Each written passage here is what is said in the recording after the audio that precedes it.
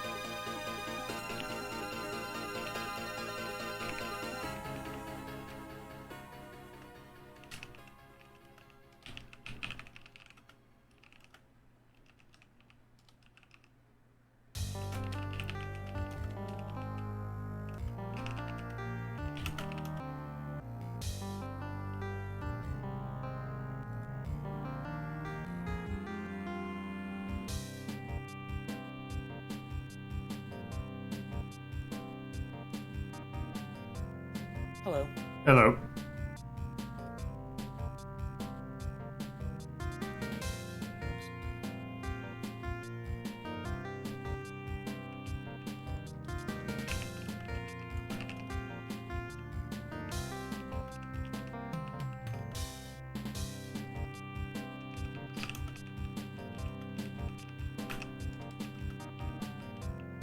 Hello. Oh, Devolver ever published more?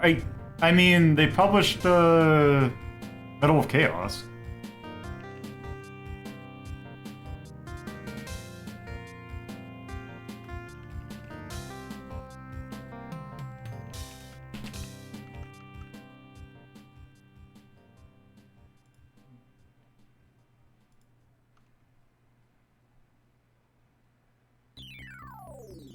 I mean, the answer still stands. But yes, I figured out that, I figured that's what you meant, but yes, could have sworn they've done some other stuff, too.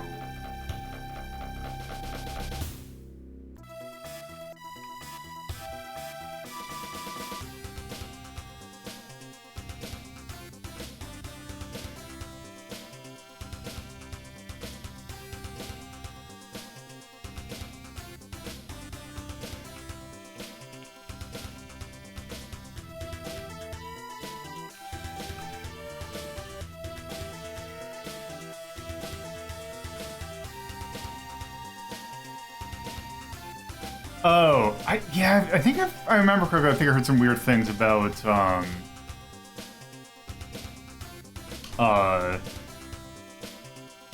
No More Heroes. Also, I saw NMH in my eye, just casually slipped in an eye that didn't exist, and I thought you were talking about the movies Secret of NIMH 1 and 2. Yeah, I'm very confused. I'm sure somebody's tried putting those together. I'm not sure where, but I'm sure they have. Oh, like in a bundle? I meant like some kind of weird fanfic crossover. But Oh, that too. oh, those. God. I would almost guarantee it.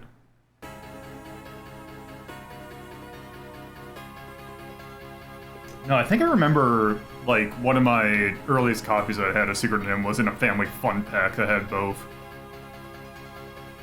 I don't know why Devolver isn't as involved.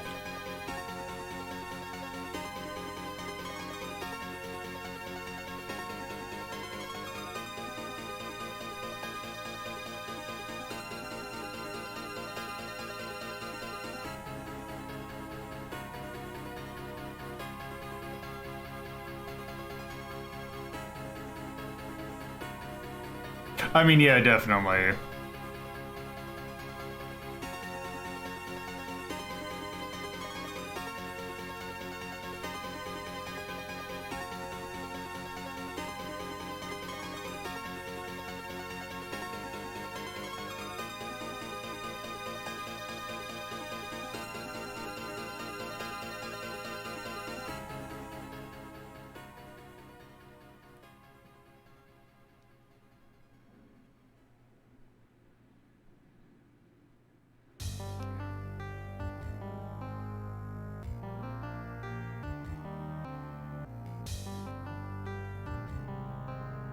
Yeah, the Sega CD BIOS musics were so good.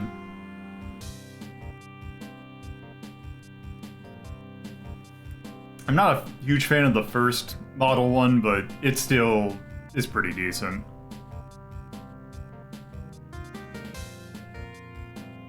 I just wish that the rip that Project 2612 has, it's such a short loop.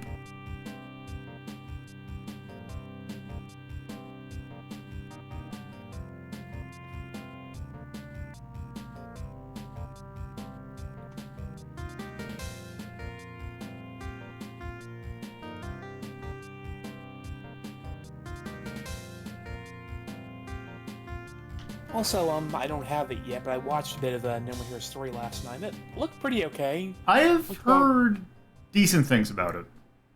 It looked about what you'd expect No More Heroes game to look like, for better or worse. I mean, imagine if you wanted No More Heroes game, that's...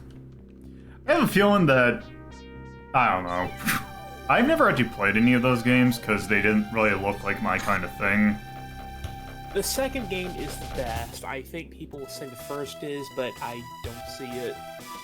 I think they both have their... I think they're... From what I've seen, both have reasons or not to like it or dislike. I've only seen long plays of it, so...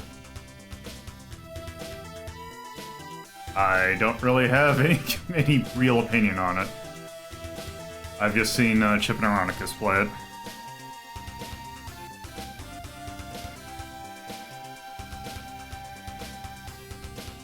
Alright.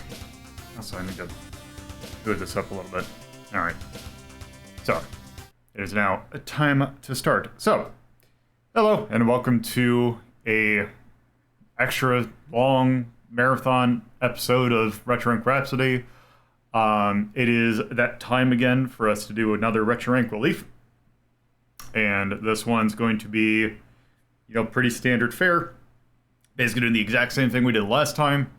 But since this is a relief, it is a relief for a reason in that we are going extra long, hoping to promote a worthy cause. And this third quarter of 2021 is dedicated to Color of Change, which I swear I've seen like 5 people, or like every time I type in whether or not it's Color of Change or Colors of Change, I think they have both. But it is technically Color of Change. And what is Color of Change? Well, going from the Our Mission page of Color of Change, Color of Change is the nation's largest online racial justice organization. We help people respond effectively to injustice in the world around us.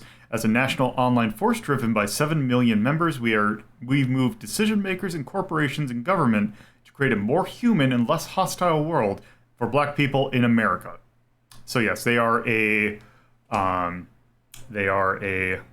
Black racial justice organization that aims to help out with various different racial justice problems along the country, and I think they do a good job.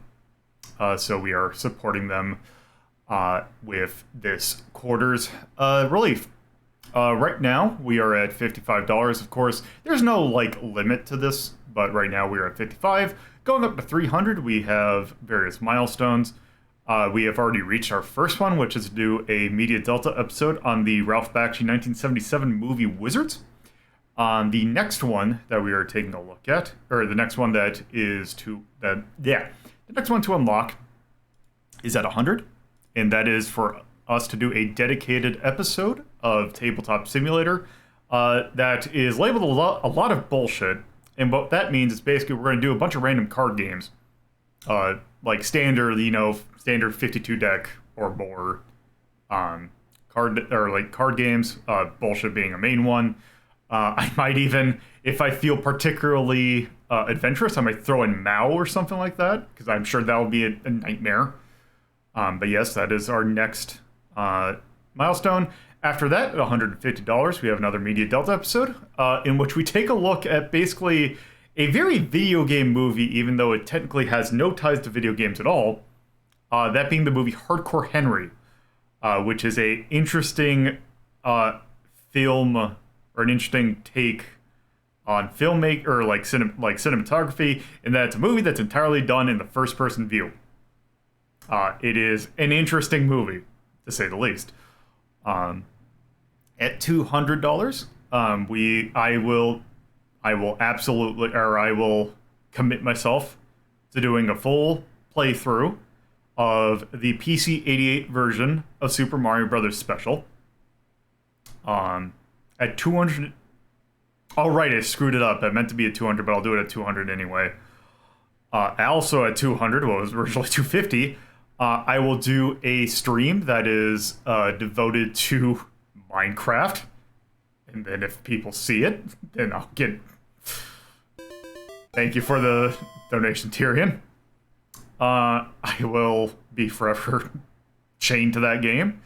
And of course, the ever-present $300 donation mark is for us to do a Media Delta episode on the 1972 Ralph Bakshi film, Fritz the Cat, the first X-rated animated movie in the US. So, that'll not be awkward. But, anyway, regardless of that, so we're streaming for a reason. We're not just sitting here talking about the various things. We're here for a reason. And that reason is to open boxes. So I was thinking about it because I noticed that I didn't really give an incentive for people to donate. Not that, like, of course, no one ever has to, and this is just a very minor incentive, but something I'm like, oh, this would be a good thing. I am going to implement a rule. Well, not a rule. I don't know if a rule is the right thing. I will give you the thing that if you donate, and I can match your donation to who you are. If you want to pick a box, I will go ahead and pick your box, or do your pick immediately. So if you donate, you basically jump the queue. How much do we need to donate? I mean, any. I mean, also you can't. So I will also give this one just to. You get it once. So if you do a donation, you can't like do like 5 5s versus 25. You still get the same. Yeah. So I don't want to do a limit. So that is that. There is no real limit because any contribution is appreciated. So yeah. Also, let me see. I see Bear put a thumbs up. Didn't put it in, but I have a feeling I know which one. With that, I actually have 2 games in the queue from the last time because now that we're using Twitchbox for picks, which, by the way, if you want to pick a box, you just go into your Twitch channel box. It is, I think, a very cheap, I think it's like 100. It's like really low for like anything. And there is an option that is pick a box from the mystery boxes. Just give me essentially a coordinates. So if you take a look on the left, you'll see that they're numbered 1 to 24. And then at the top, you can see the columns are labeled ABC. So just give me a number, for example, like 15B, and that'll do it. I did have 2, so there's definitely room if you want to pick. I can go ahead and do that. And I didn't see who the thing is, but let me do that. I have a feeling I know who it is. Thank you for the donation, Bob. No problem. You can, in fact. Yeah. So I see that we now have 4. I see Tyrion picked 1, so I'm going to go ahead and do that one first.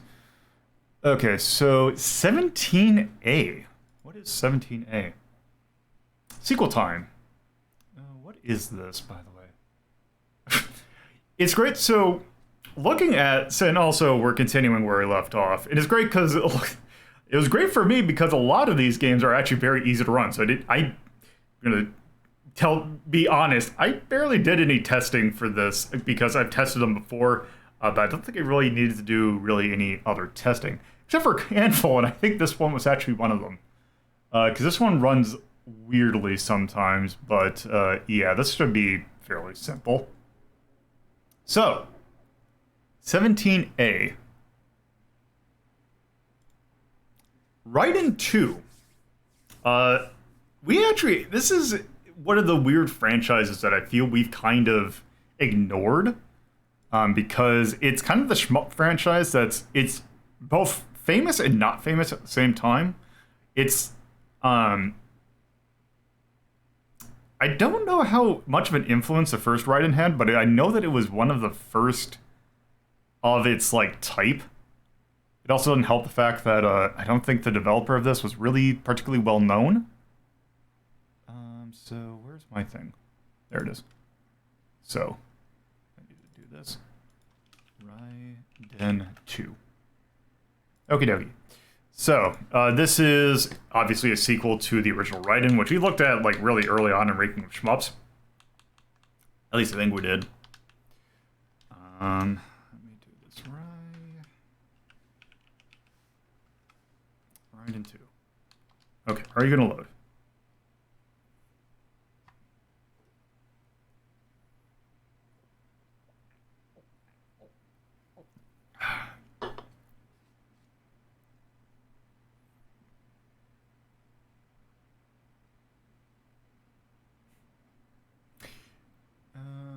So I'm gonna go ahead and mark that as complete. Okay. Please load. Okay, good, it's loading. Okay.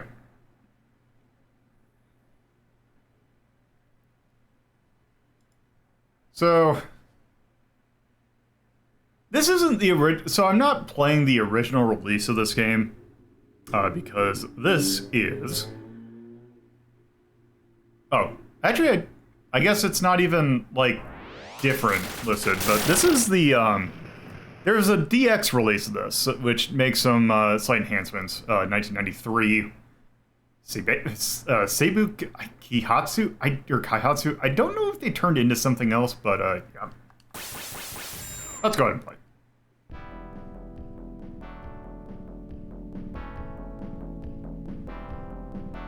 Also, it's going to be great because there is no auto-fire in this game, which is already great. So if I remember correctly, I believe you have... Yes, okay, you have a shoot and a bomb, and that's it. So, yeah, this style of shmup, this was one of the big ones. So, here's the thing that's annoying about the auto-fire, is the fact that the purple weapon is the new addition, which is this weird homing laser, but the way you get it out is you have to really tap the button fast. Ah, this is the toothpaste laser, isn't it? The what? Toothpaste laser. That's Yes. what it's called.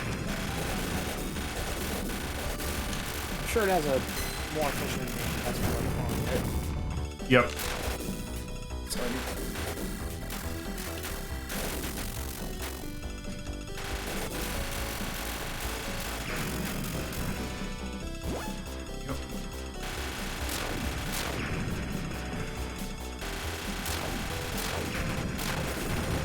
So yeah, this was definitely before the era of bullet hell, so...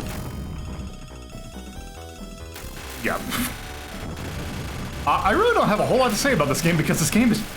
Like, these games are, like, perfectly competent, but also they're just competent. Like, I never really felt that these were very technically solid games, but they were always just solid.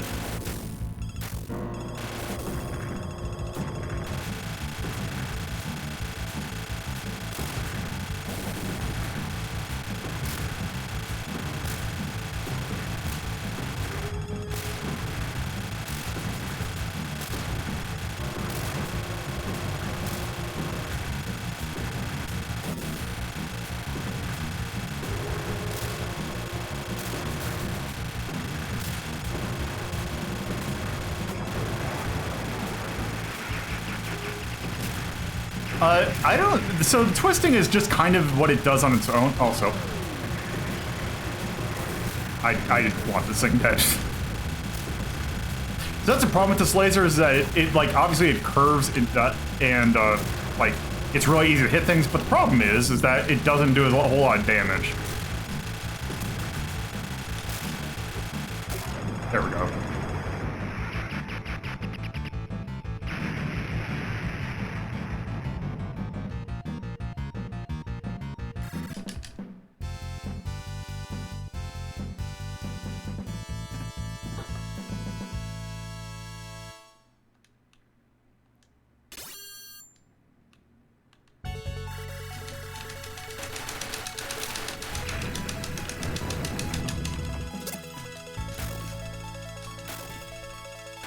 So one thing that I haven't seen it yet, or we haven't seen it yet, but I haven't died yet, and I'm pretty sure that's how it works.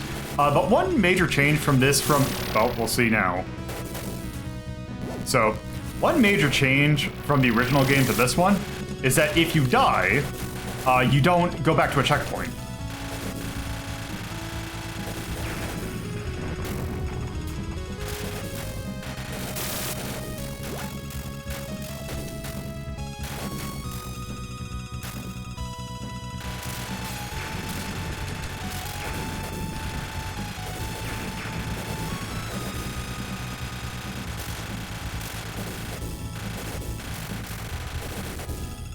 Also, it looks like the laser can block other certain projectiles. Yes, tying to a Percy is a good way to describe it.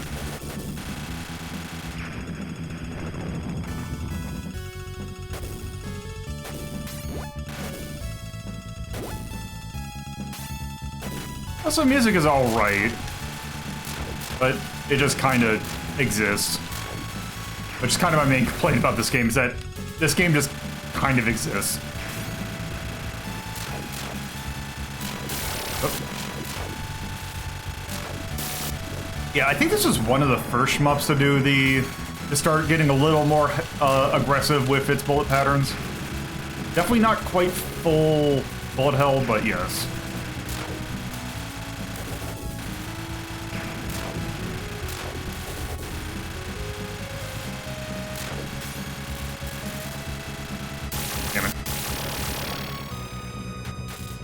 You know what, actually? Also, is it for just that laser? No, it just seems to be... Okay, so it's just the toothpaste laser, essentially, that has the tap and you get multiple. Also, another thing is that there's a new type of bomb.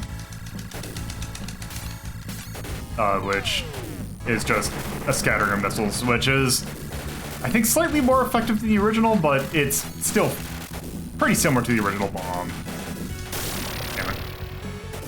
Okay, I think we've seen enough of what Raiden 2 has to offer. It's... Hey, if you like the first Raiden, it's a much better version of the first Raiden. So... I'm sorry I haven't much to say. It's shmup, it's functional. Yeah, that's my main problem with this game, is that it's a shmup, and it's very not... It's a shmup. So... Let us go ahead and... that on the board. So, let me also get the right playlist. Oh, let's see. Oh, also I didn't set this up right. There we go. Okay, where did we put the first Raiden? I bet you that's at 11. The first Raiden was also incredibly oh, actually at 13. Well, it's better than the first one. I'm just kind of curious what shmups are at 11. Earth Defense Force, Valshian,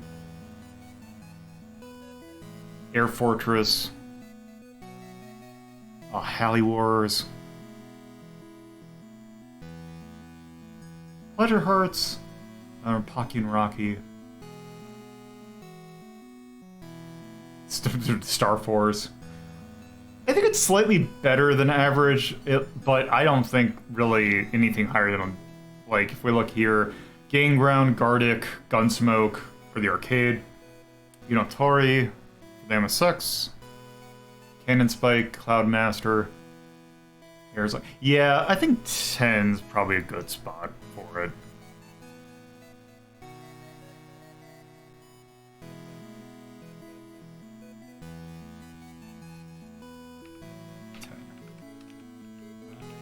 Yeah, I can't call it bad. I said he'd be quiet about it. Just I mean, sometimes it's like... I mean, sometimes you just don't have anything to say, and that's perfectly fine. Because it's like, hey, the game speaks for itself. So I believe that's how it's spelled. Arcade is a shmup. It is your standard ass shmup fare, so I'm gonna put that under sci-fi.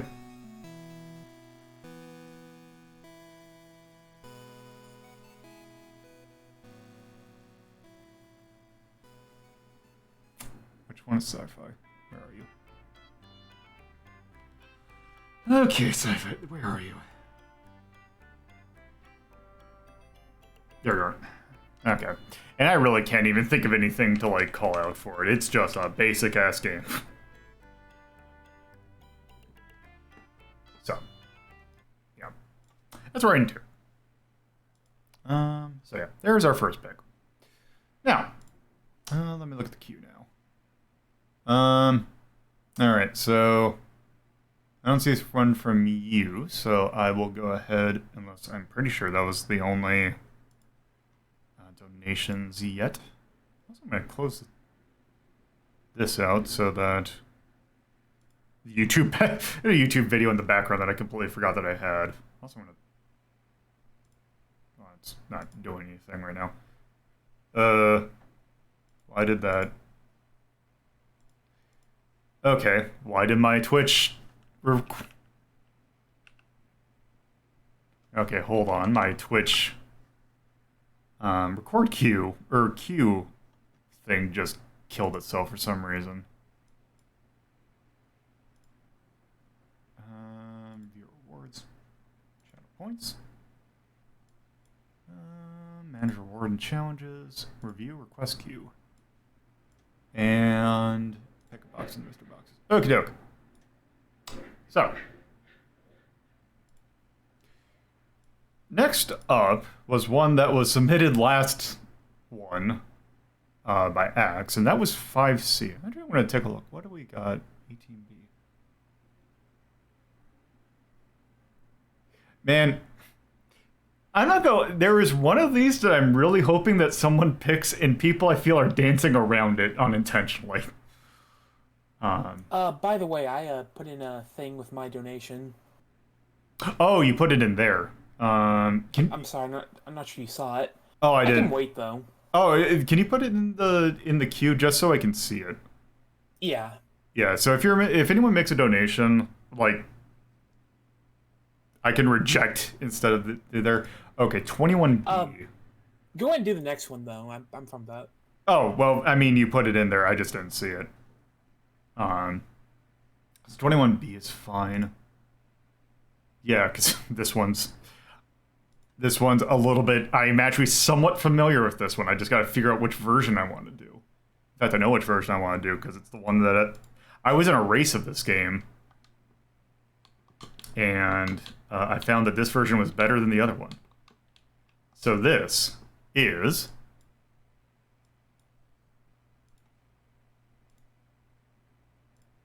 Chester Cheetah, Too Cool to Fool.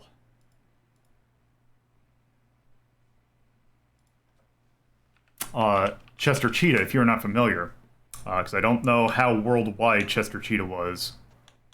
Also, apparently this game is just called Chester Cheetah and Too Cool. It's one of those, like, Mickey Mouse capades where it's like, the game's called Mickey Mouse, but, yeah. So...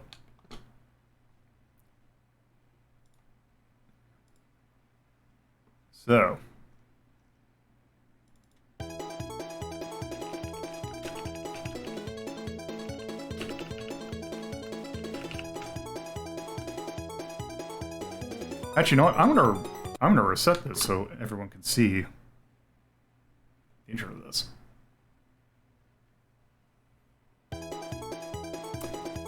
So this is brought to us by our friends at Conoco, makers of games like DJ Boy and Gal's Panic.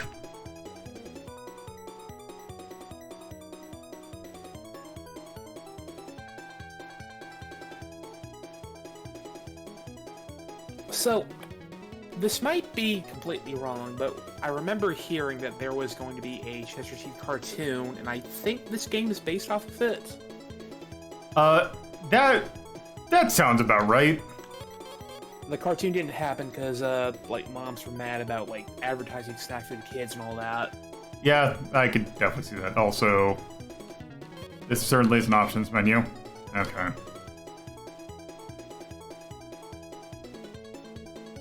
Yeah, trademarks are recaught. I don't know. Because Cheetos is Frito. I don't know if they were Frito-Lay at this point, but yeah. Okay, I vaguely remember this game. Yeah, because this was also to advertise the Cheetos Paw thing. Okay, how do you... Okay, there is a... I mean, it showed... Oh, do I... Oh. There we go.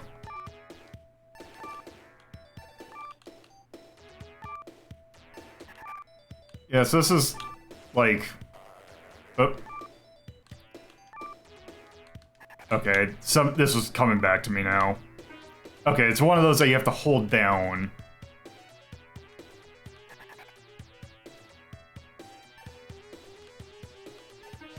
I mean... As... To give you a hint on what the other Get Your Snack On thing is, the other game is also made to advertise a certain type of snack food. That doesn't narrow it down a whole lot, to be honest.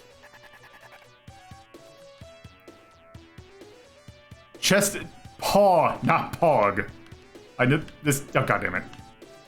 I'm sure they're going to do that eventually. You know what brands are like now. God. I'm surprised I'm surprised there has not been more of a commercial. Okay, I just have to dodge. I'm surprised there hasn't been like a commercial attempt to revive Pogs. Or wait, I think there was actually one, but it just was so like low key.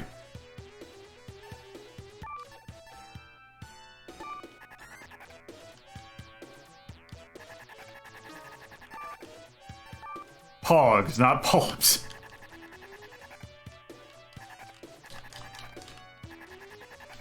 You know, the little cardboard discs. So you gotta tap to scoot faster, which feels weird.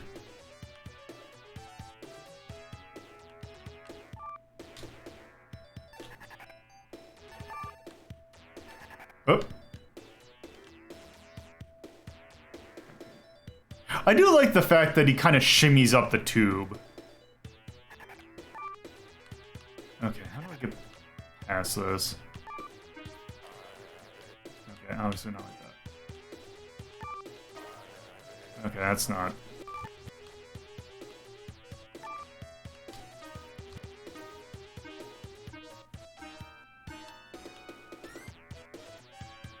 Okay, I guess I just have to... Okay.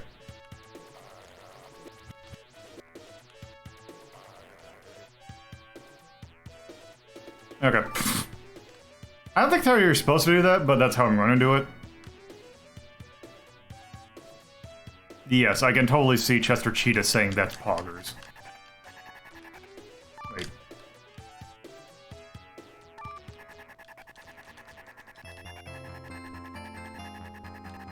Okay, well... It's an interesting change in music. The scooting animation is not great. Yeah, I don't know what it's supposed to be, but it looks really bad. There we go.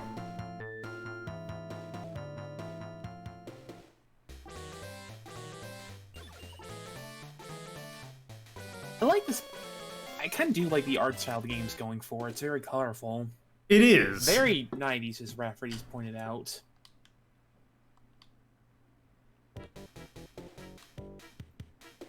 You know what this kind of reminds me of, and I know this does have a game that... I actually don't think that the... Oh, it's a new stage, so I don't have my dash boots. Oh, that... Wait, can you... You know what that reminds you of aesthetically? Tasmania? How did you know? Because that's what I was about to say. Wow, I'm glad it wasn't just me. But yes, this really reminds me of Tasmania. Also, is this like the Legend of Kage, flute thing? Anything it touches? Okay. Man, I do not like the fact that... God. This also, I mean, I know for a fact it doesn't because it's a Japanese-made game, but this just really feels like an Amiga game. Like, there's just something about, like... There's just elements of it that just feel like originally was an Amiga game.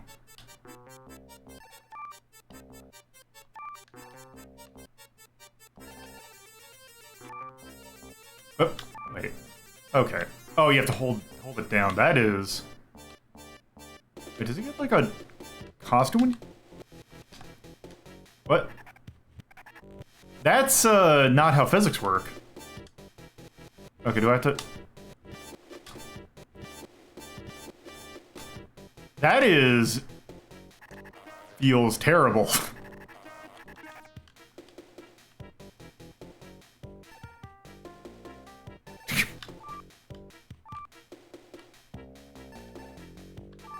Man, I feel like if you return a rental, that's like saying something. God damn it.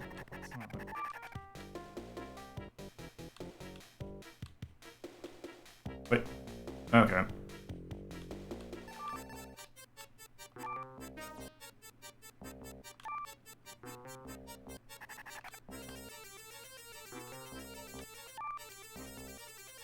I also remember playing a little bit of the sequel to this and thinking it wasn't the worst thing I ever played. The sequel's probably better, but not by a whole lot, unfortunately. Yeah, I don't think you're... I just remember the sequel being really difficult for some reason. That sounds about right.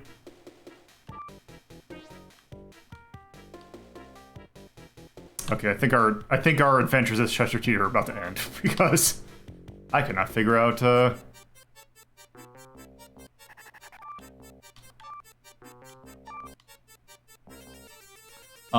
if in any Tyrion, if it's any consolation, I used to rent Deadly Towers a lot. Oh, there we go. So I really hate that the dash has like a weird like boot up.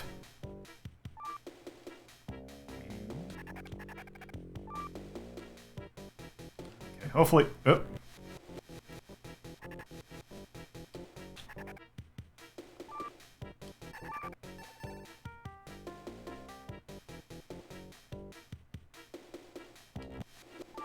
Hmm.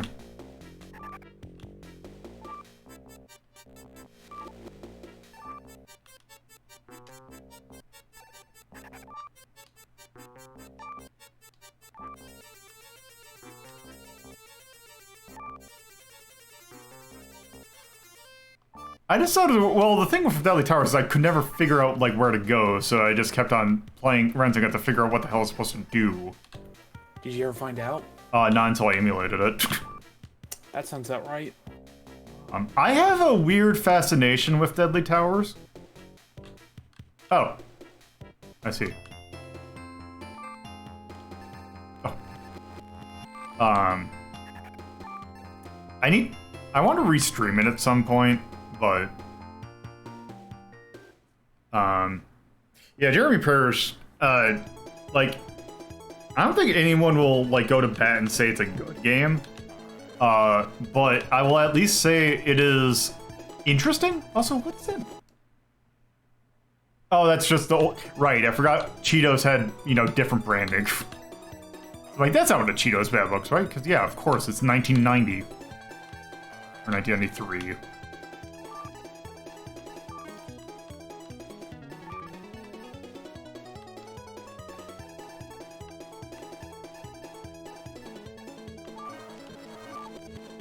So what's that say? Cool, cool.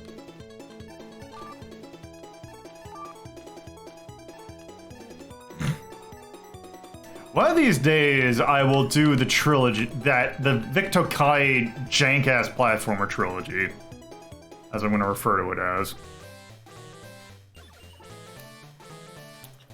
That's Kid Cool, Psycho Fox, and Captain, right? Yep. I also might throw in the Japanese version of Decap Attack, because if I remember correctly, I think it's slightly different. Like, visually, I know it's very different. different from here. I know it's visually, like... For one thing, so look forward to that. Oh.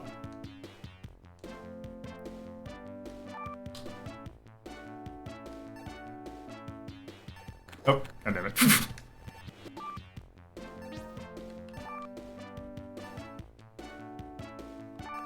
Yes, this does have the same plot as Toe Jam and Earl. A game which that's one of those games that's like, I'm surprised I haven't ranked that yet. Probably because I'm actually not... I'm surprised I've never... Well, the thing is also with that game is I never played that as a kid, so I don't know how the minutia of it works. Which is generally, especially for considering that games are roguelike. And yes, this game is incredibly floaty and airy, just like Cheetos. Oh, wait. Okay, isn't that the power-up that... Okay, good. Good game. Okay, that was what I wasn't waiting for. Okay, I think I've seen it's enough. Smart where we rank it. Yeah, I think that is... I think that is... Yes. It's great. I saw that power-up, and I'm like, that's gonna put me in the water if I pick it up, isn't it?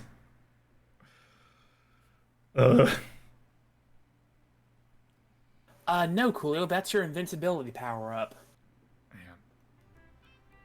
Yes, that is your invincibility. Kill anything that touches you dies. And, like, you touching the water, you also die.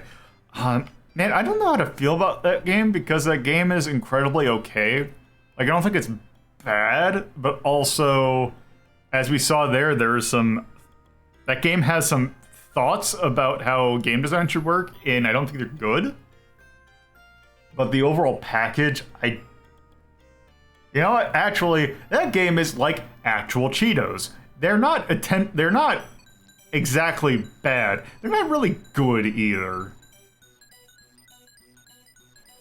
I mean, I never really actually liked Cheetos as a snack all that much. Like, I'll eat them, but I don't, like, go looking for them. Yeah, if you put them in front of me, I will eat them. But I very rarely go, that is not my snack of choice. I'm kind of thinking 12 for that one. I'm thinking more like 15, just for the guitar thing at the end. And that was pretty bad. Also, that design is pretty... Like, I see Roll to the Rescue down here. That's kind of similar thing, but I think Roll to the Rescue was slightly better. So yeah, 15 naturally is not that bad. The spot for it. It also wasn't... Yeah, Home Improvement's at 15. That's a game that also is... Not... I mean, we put it low. That sounds about right.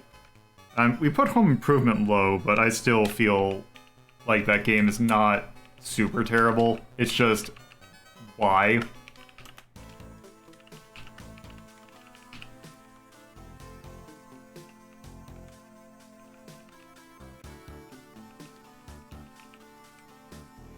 I'm gonna put the Mega Drive, 'cause that's the version we did. That is a platformer that is absolutely 100% license driven. I'm gonna actually say I like the way the game looks. I don't think it's charming, but I like the way it looks.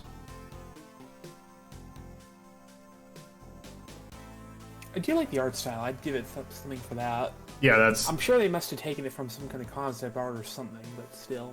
Yeah.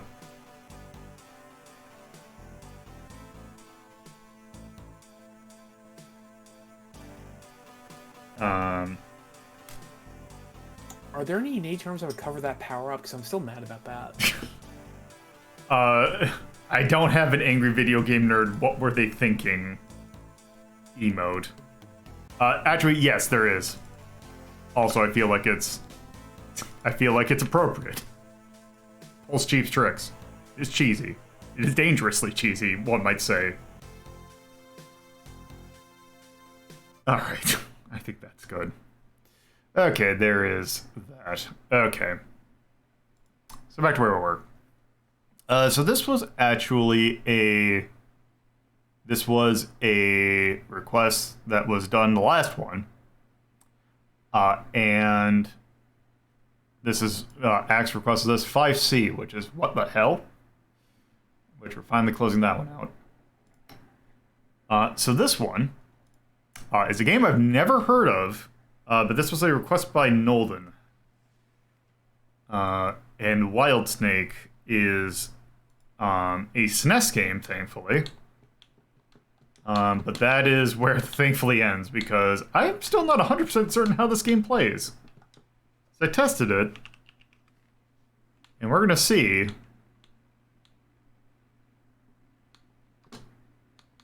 how well we can figure this out.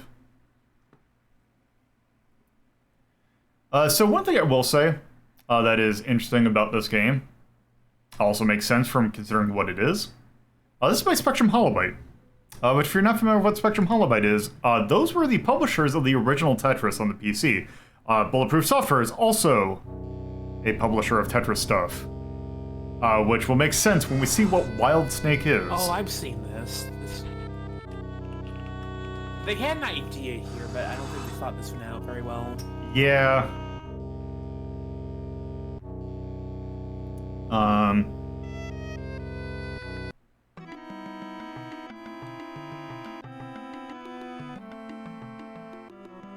So I'm just gonna leave those options by default. Okay, so it's like Tetris, except you play as a snake and you form. Well, the problem is I don't know what like the clear condition is. Oh. I think you have to have one snake touch another snake's head of the same color. Oh, that's weird. What? Kinda, yeah. What? Oh, it's... What? This feels really weird. Or maybe you touch the head of one snake, the other snake's tail? You touch... It seems like you touch any part of the other snake, and it just causes everything to shift. This is bizarre.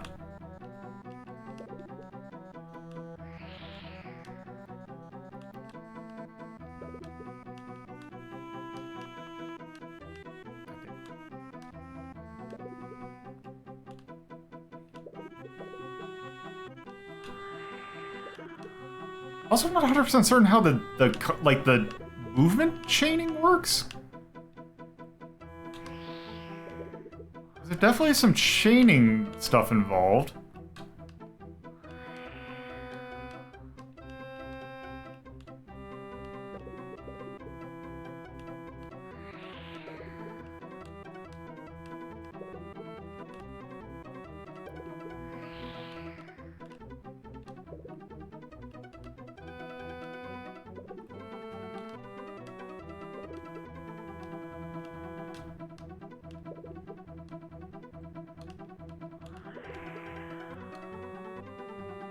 Like, you know, I'm glad that, like, this era, you could just try shit out. Sometimes it didn't work. Let's just say that. Sometimes ideas are just left best to be ideas.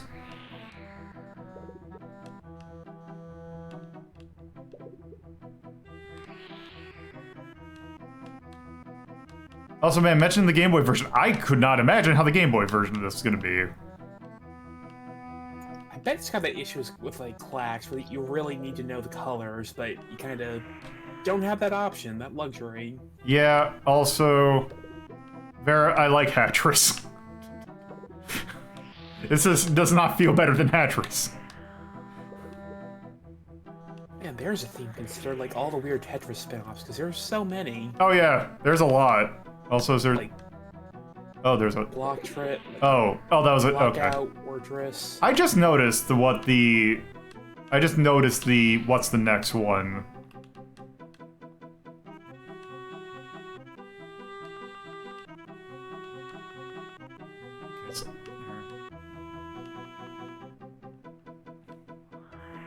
This is a SNES game.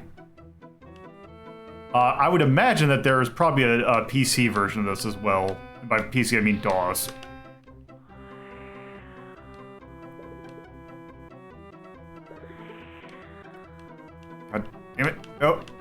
this is gonna be... Oh, maybe. Or, that's not what I meant to do. I don't know if there's... Well, I don't know if there's versus mode.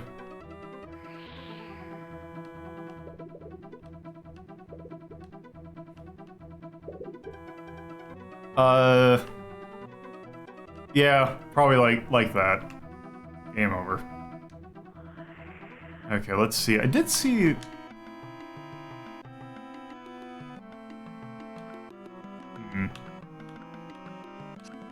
Normal, no preview. Okay, let's just see what the two-player option is. It is versus.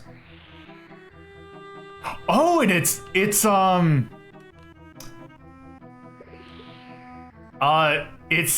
Battle Gaiden.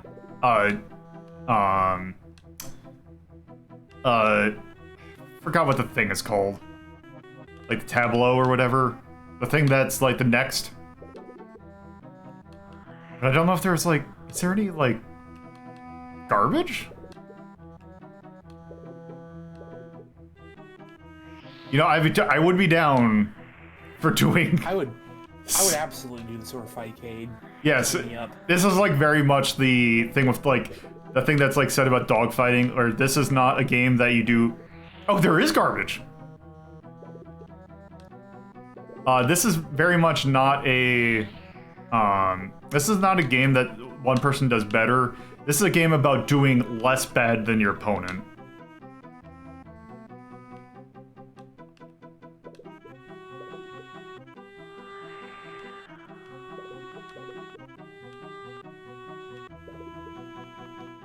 Oh, it's a Windows version. Okay. I'm sure that's gonna run incredibly well.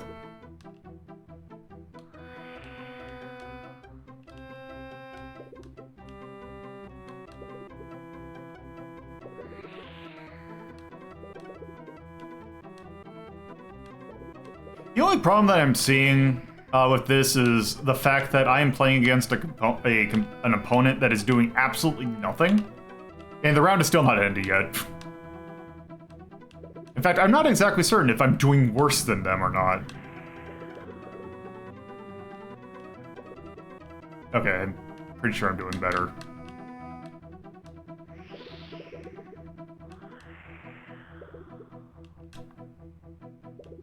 Also, I keep on thinking that this music's gonna turn into like the Bond theme. Also, I like the fact that the way that the snake moves means that garbage is really just more of an annoyance than like a threat.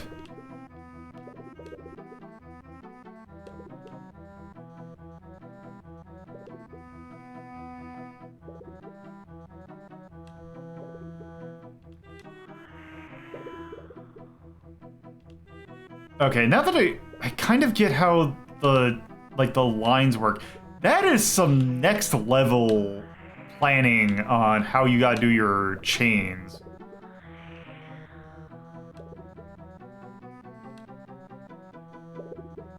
Yeah, I've never been big at these falling block kind of games. You have like do so much setup in advance, and this seems like it's really heavy on it.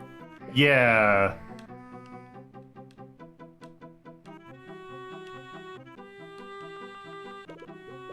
I just want to see Wild Snake the Grandmaster.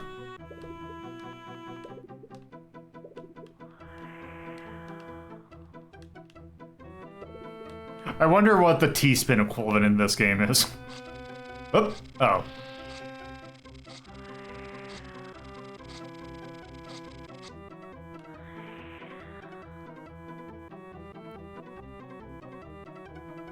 Okay.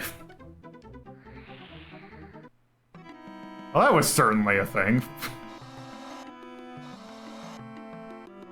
But I think we get the gist of that. Alright. So that game was better than I would, like... not gonna lie, like, I started playing a little bit, I'm like, this is gonna be not great. But then, once I actually figured out, like, that... It's actually not that bad. Actually, I am actually curious, I'm gonna look this up. Wild Snake.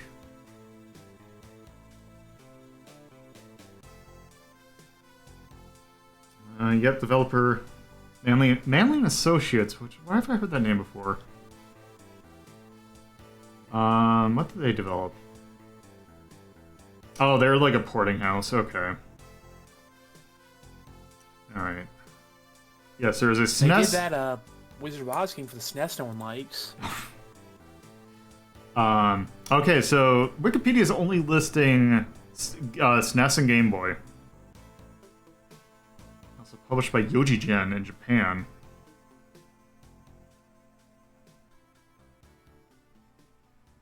Which was released in Wild Snake, which was released in Japan as Super Snaky.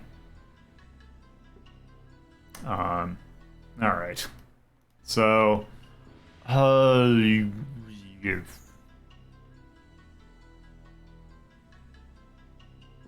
the hell am I going to put that?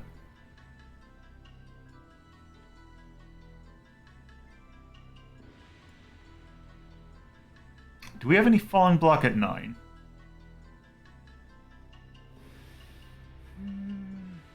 Block Seed. Pop and Pop.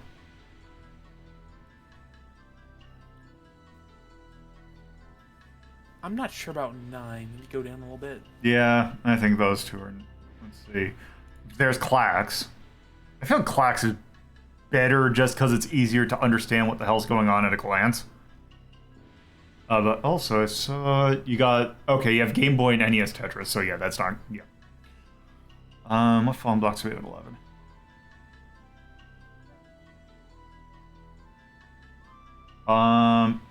Oh, Puzzle Mushime Tama.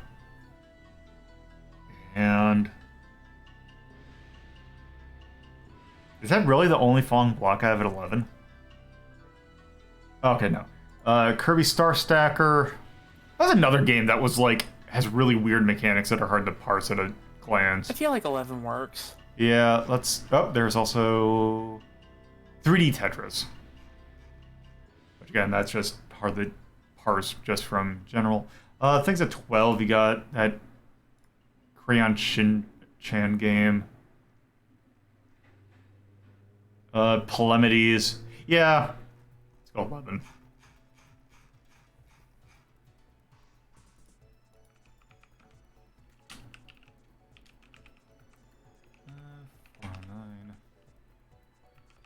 That was 1993, which I guess we're doing 1993 games here. That was by Spectrum Holobyte, which is just a fun name to say. SNES is a falling block game. It is high concept. I'm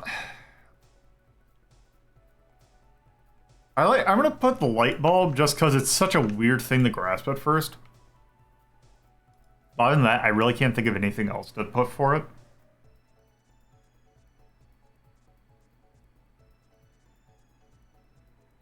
So, I'm just gonna leave that at that. So, all right. So, next up, we got... Okay, there's Axis done. Rordito put in 16C last time, which that is in the Golden Age. So this one is Radar Scope. So this one is notable just because it's by a company that didn't really, well, you normally don't think about their arcade games, but this is definitely an arcade game. Also, it's a game that I don't think has been put out at anything else, unless it's on the Switch. So this is...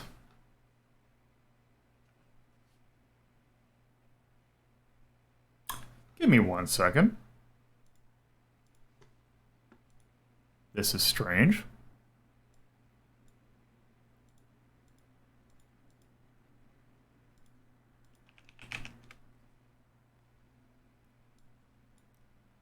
This is what happens when the emulator updates, but the files behind it don't.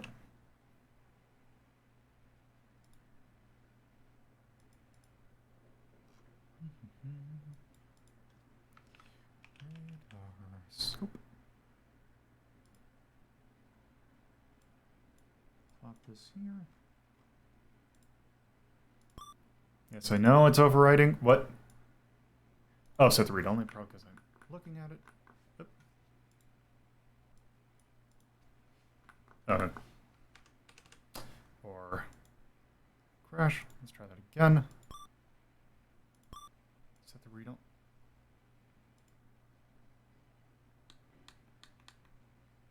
Okay. That's strange.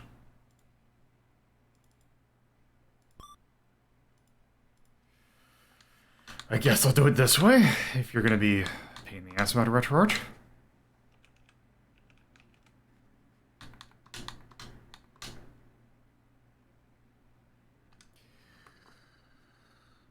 Okay. Well, I guess we're not doing it that emulator. Are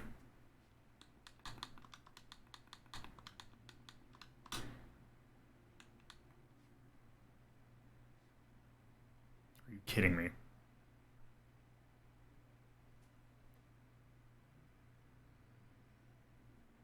Required files are missing. What files?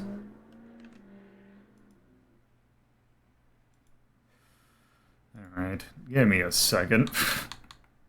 So I'm expecting this one to be the one that gives me problems. Let's try this one. Hey, finally. So this is Radar Scope.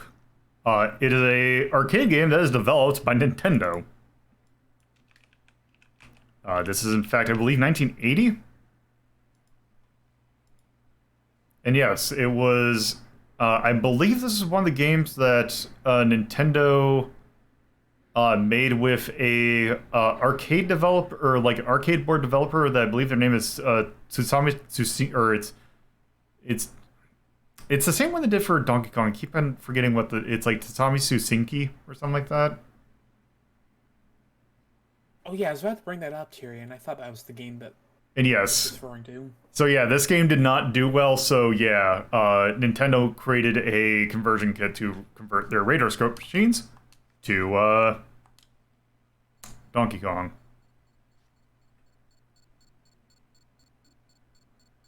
Also, it is very quiet.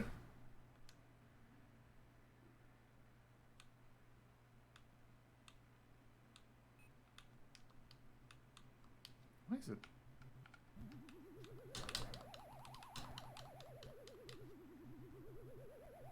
It is, like, barely audible.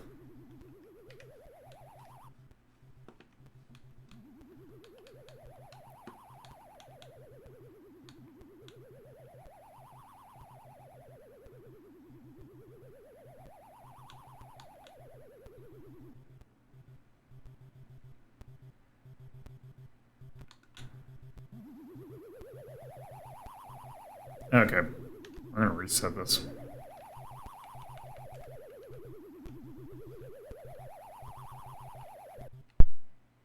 Okay, so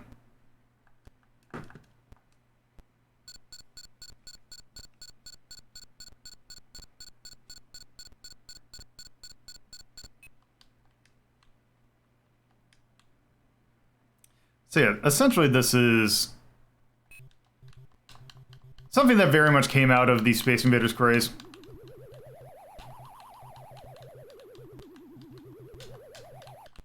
You shoot down the aliens.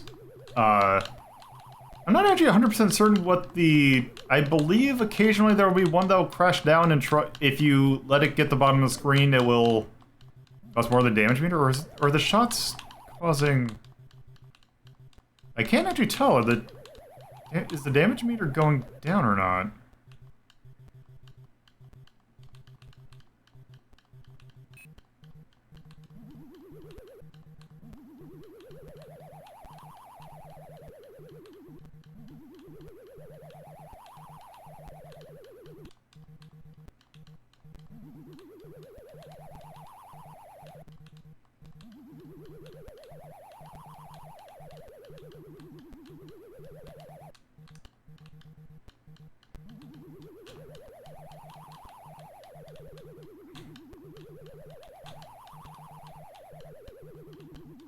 Ah, there we go. I think if those bombs were to go to the bottom of the screen, I believe that would cause damage.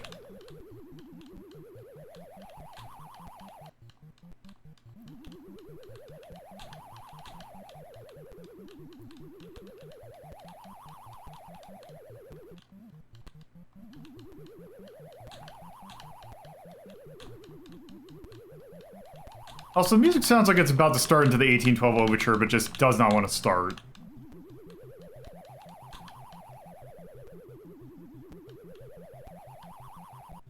In fact, I think that is what it's trying to do. Like, as you get more of them killed...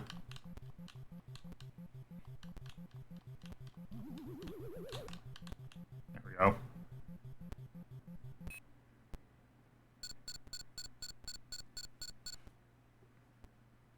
Right.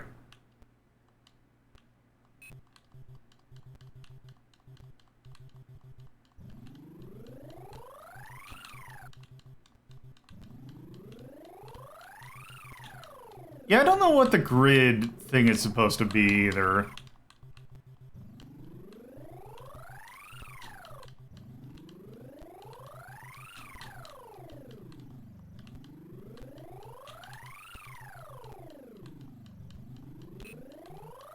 I got an extra life.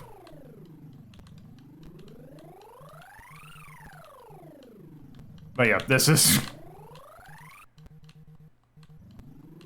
I wonder why there's a reason why this game didn't do well.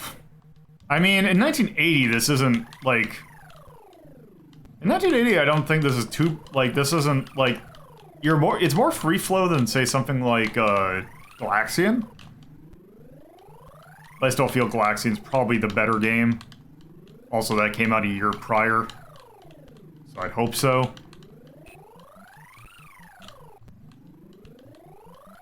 But yeah, it's like Galaga, but like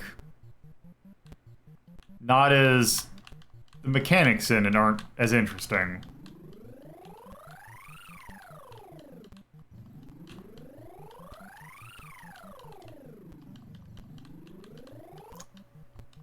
Seems a lot more difficult than Galaga. I don't feel like Galaga's throwing this many bullets at you this early. Maybe not this early, but it will definitely throw this many bullets.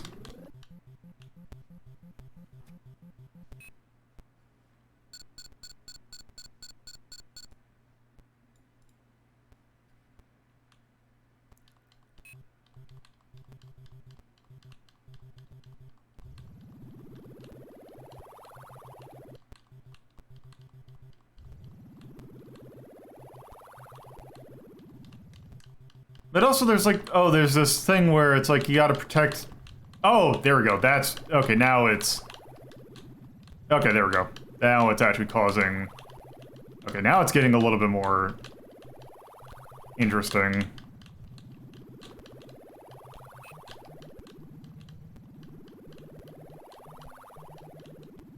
Which I'm surprised it didn't start from the second stage to just get a little bit, like, to drop more bombs.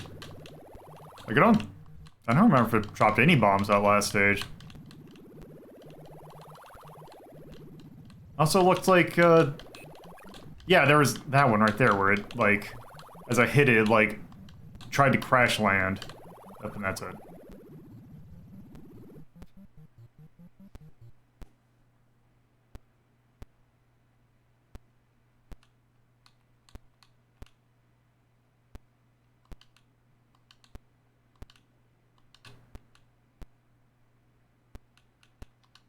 There. Alright, well that was Radar Scope. It is a incredibly competent game, but also that's about it. Also, I'm going to turn this down preemptively because I know it's going to be super loud for the next game. Alright. Radar Scope.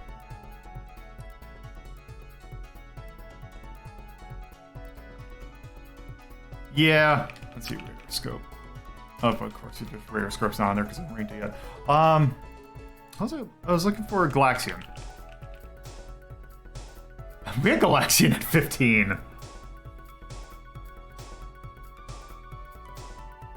I would almost say the same, or maybe like one above.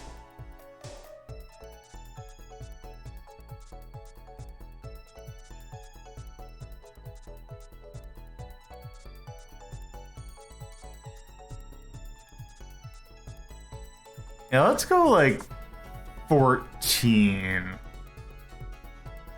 for that one. That seemed about right. Big thing, it's very derivative and doesn't really have a lot of reason not to just play Galaga. Yeah. Was it Galaga at this point, or was it Galaxian? Galaxian would have came out because Galaxian's 79. Okay. So, Galaga, I think Galaga was 81. But yeah. Also, there is not a thing to put.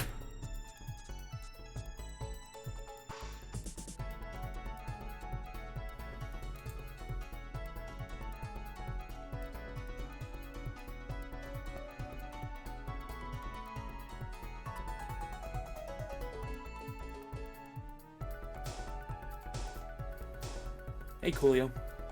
Hi. Hello. Alright, yeah, I think that is probably good for this. So, with that, we're going to move on to another pick, with the exception of the fact that I will actually be right back because I need to refill my drink.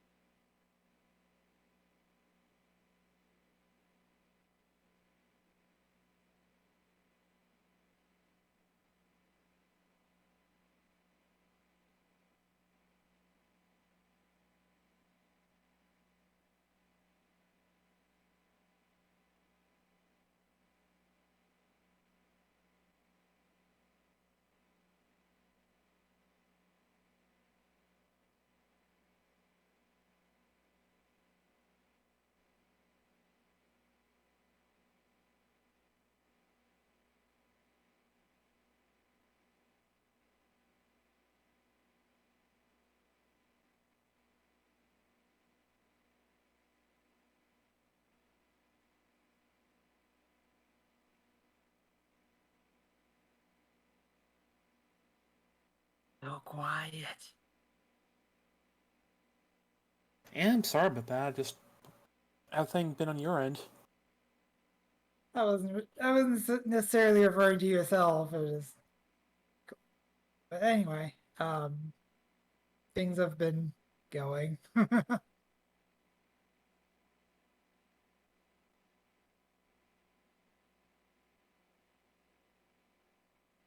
How are you? Doing alright. And how are you, chat? Hope everything is well in your world as well. All right. So, I got that.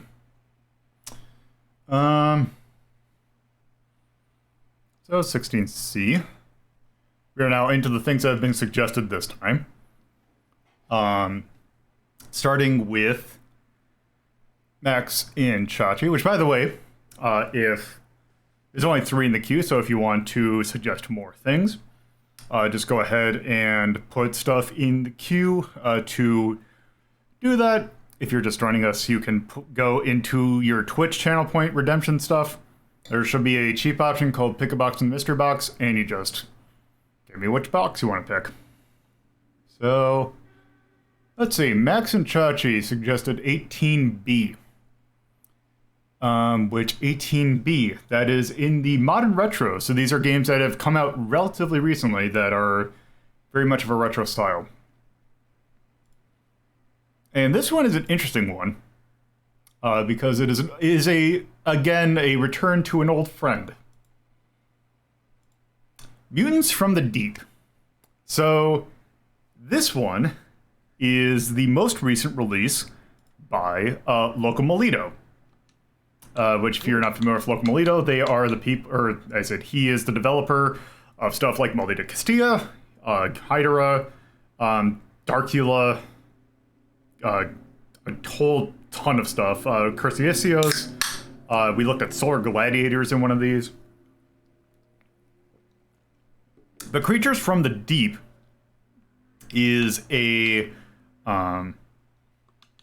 actually one that he meant to, because it's funny because Solar Gladiators was a game that was meant to emulate the MSX.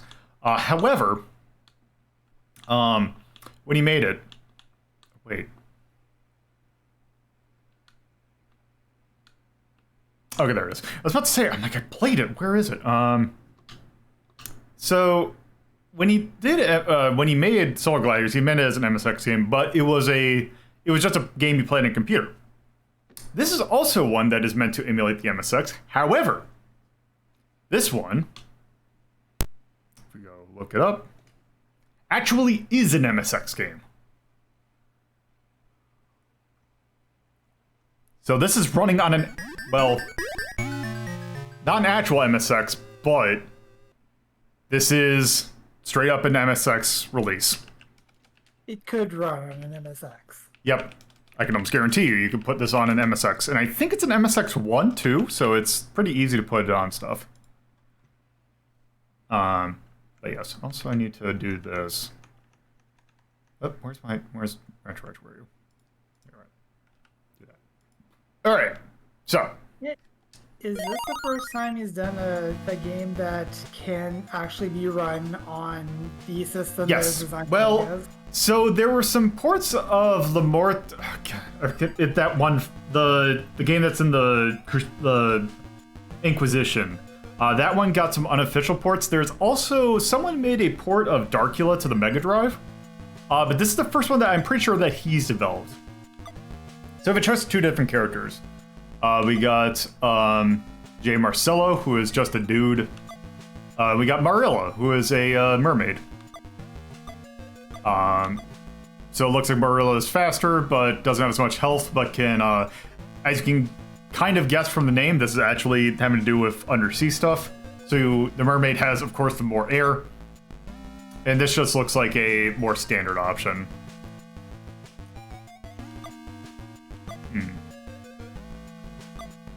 Mermaid So- isn't her last name. So, okay, chat, who should we play?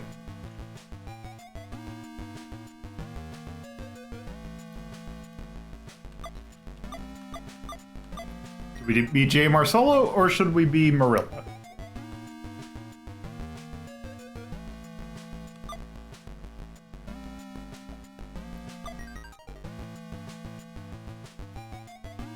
Okay, one for Marcello, one for Mermaid. Or two for Mermaid. Alright, so it looks like we're gonna do Mermaid.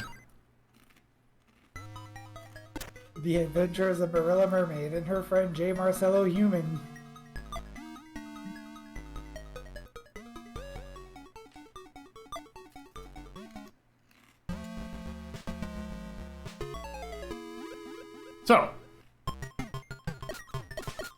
So this is a interesting, like, silent shmup.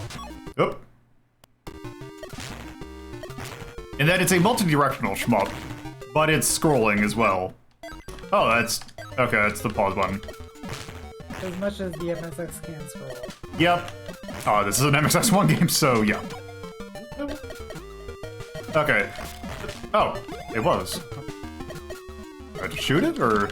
Oh, I have to shoot it a couple times. Okay.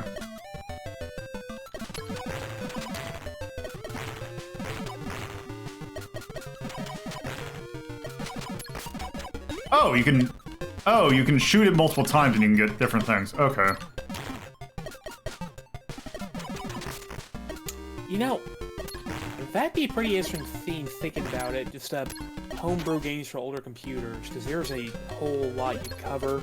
Yeah. Also, I'm kind of curious. Like, doing some testing with it. Your hitbox is really tiny, which is surprising.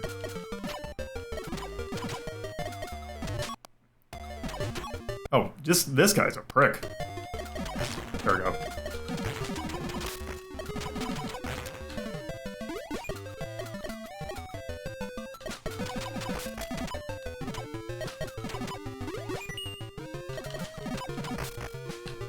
Okay, so we got W. Okay, what's this shot do? Okay, it's just a standard pea shooter. Or wait, or is that a bomb? I'm curious.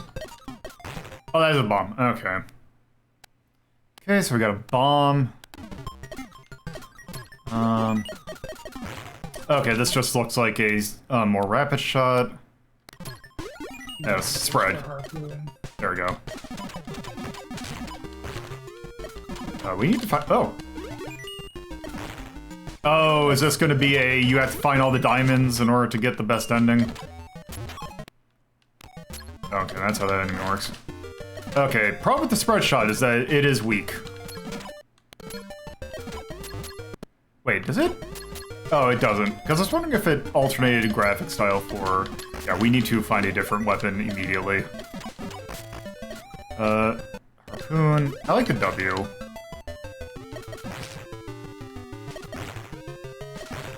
Also for, like, the MSX scrolling, the fact that it's scrolling so slowly actually is not a bad thing.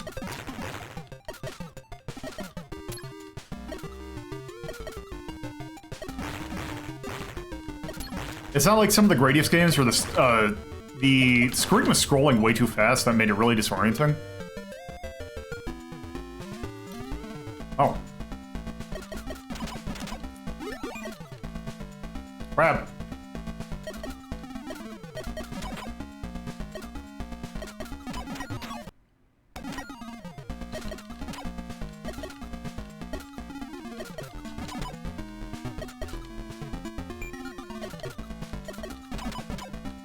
Oh, damn it. Also, I'm gonna imagine that the two little pips also really indicated that you can take 2 hits before dying. Where Marcelo probably can take 4. But is much more reliant on air things, which actually, it seems like that's almost even more important. It seems like the air is pretty sparse. One would think that you could go to like the top of the screen and refill your air. That is... Which is evidently not the case. Nope, that is not the case. Also... I see that I have little 4 boxes, so I wonder if... Oh, I probably have to get the same box multiple times. That's what I was thinking, yeah. There we go. It is now a deceased crap.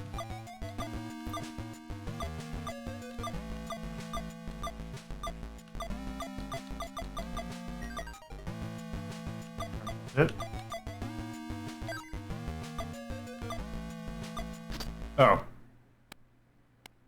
Okay, let's test this a little bit. Okay, I think another W. Nope. Okay, that's that. Increase max damage, that actually... Oh, okay. Oh. Wait, did I buy twice on accident?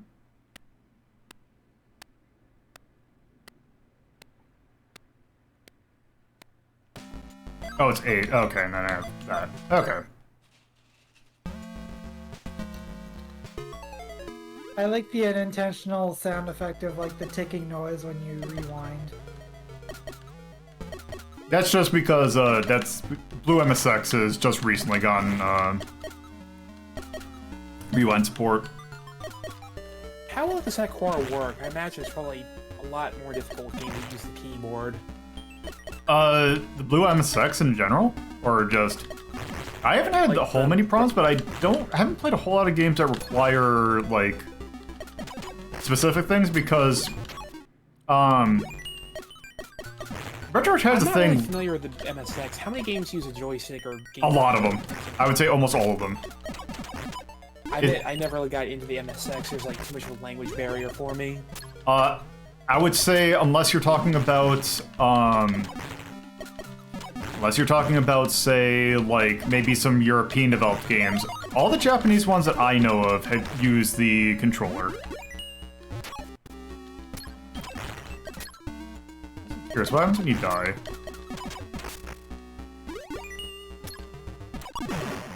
I'll find out. I see. Okay. One life. Well, let's see what happens when you... Oh, it is... Well, let's see. Is there a continue option? There is not. That is rough. Oh. That's harsh.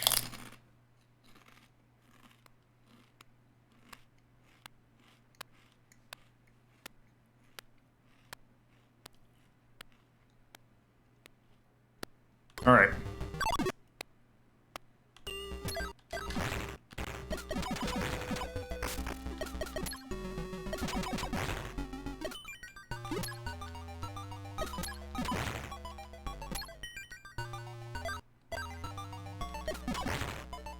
Multiple power-up doesn't seem to give you anything. Oh.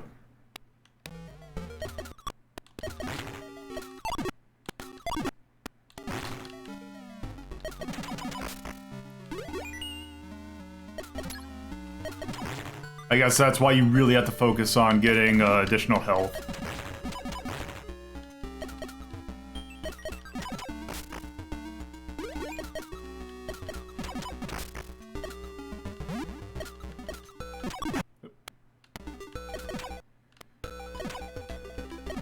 Also, you probably should be a little bit more careful with your shots. That is the thing with me rewinding, is that I play a little sloppier than I probably should. I don't want the harpoons. I wonder how long this game is.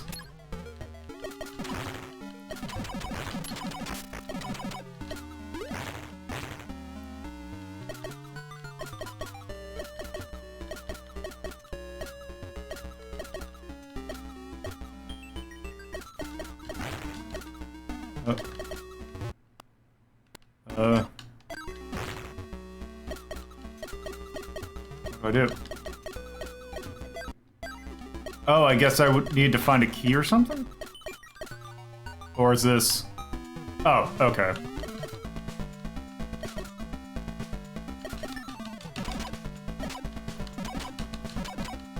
Oh, jeez, I see.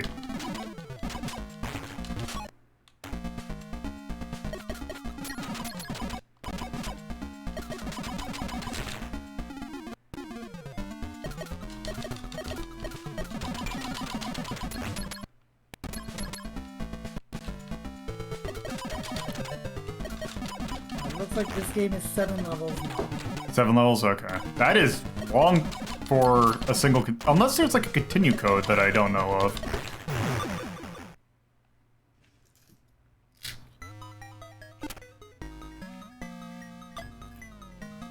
Oh, hey.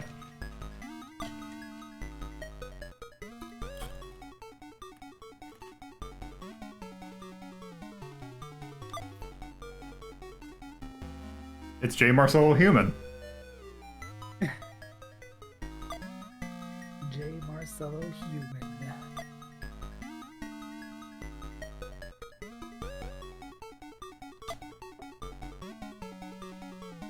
Now, one of the features listed on Locomolita's website is a single health bar for the entire game, so I'm guessing there is no continue system.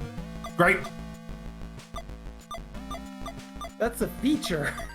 That sounds right for a feature from Locomolito. Alright. Actually, I really should.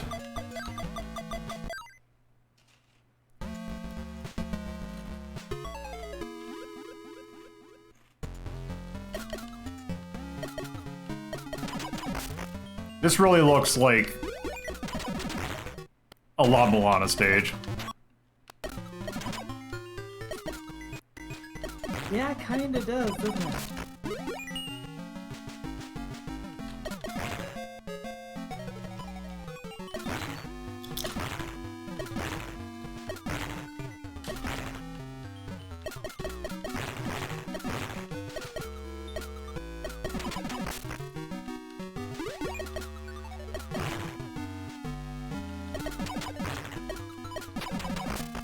Oop.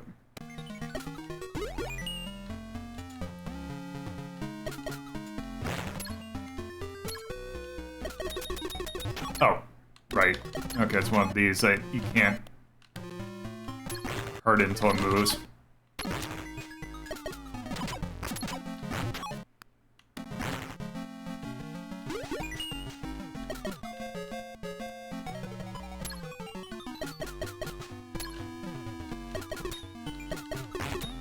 Oh, those climb.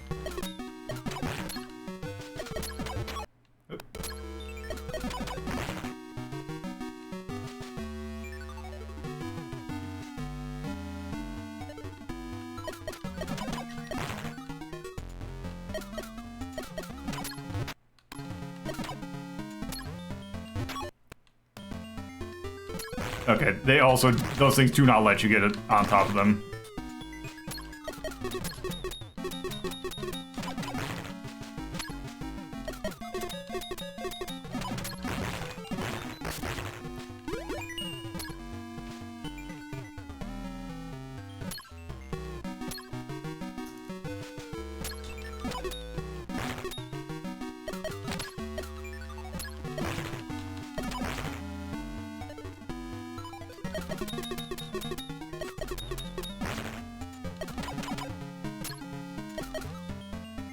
Yeah, like, this game would be really neat, except for the fact that I really do not like the fact that it's like, oh hey, it's a single life.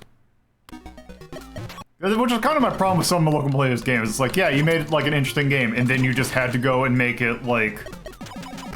You had to go be a grognard about it.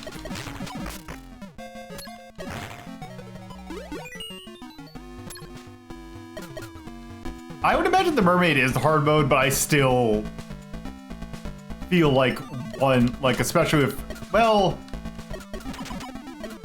it definitely is a hard mode, but, I just, like, the lack of continues, I feel, is a bit rough. Especially at 7 stages.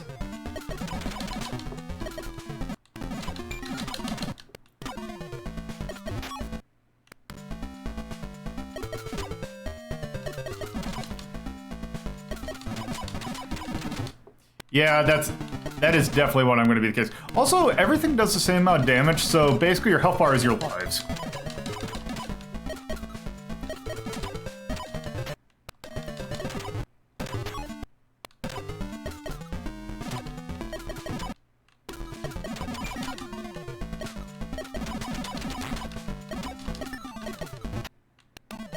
Also, I do kind of sort of find it cute that the little enemy pops out of the thing when you kill it.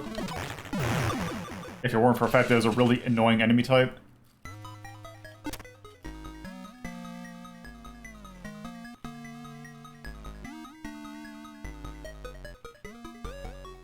Why is Calypso here?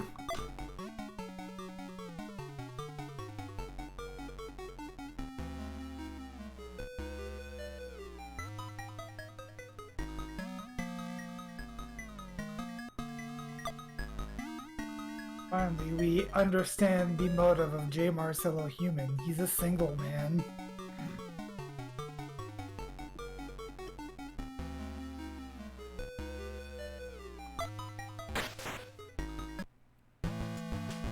Alright, well I think that is a good enough look at Mutants from the Deep. It's a pretty interesting game, although I feel like there are some elements of it that are kind of held back due to, I don't want to call it stubbornness, but like really into the bit a little bit too hard. Due to Locomelita being Locomelita. Yes. I'm actually curious, do we have any Locomelita games to date? I did. Also, it would help if I looked at the right thing. Locomelita, yes. Viriax. I feel like that's kind of at the same level as Viriax. Kind of looking at, see, what have we got in 7?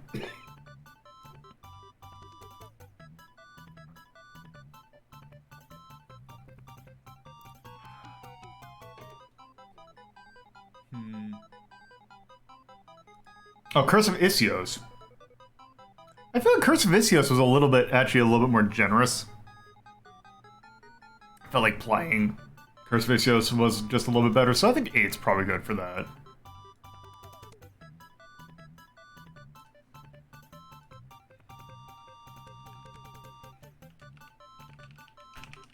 It is a really neat game, but again, kind of held back by interesting design choices. Also, as I completely forget how to spell it again. Is it... I always forget, is it O-M-A? L-O-C-O-M-A-L-I-T-O. Okay, so L-O-C-O? Yeah. M-A-L-I-T-O? Yep. Yeah, I just always get that backwards. Also, this one... I kind of feel like it has the Adventure Ho vibe of, like... It's weird, because, I mean, although... It's kind of science fiction-y, but also kind of not. You know what, actually, you know what? I'm gonna put for tone, because it's very much a tone from that period.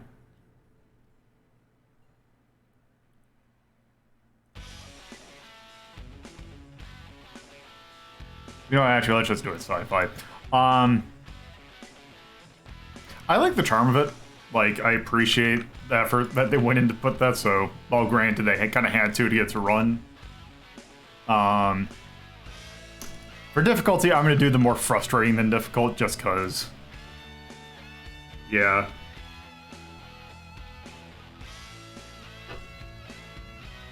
Yeah, if I had a pulp one, that definitely would do it. But, yeah, let's, I'd give it a charm for like the technical achievement if you have one for that. Yeah, that was a very well-crafted MSX game.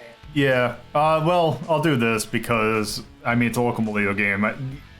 Certain design elements aside, the guy always really puts a lot of effort into his stuff, so made of abundant love. Oh, definitely. So, there's that. So, that was Max and Chachi's. Now, Bear requested 3C, which is It's Okay to Be Average. Now, what did Bear pick for me? Oh, this game. I kind of was hoping this game would show up. This is a game I find fascinating. So, Rescue the Embassy Mission. So this is one that technically this was originally a computer game, but I'm going to cheat and play the NES version because it's the one that I know. Also, I feel it's the best playing of the various ports. So this was originally a game. This is a game that was originally by Infogrames. That came out as Hostages. But when they brought it over to the NES, I guess they didn't want, you know, a game that was just called Hostages. They renamed it to Rescue the Embassy Mission.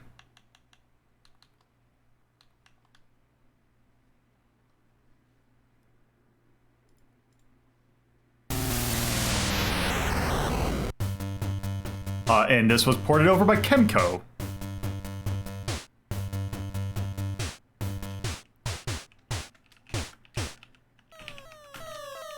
And yeah, it's a very simple plot. Terrorists have taken over an embassy. You are to rescue the people in the embassy.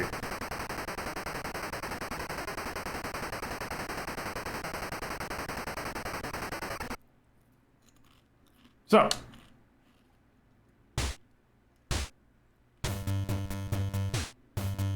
yep, originally 1989 by Infogrames. This is published by Kemco, or ported by Kemco.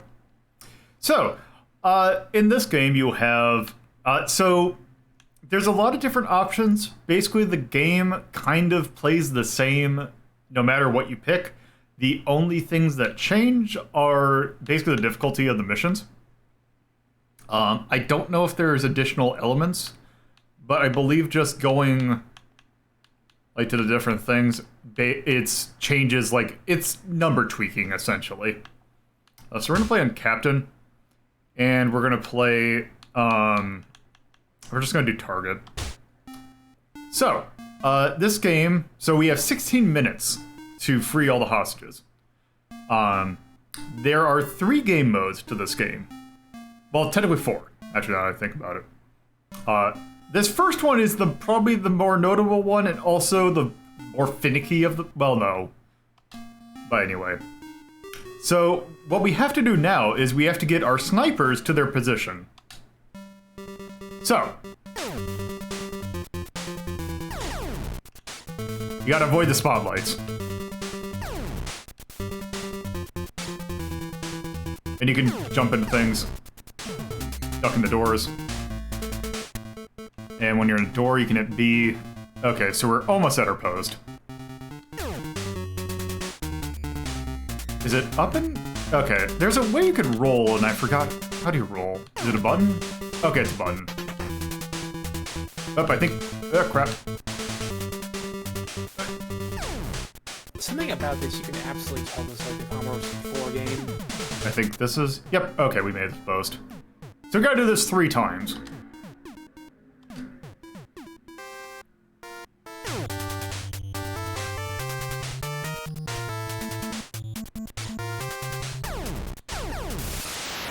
Also, it's weird because it's almost like there's a percentage system for whether or not you're gonna die or not.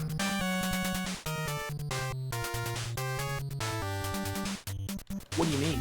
Like, when you get into the spotlight, you won't automatically die, but like right there, they'll shoot at you, but it's not necessarily death, but sometimes they'll like barely gets by and you get hit by the first one.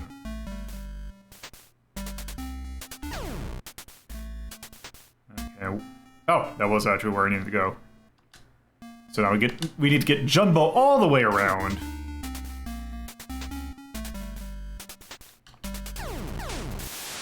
Okay, nope, that's not gonna work.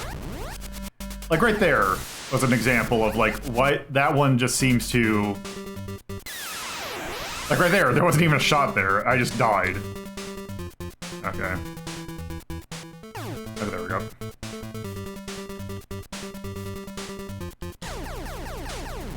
Kinda digging the music for this. The music's really good.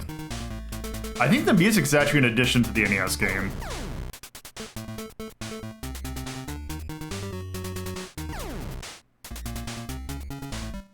Okay, where am I? Okay, I'm halfway there. Also kind of interesting how the music kind of dies down a little bit when you're in the map screen. It's really good. Well, it's whenever you're in a building.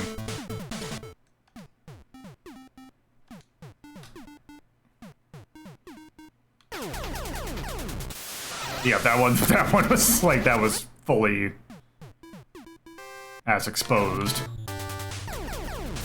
Okay, yeah, that's...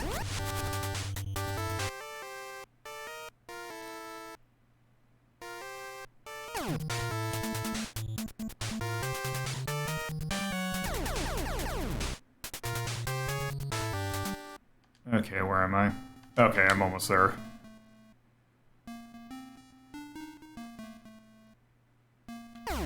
So if your snipers die, it's not the end of the world because it's only about making a certain segment easier.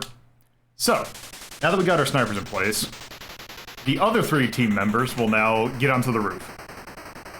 So at this point you have options. Let's see, is the time gonna go here so I can explain it? Okay. So you have 3 things that you can do.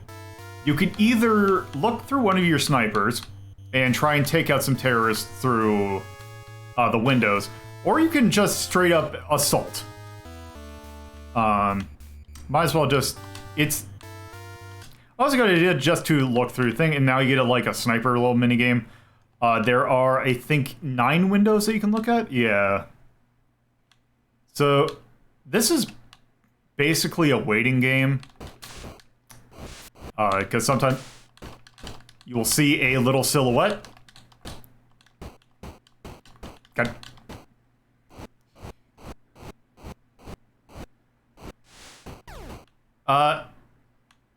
So I believe the general gist is that they are... So who's shooting at you is that they're shooting from the windows.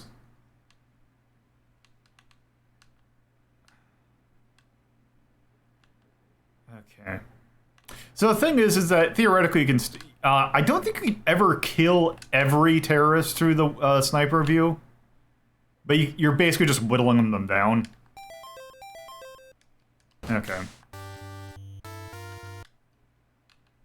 And time to obviously goes by while you're in the thing, so you can't stay here forever.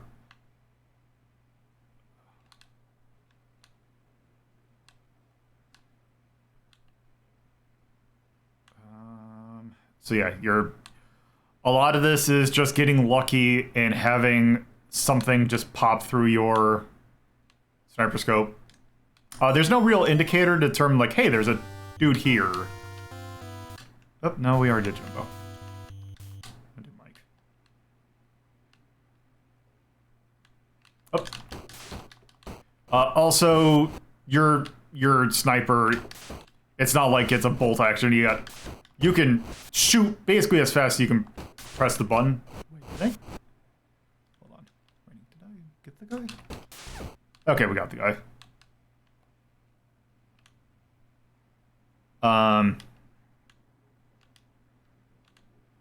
So with that, okay. Now we've cleared it out a little bit.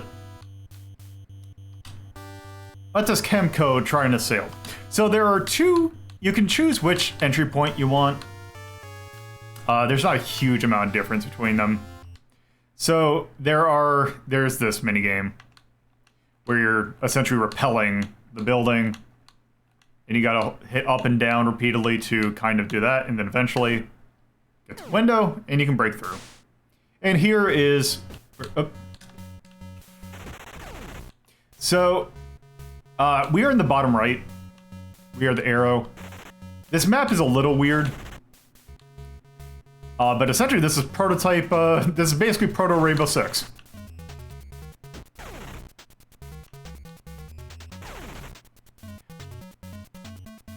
There is a hostage. I believe that is what the blue one is.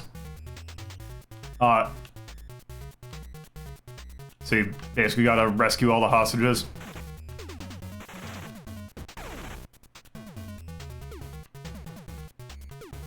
And there's 11 terrorists still alive. Here we are, there should be... Okay. Okay. I have to wonder, since this is a Chemco game, if Chemco is the best one. As far as I know, they're all the same. It's basically 3 lives. Fair enough.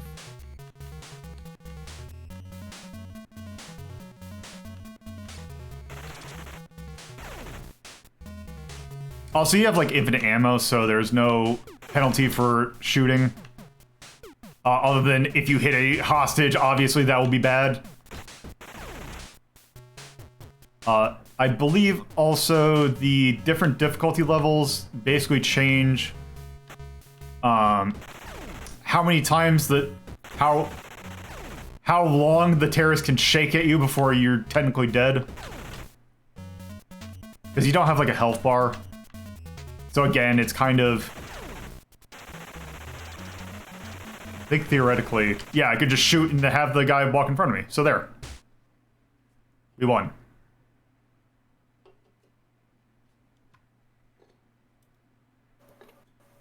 Wow, this is a European game. That's super short. Yep.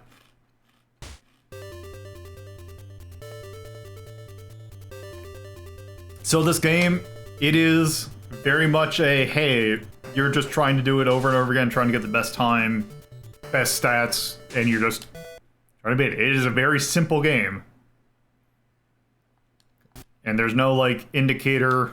I think you get, like, a little bit of more of a sequence if you beat it on the hardest difficulty, but other than that, it's a lot of, hey, how you're basically just playing it over and over again, trying to see what the hardest difficulty you can beat now is. The layout of the embassy, I believe, does not change.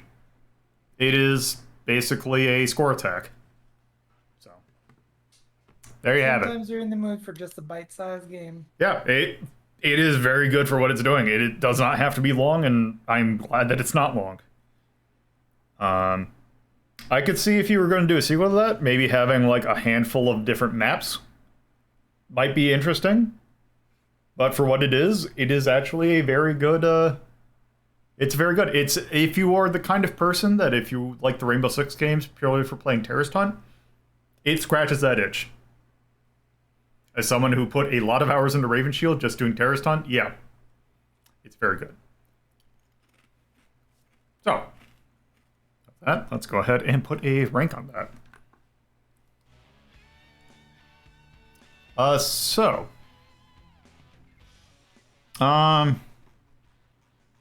The game's pretty good. Like, I almost would put the... Let's look what we got in 6. It's a very unique concept, I'll give it that for sure. Yeah. I'm actually thinking... I'm just looking at some of these games and some of them, like, yeah, I could put that in the same category. Is that, like, Cooler World? Psycho Dream? It's a weird game that's like, yeah, there's some weird quirks with it, but overall, what it's trying to do is really good. Treasure of Usos. Turok. Or Umihara Kawase is another good example of that. I think this is probably a 6.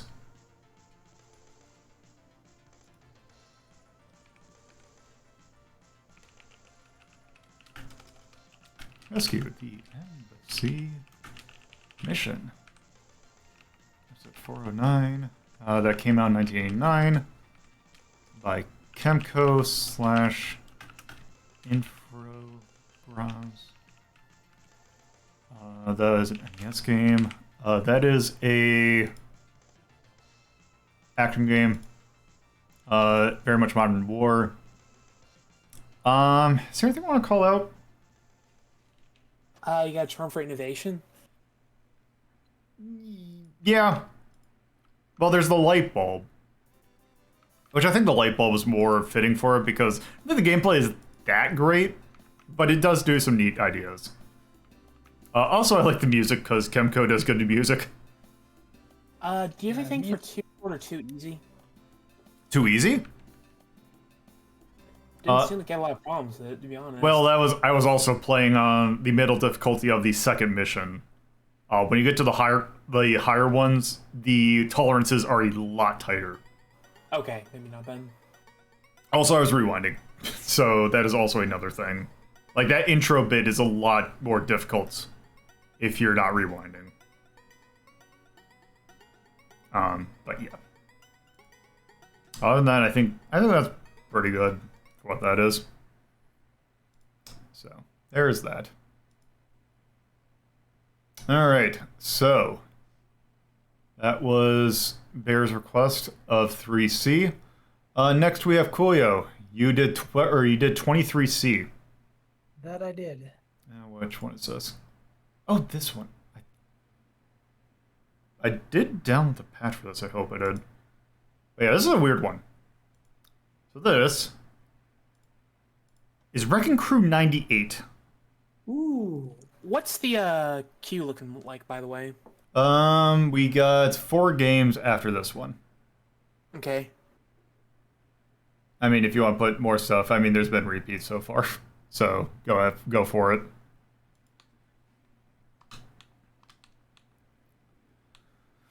Okay, so this one is a interesting one because it is also curious.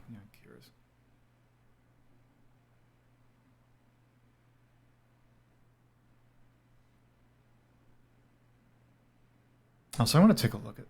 I'm curious about something. Okay, 14B. I'm curious about something real quick, actually. Okay, there's going to be that one. Okay, 23B. What's that? 10A. I'm just trying to space something.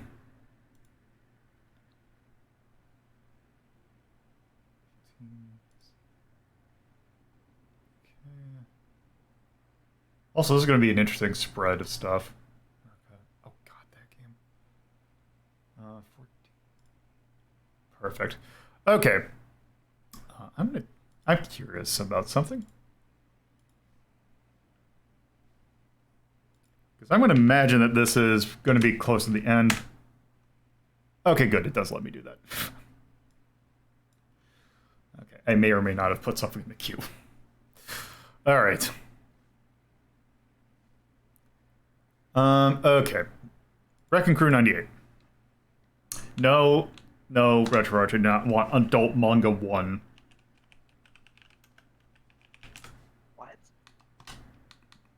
Yeah, for some reason this NES, like, ROM pack, they put a lot of porno stuff in there. So I'm not surprised. So, Wrecking Crew 98. This was, I believe, a Nintendo Power exclusive. For the Nintendo, not the magazine. This is a Japanese exclusive. But, as you can see, this is a sequel to Wrecking Crew. However, they changed the way the game plays, and it is now kind of essentially a falling block puzzle game, except not quite. This version does let you play the original Wrecking Crew, if you want. And obviously this came out 98 by Nintendo. There is a tutorial, I believe.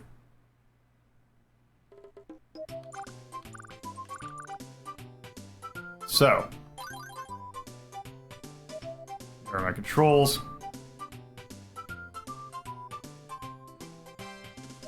J-Bash. Jump. Add panel. Okay. There. Using handles. Oh. Okay, whatever. Let's just start. How complicated can this game be? So this is a fan translation, by the way.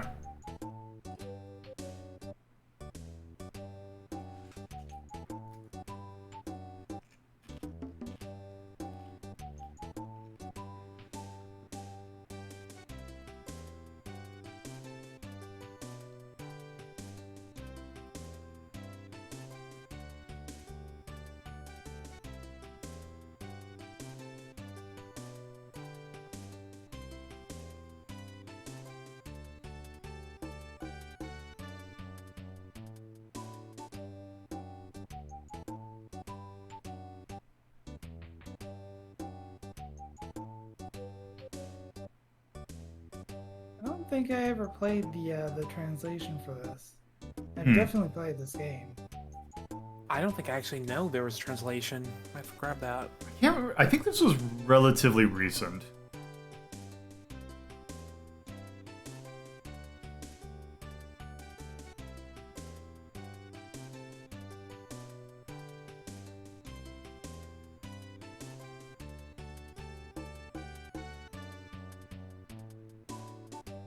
Mamma mia.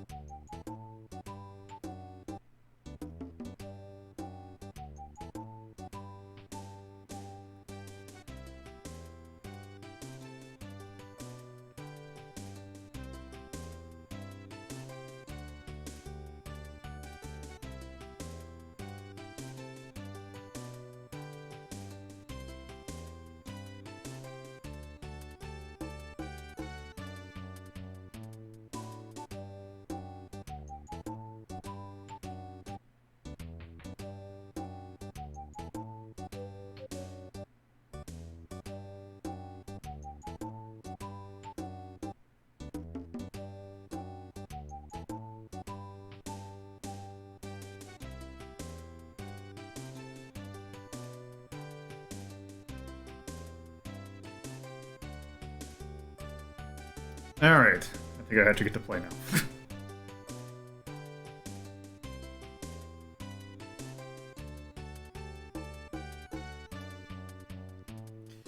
Okay.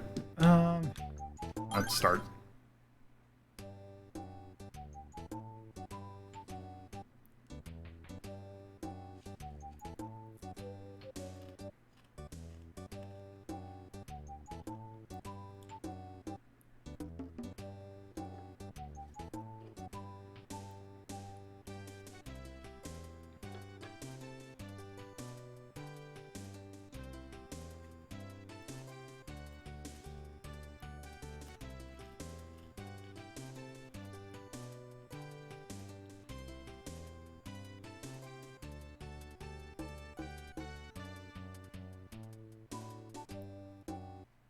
Alright.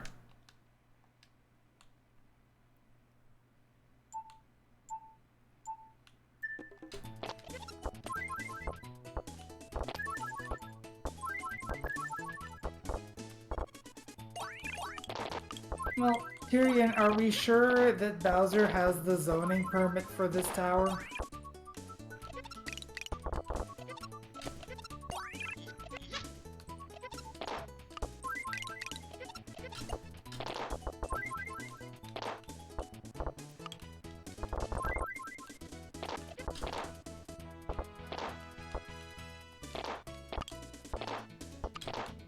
Oh, god damn it.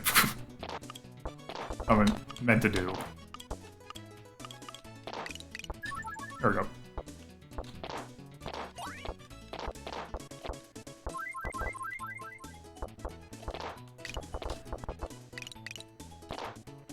I like how they stuck in the da-da-da-da-da-da. Yeah.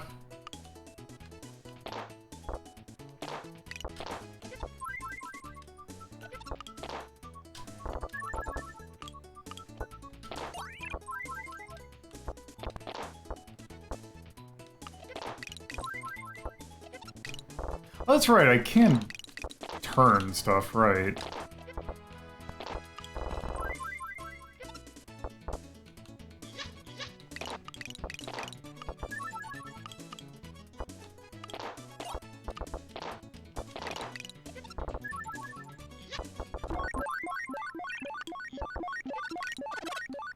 Wait, what?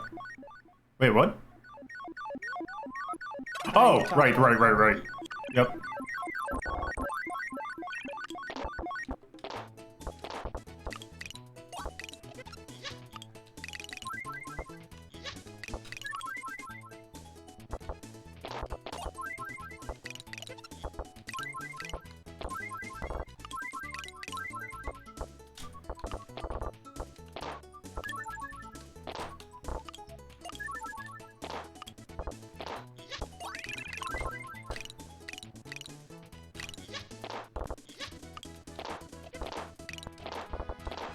I'm not gonna lie, I'm very kind of confused by how this game works.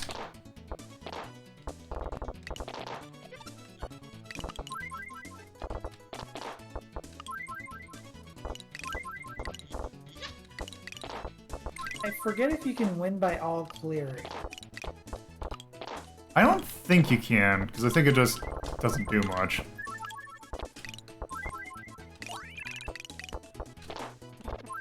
Okay, I can't do that.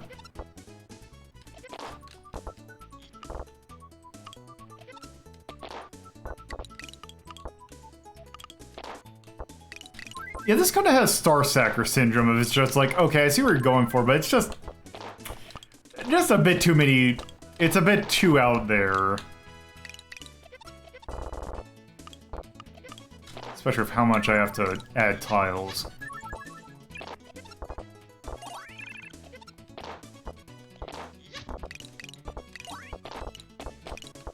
Because I'm not also 100% certain what the win condition is.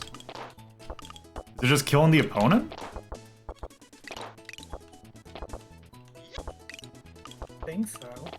Like, it's been a long time since I've played this game, so I honestly don't remember.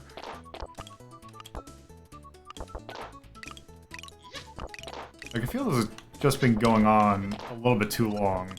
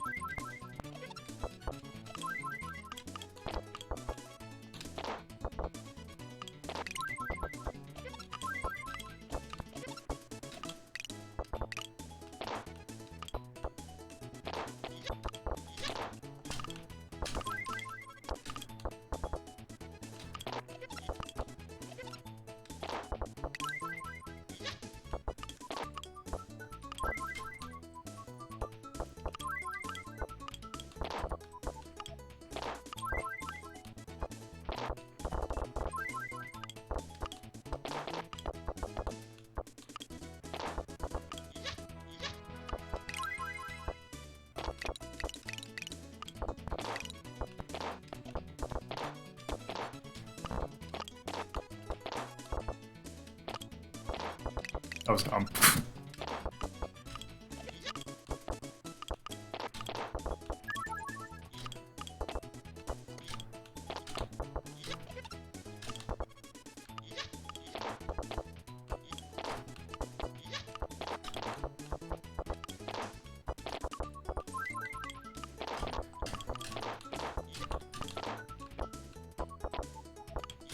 Like, I'm obviously doing something, because I'm, like...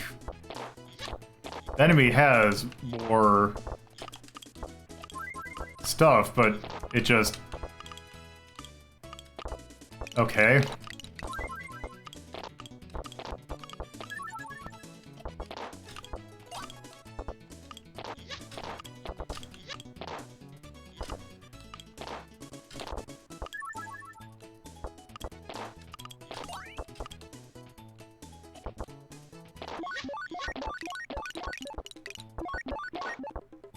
There we go. Oh, damn it, that's what I meant to do. I think the big thing is probably just making like Yeah, you need to make... combos and You need... chains. Yeah, you need to make combos and chains. You need to make... like, 4s. You can't, like, do, a set of 2. You really need to do, like... Which I guess is why... They made it really easy to, like, swap stuff. There we go.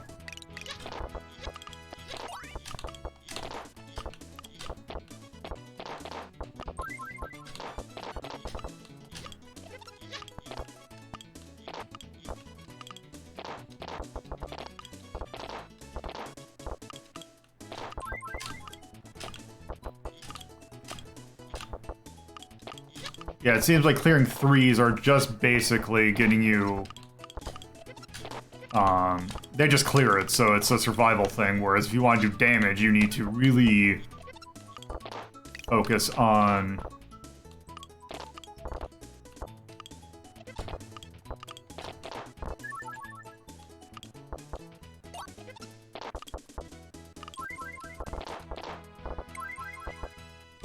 Also, as you can tell from the thing, this is going on way too long.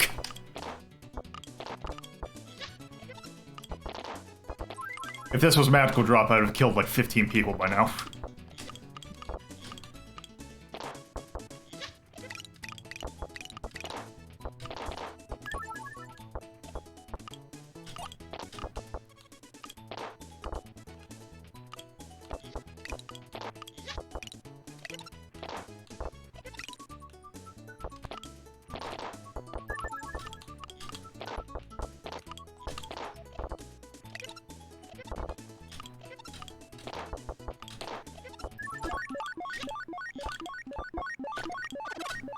There we go. Got him.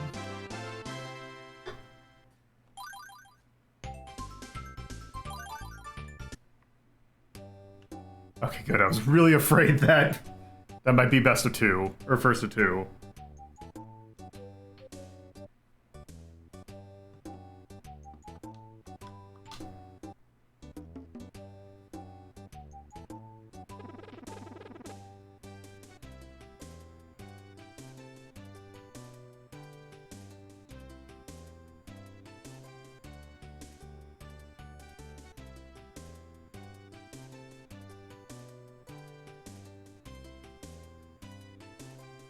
I'm just checking something real quick.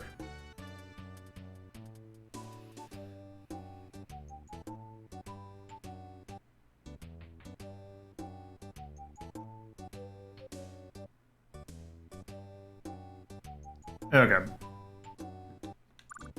Alright. Whoop. Oh, right.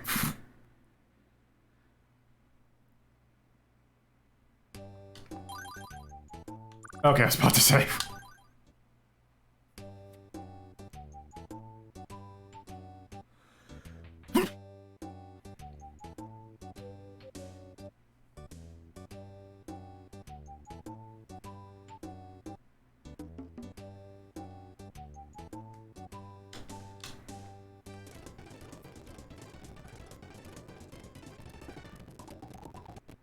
Alright.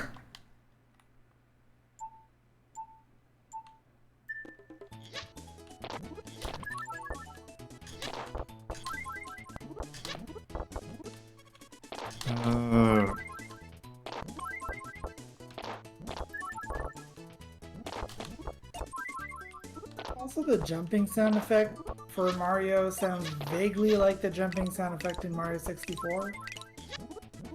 Yeah, because I mean, this is 98, so this is post. Yeah, that's what I thought. I only now noticed this, like...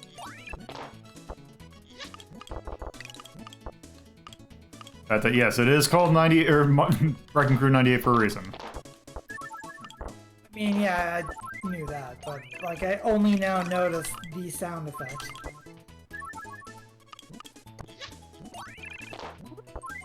It is definitely compressed to hell, but,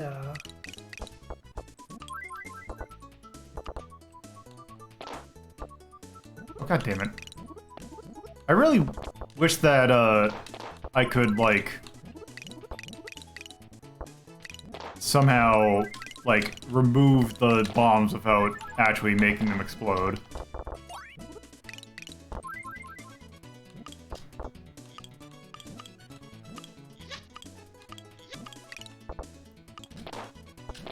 Shit. Okay, that works.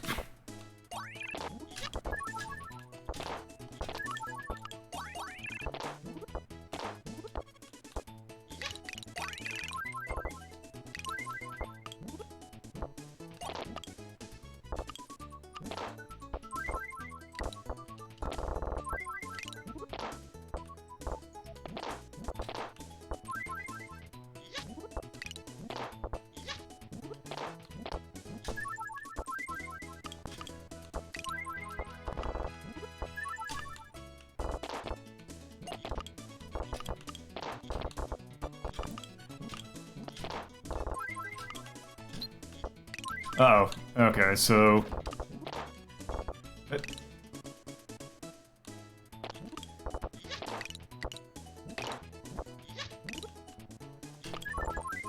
Alright. That works. That's all I wasn't trying to go for, but...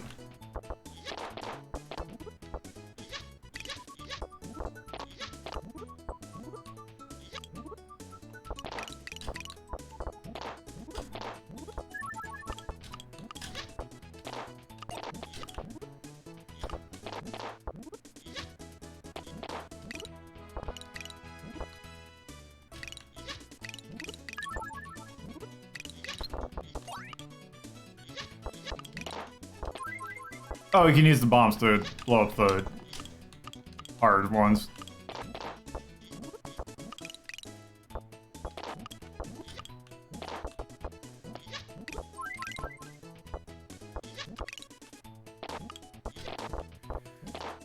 This is annoying.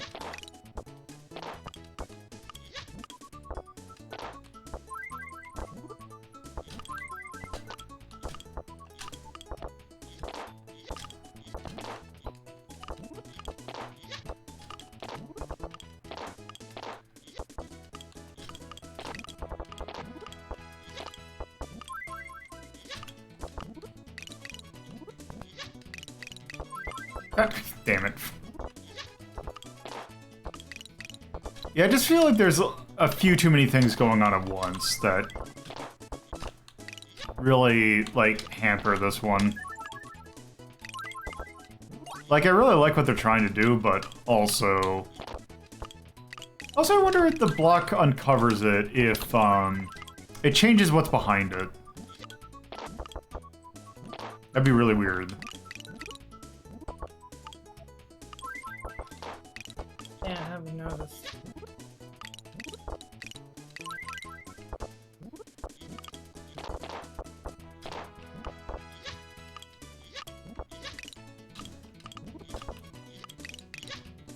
And these matches just go on for way too long.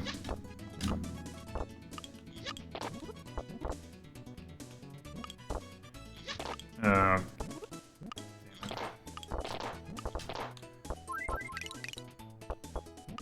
think this kind of fits in the type of puzzle game that's like, it's kind of a complex game for what it's trying to do, and it's really, it is possible to kind of zone into it and get really good at it.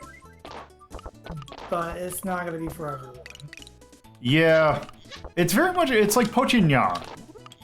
That was another game that I felt was like, yeah, I like what you're trying to do, but...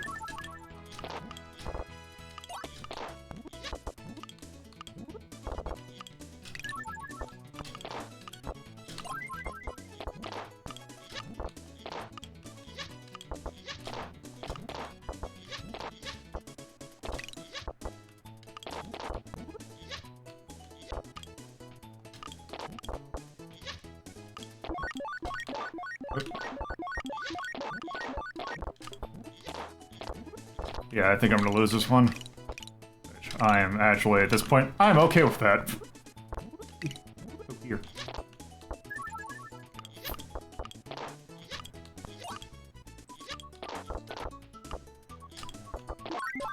Oh, nope.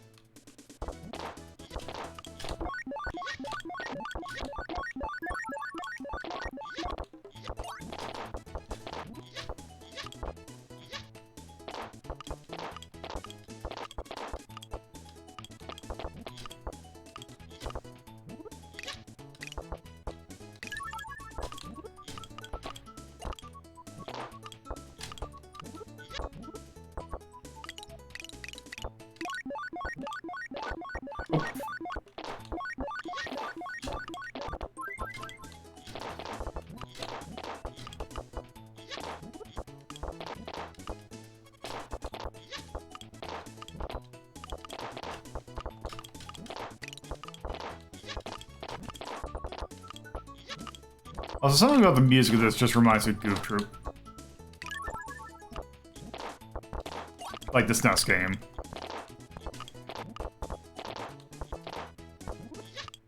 Yeah, kind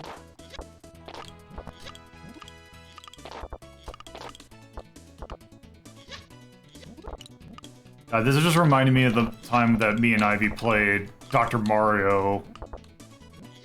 It's like, please, just one of us, can we please win? Like, I don't care if I lose at this point, I just don't want to play this game anymore. Please die. Please die. I'm saying that in the nicest way possible. Please, God. Survival instinct is just too strong.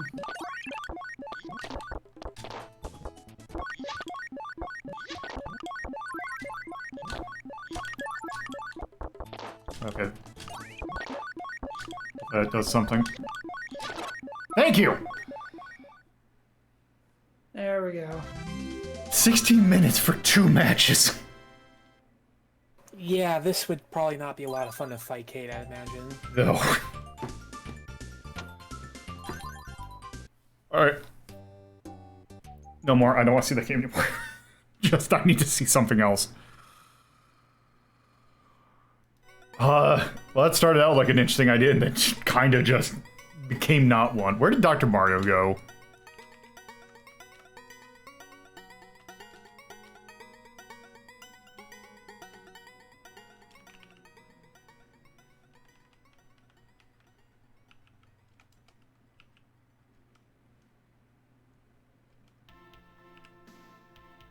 Dr. Mario's at 15. Yeah, 15's good. Seems outright. At least Wild Snake can finish the match a lot faster. Yeah. Also that... I mean...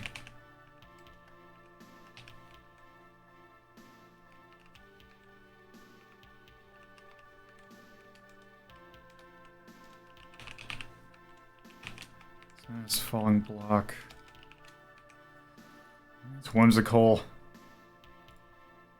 Pace.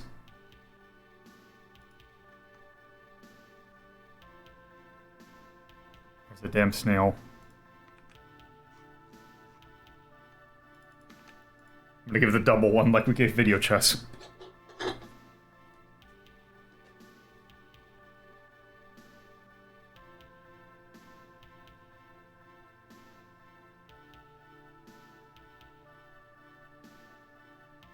I want to call it more frustrating than difficult, maybe.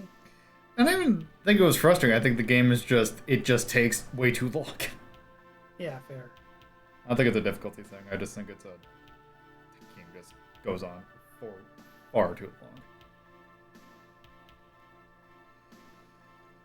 long. Alright.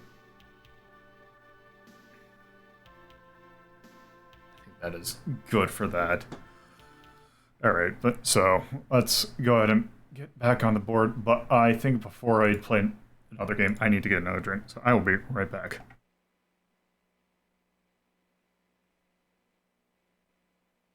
Yeah, I'll go fill up myself, too.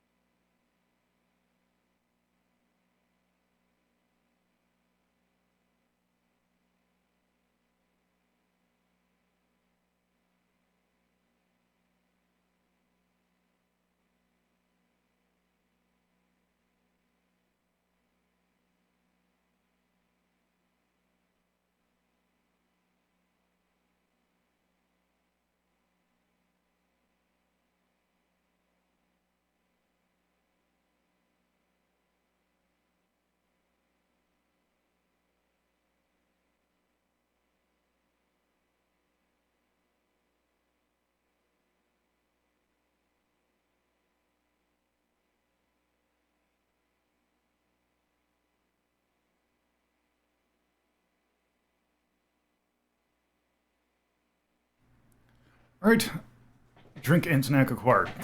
Okay, so that was 23C. So next up, we got Tyrion, again, also in the 23s. So 23B. Teenage Mutant Ninja Turtles for the Game Boy Advance. I don't. Now, Bob, I think this is one that you requested.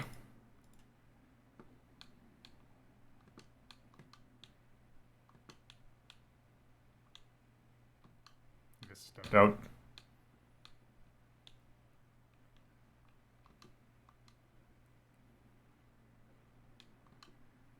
Okay. Oh, hey, cool.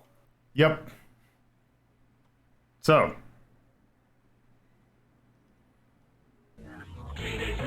Oh, okay, nope. I don't care if it's compressed. Yeah, I wouldn't risk that that turtles. either. Yeah, so this is interesting because this is a game that is based on the Turtles, which I know that this like series was like obviously not just Teenage Mutant Ninja Turtles, but this 2003 Ninja Turtles is like held in pretty decently high regard. Yeah, I used to watch it when it was a new thing. I'm watching it with a friend. It's pretty good, I'd say. Yeah, I've never seen this, so I have no idea how Probably it the is. best thing 4Kids ever did, if we're being totally honest. Oh, okay. This was for kids. Yeah. Wow. Okay, do we be Leonardo, Raphael, Donatello, or Michelangelo? Actually, I would cycle around because Yeah. there's like minigame levels. Some of those are kind of neat. I'm glad that this is the And- first face we see. I think this is like an adaptation of like the first season, if I remember correctly.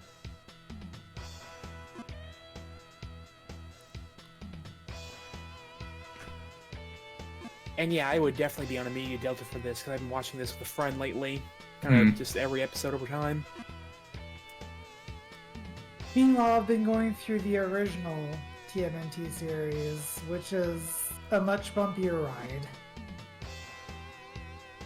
I can imagine if it ran for like, what, about 9 years? 9 seasons, yeah. Yeah, I and, got- I got the box set for this. And it's an interesting, like, I never watched it as a kid, so it's a lot of me just seeing it from fresh eyes.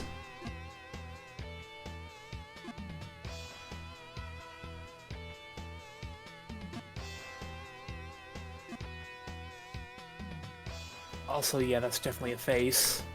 Uh-huh. Also, thank you for the bits.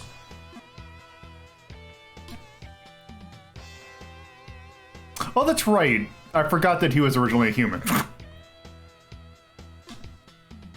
He doesn't become a fly in this one. He just gets, like, progressively more messed up. Yeah. Oh. Yeah, because that's a different design for April. Yeah, a little bit. Yeah, for like a long, long time, my entire understanding of Turtles came from Turtles in Time.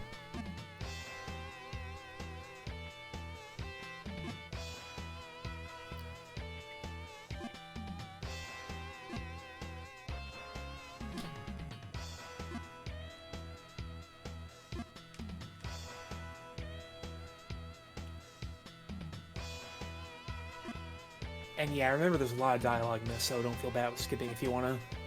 Yeah.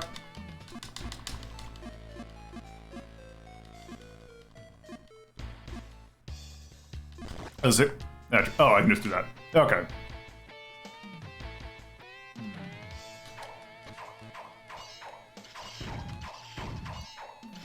So if you got a launch attack with up and B, you've got a special move you can do by holding down B. I see. And I think like a crowd clearing move with like right trigger, I think.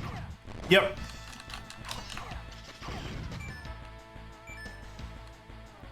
So so this is essentially a 2D brawler.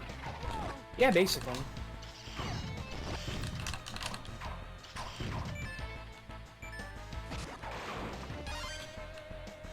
So in this one, it seems that April is originally working for Baxter Stockman, which I can't remember if that's also the case in the Eastman and Laird comics. I think so. This one is way closer to the comics from the 80s cartoon. Oh, wait.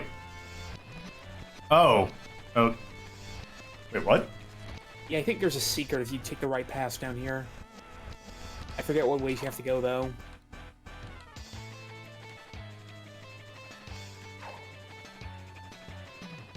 Oh.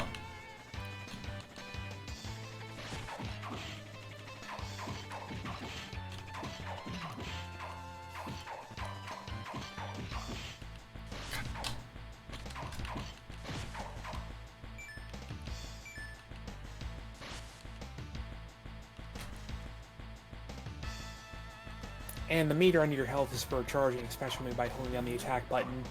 Don't let it fill up or you get stunned. I see.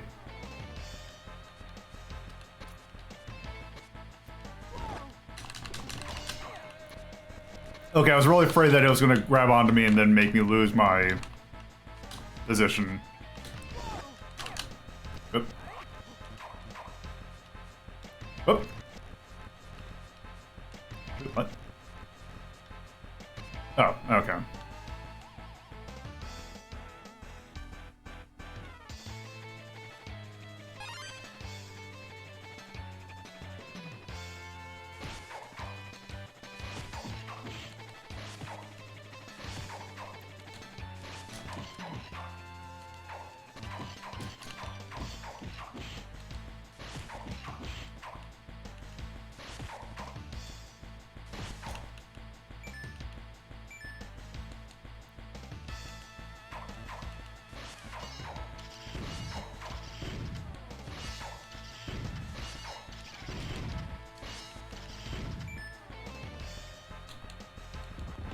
Oh.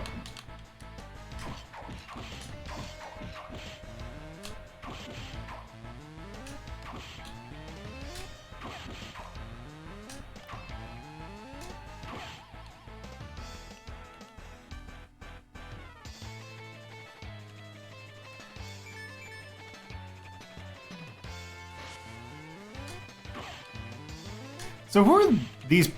Are these supposed to be like employees of like Baxter Stockman or something? They're the Purple Dragon Gang. They're just like generic street toughs. Oh, okay.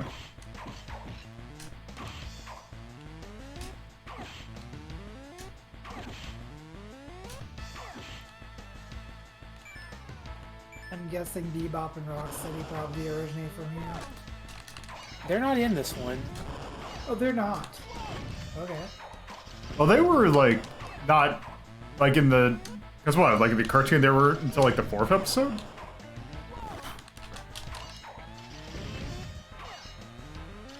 Because they have to be established first.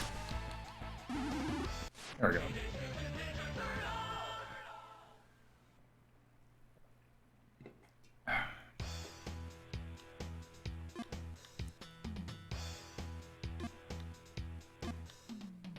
Oh, good. It's okay. So it's still doing this. Okay. Oh, jeez.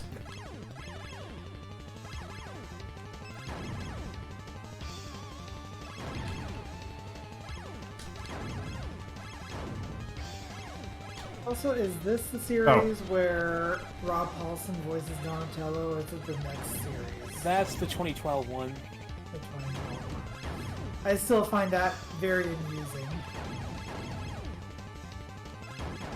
And then they lampshade it later on by having past Raphael interact with then current Donatello and basically have the same voice.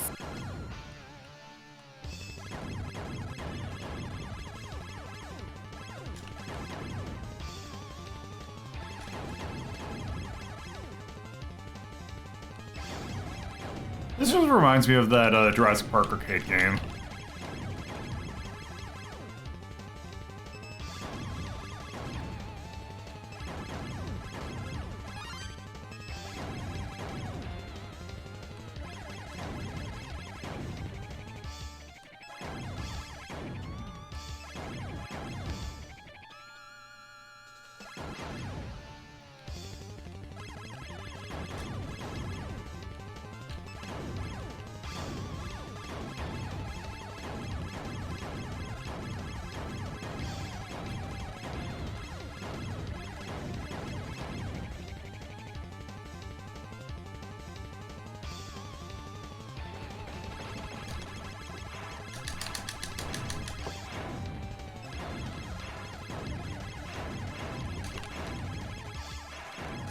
Oop.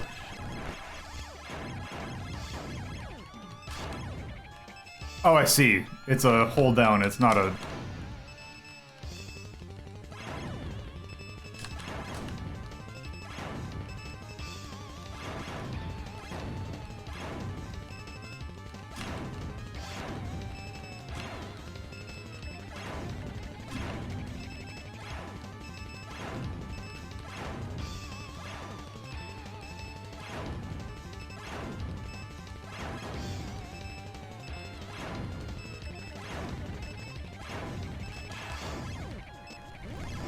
I almost got...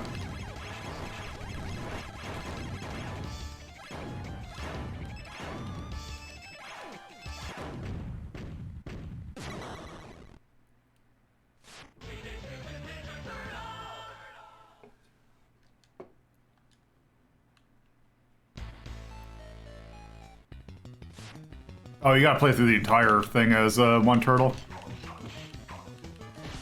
You can change characters whenever. Oh, you can? Yeah, you just gotta back out of the menu. Oh, I gotta back out. Okay. Wait. Hit B. Oh, I see. Oh, they're different stages. I guess let's... Okay, so this is Doki Doki Panic progression then. I guess I let's... haven't actually finished this, so I don't know what happens if you beat all the stages.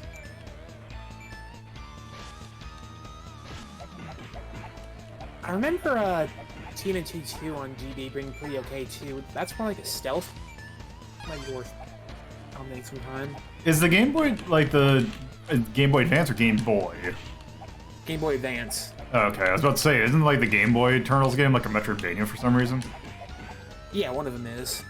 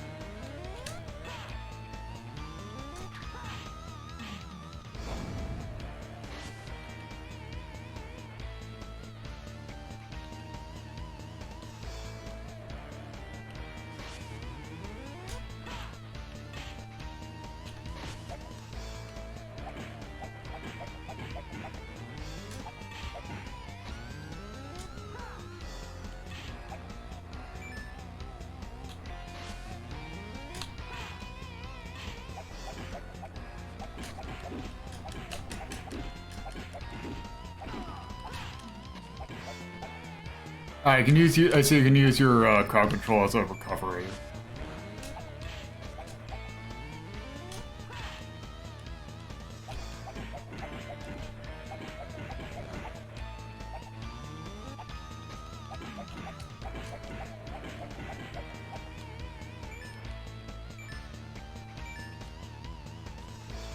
Oh.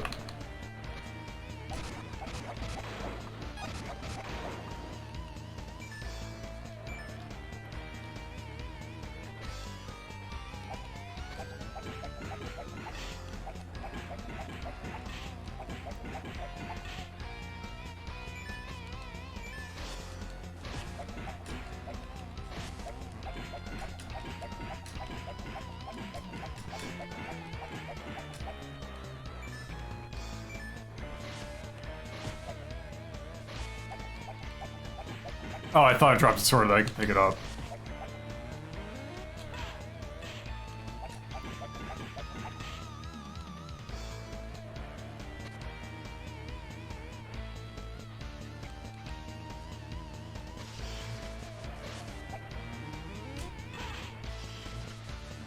Yeah, this game.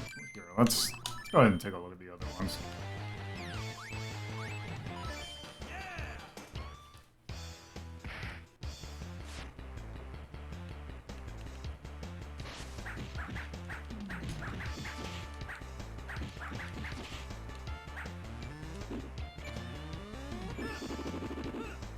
Hmm.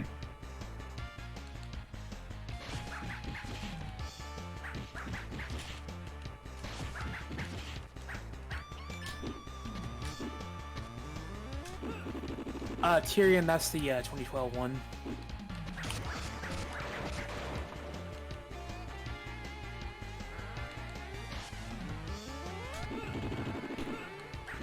Yeah, not really a huge fan of Raphael's moveset. Yes, that is one thing that they do back in Magic Food. I do remember that. The Krong. Let's see Donatello. I think we kind of get the gist of this one. It's a neat game. Yeah, there are some like minigame levels as you go, which are kind of neat, but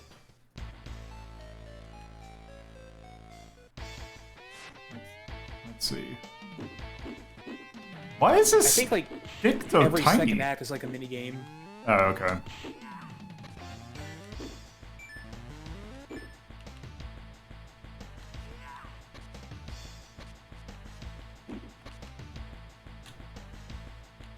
His stick seems so tiny in this one.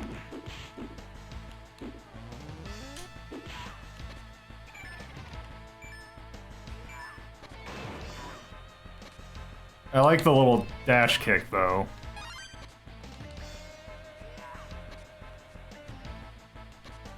Oop. Oop. Oh, there we go.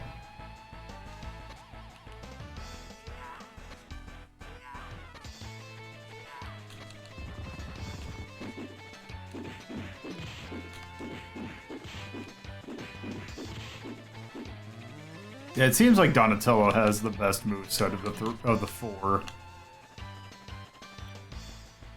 Which, I mean, usually that's feeling on Donatello in most of the Turtles games.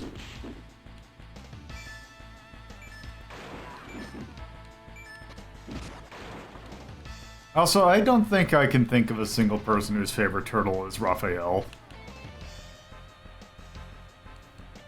Oh, they're probably out there. Oh, I'm sure they have to be. Like, law of averages, there has to be. I'm not sure what, like, the most popular turtle is. I've never actually thought about that. I always figured it would probably be either Michelangelo or Leonardo just by leader default. Yeah, that sounds about right. I can see Donatello also having like a good fan base, but I don't think, like, Raphael just always seemed like the punk, which I mean, that was his thing.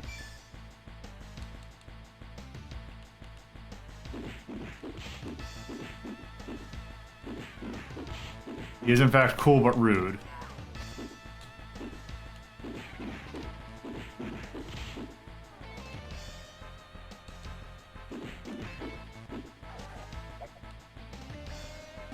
Oh, there we go.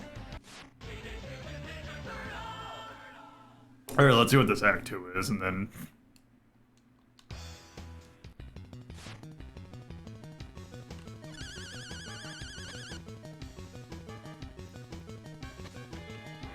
What?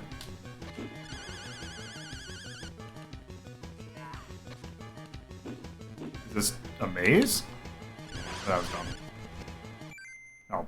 Anyway, I think we've seen enough of this. It's a neat game, but yeah.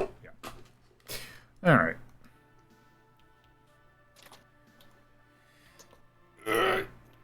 I need to stretch. Alright. So, Teenage Mutant Ninja Turtles. GBA. Okay.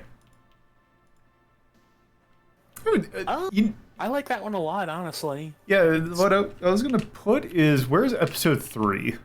That episode 3 game for the Game Boy Advance we did. We put that at 7. I feel like that's actually a not bad spot for it. I could see 7, sure.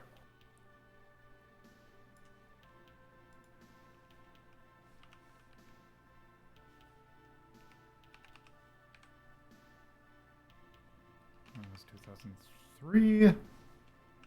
Konami. Gibba. That was a brawler. Gibba. There. I don't know if there's anything I'd want to call out. I can't think of anything to call out, to be honest. It's decent, but also nothing else really stands out. So, I think that is good. Yeah, it's just kind of there. Okay. So, Touchpad has 10A. 10A, which is Pedal to the Metal, which are racing games we haven't done much of. And it is time. This is going to be great because I'm going to suck at this so hard. Let's play Ridge Racer 2. So this is an interesting one because this is technically the next entry in the Ridge Racer, pantheon. And this one was arcade exclusive.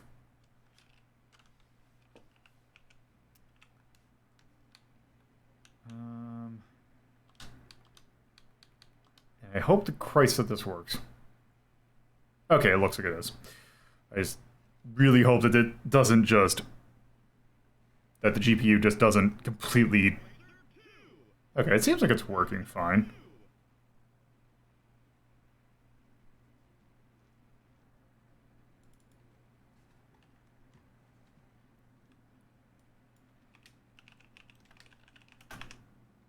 Ridge Racer 2!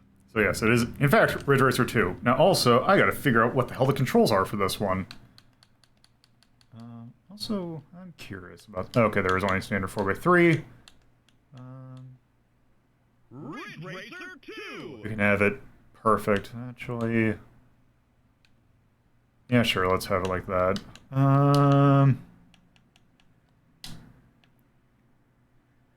Okay, analog, clutch pedal. Ridge Racer 2! Yes, I know it's Ridge Racer 2. Alright.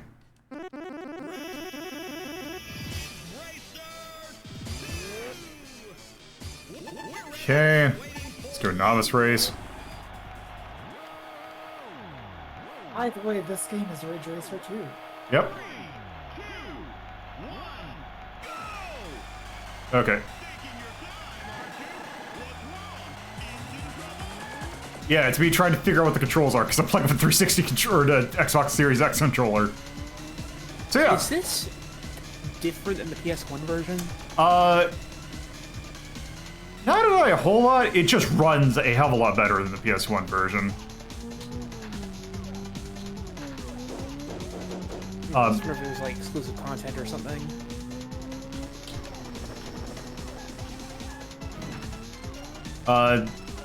If anything, there might actually be less.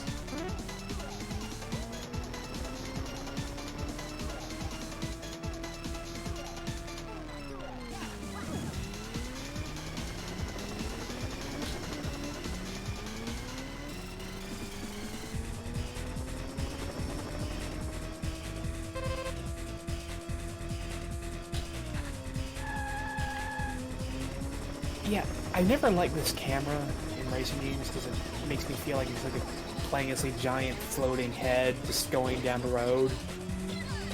Feels weird. Yeah, I can see that.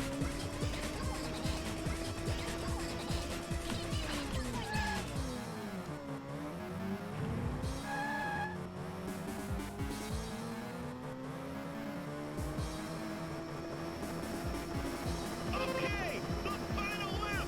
Hang in there!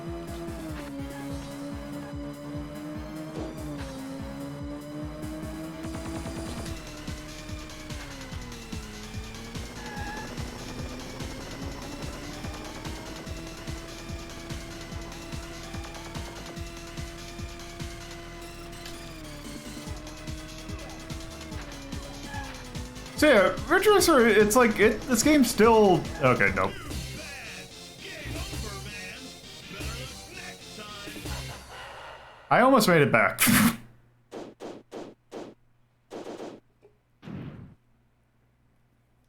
Alright.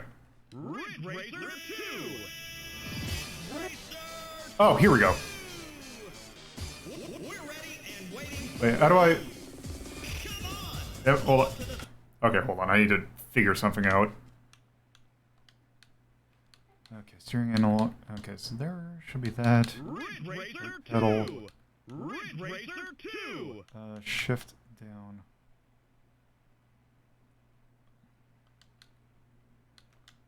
Up, left, right. Ridge Racer 2! Okay, let's try this. There we go. Okay. I need to figure out how to... Okay, nope, because it took away my... I need to get... If we're playing Ridge Racer, I need to get the good music. Okay. Ridge Racer 2!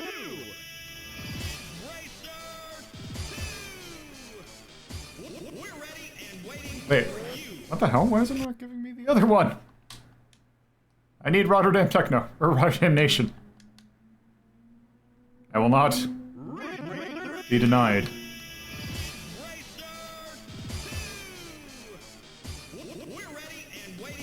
Wait, how did I... What game this is?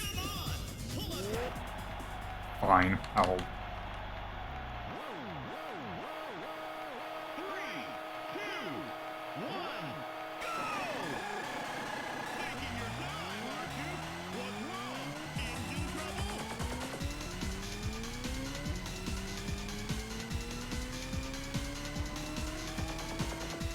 I'm sorry, I can't... I need to figure out what this was causing this.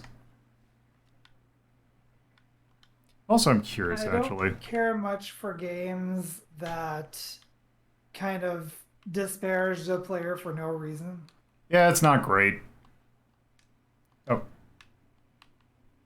Oh, great. It is super... Like, it is super sensitive. Here we go. Game difficulty.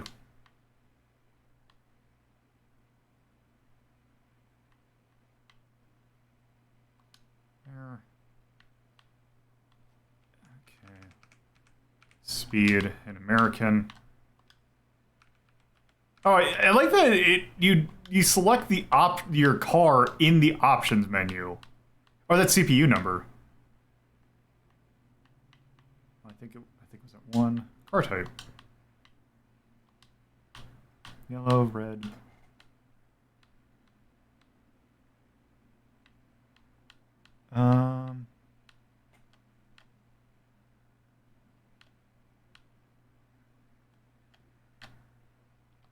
There.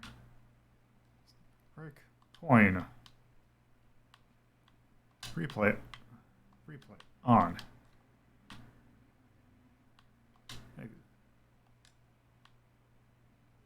Wait. It's about... Oh, I need to do this. Ridge Racer 2! Ridge Racer 2! Racer! There we go.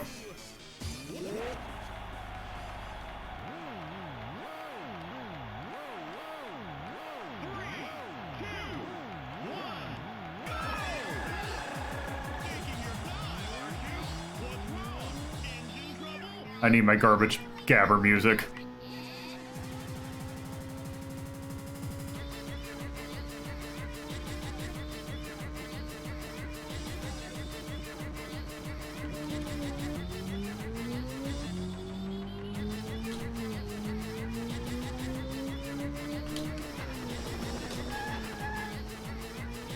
Also, it's really weird drifting in first person.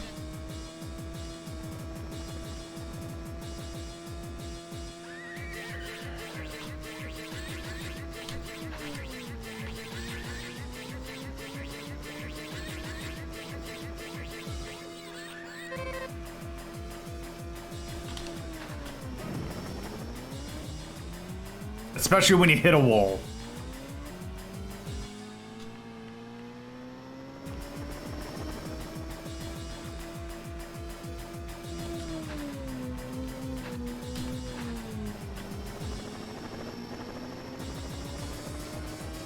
The side stream is not liking this at all. I would imagine, yes.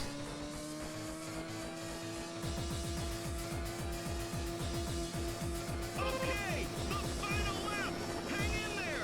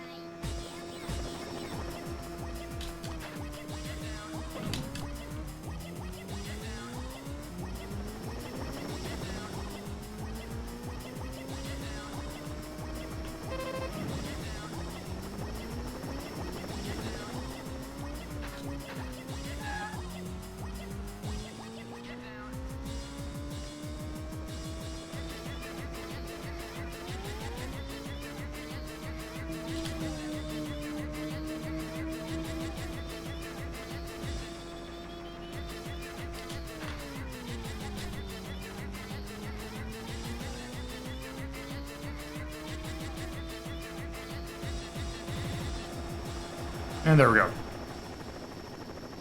That was a tough race.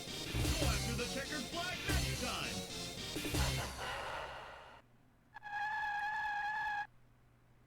All right.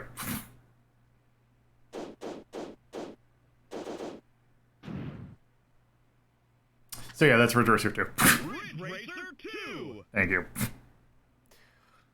Not a whole lot to say about that one. It is still... Whoop. No. Ignore that. My cable got caught underneath my numpad. Oh dear. Okay.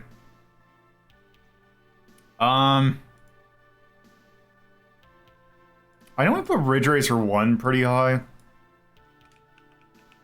That one I feel like we have it at 6. I feel like that one is slightly less just because there's less options.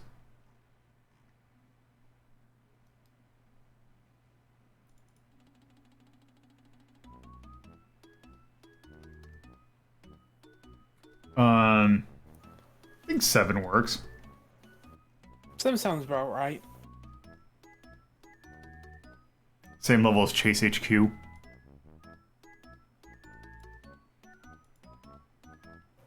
Not sure what to call out. Good music, maybe? I know these. Oh, the music's really good. I think that was 94. By Namco Arcade is a racing game. It is a fairly basic racing game.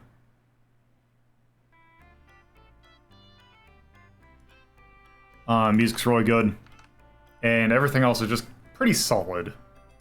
Nothing really to write home about. It's just a pretty solid 3D racing game.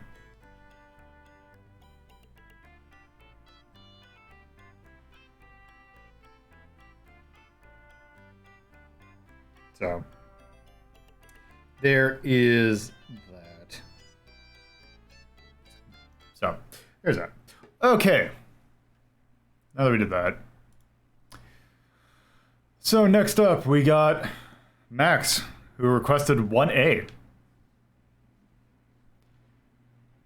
So 1A is Doom 64. So I actually have to turn off RetroArch for this one because we're not going to play the 64 version of Doom 64, oddly enough. We're going to, in fact, play this version.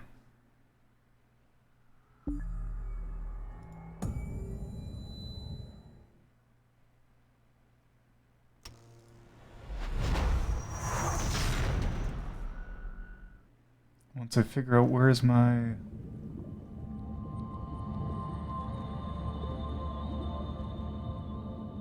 Where's the game capture? There it is.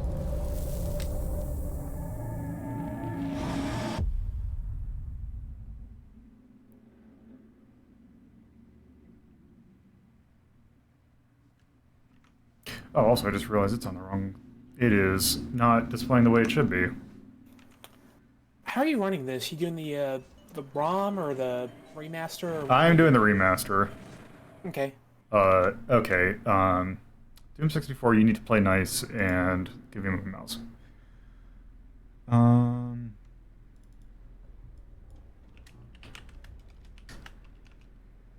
64.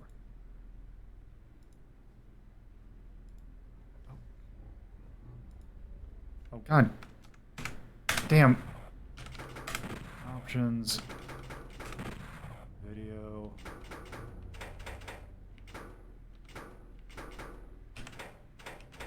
Windowed.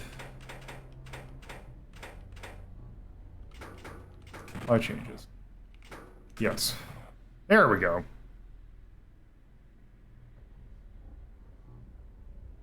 Now you're gonna play nice with OBS.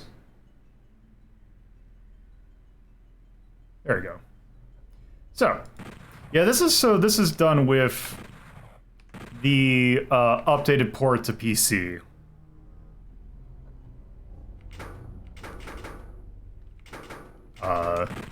So there's that. I'm not super familiar with Doom 64, so I'm just gonna play and bring it on. Okay. So yeah, this was a version of Doom that was exclusive to the Nintendo 64. As you could probably imagine. Also, I need to change some things because just to make it feel a little better.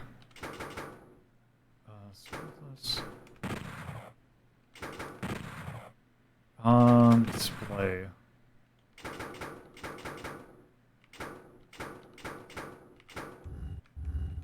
First of all, we can expand that field of view. So, oh, is there no way to do it? Okay, I don't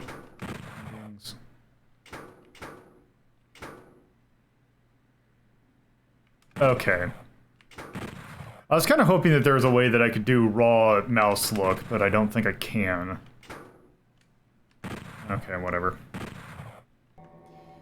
Okay, this just feels really weird with a mouse.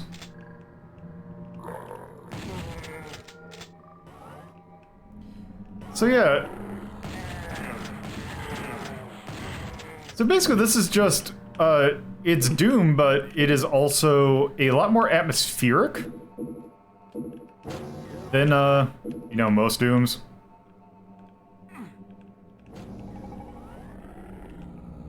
I admit I never really got on with the that more atmospheric style this and the PS1 version do, but maybe that's because I never grew up with it. I can see why people wouldn't like it, but I am one that actually does kind of like the atmospheric stuff.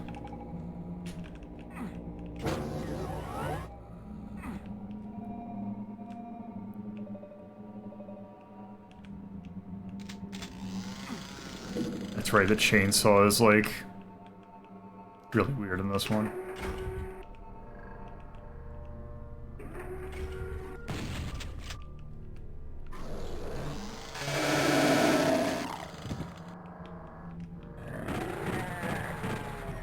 Yeah, this chainsaw is designed for killing.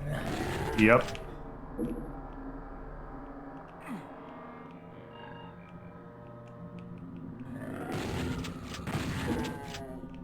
Okay, I'm pretty sure there's a secret around here.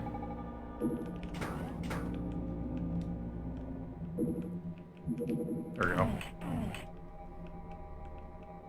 That's great, except I think I killed everything on this floor. I did. I'm not sure if the enemies are... I think they're 2D, but I'm not sure if they're models or CG. They were... Oh. I don't know if they're models or not. They look CG, but I know the first Doom used models, so... I would admit, you know, I would probably guess that these are CG. Just something about the time and, like... technology just feels like this would be... Also, is that the thing where... Okay, so Berserk Pack does.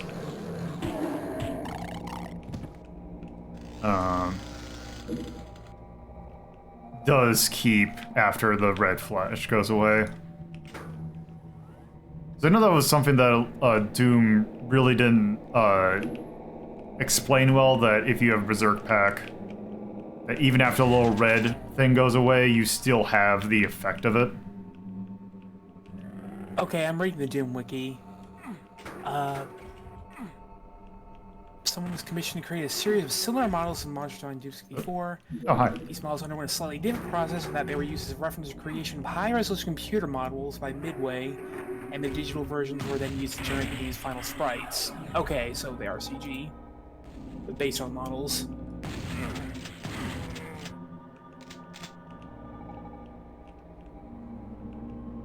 So kind of similar process to the Donkey Kong Country games. Oh, Except definitely looks like has the classic Doom style. So.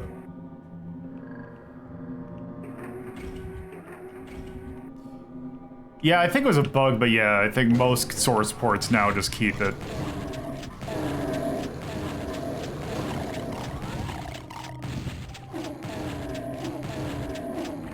Also, the thing with the atmospheric thing is just reminding me now that that port of a Quake came out. Just making me think of that game, how that was much more atmospheric, and I really like the way like Quake looks. Some lighting effects in this room.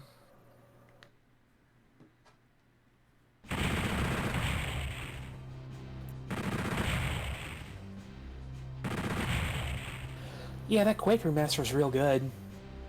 Yeah, it is.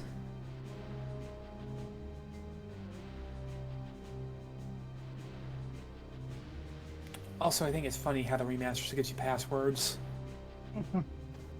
Yep. I mean, I'm pretty sure those are just straight up the 64 passwords. So after we do a few stages, we can jump over to the end stage.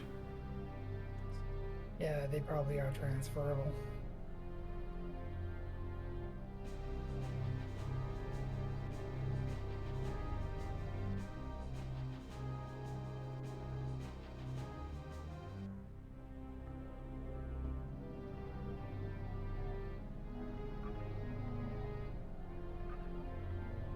Sort of like how the Dragon's Trap, the remaster, gives you passwords that you can put into the original game.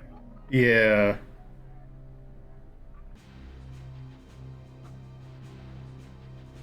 Okay.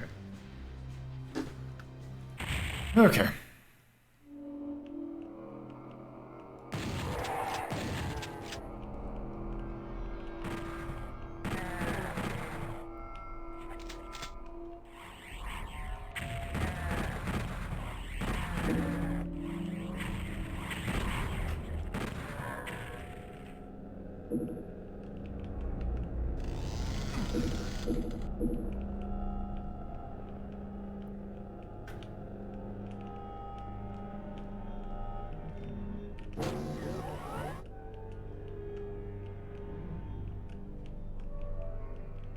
God, the lighting in this is good.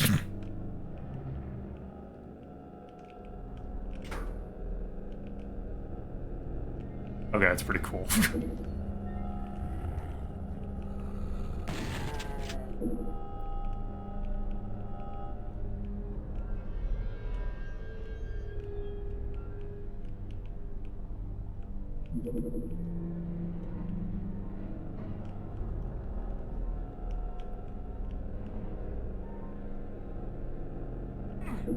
Because there is an exclusive weapon to this.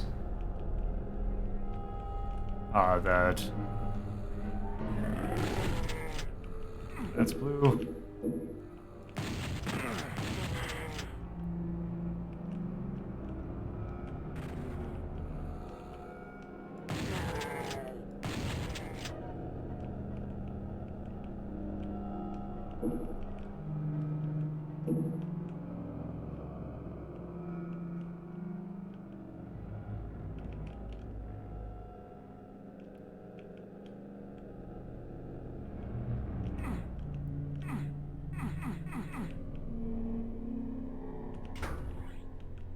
Okay.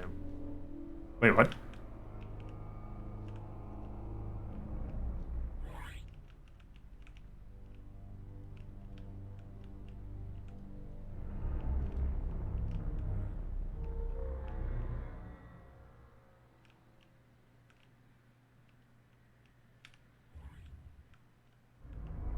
Oh, it's warping around.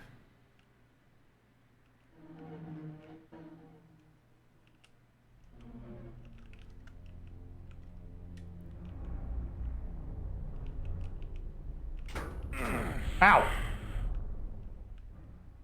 That was rude.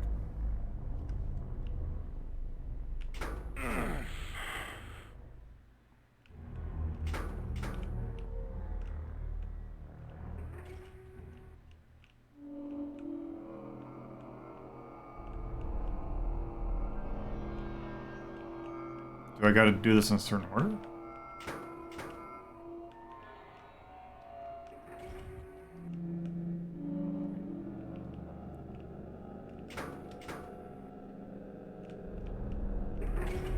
Oh, I see. Okay.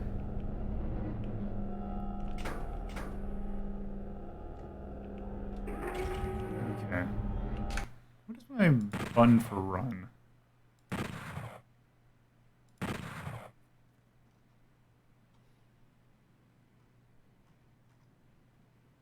Speed.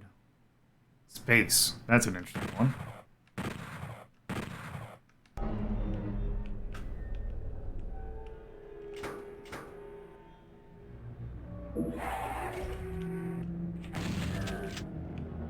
Games in this game look really weird.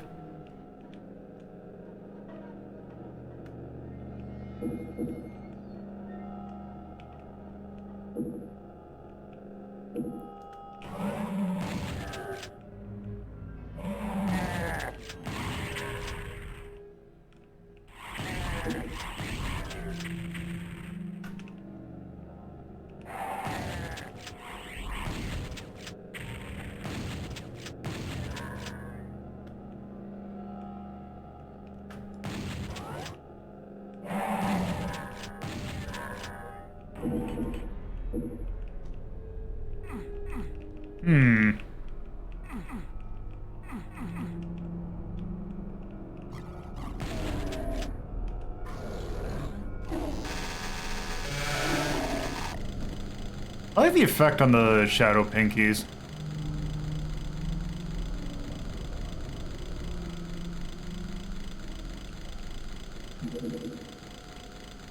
Okay, got the supercharge. There's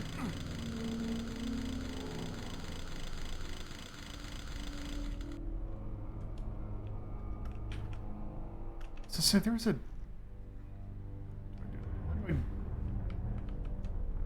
Okay, how do I zoom out of the map here?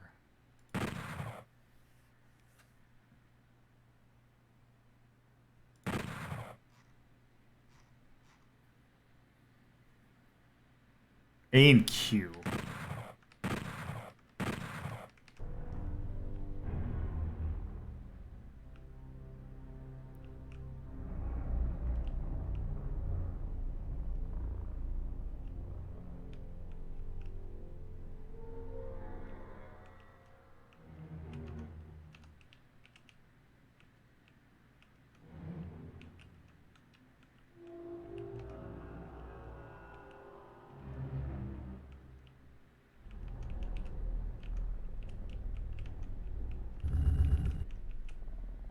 I see.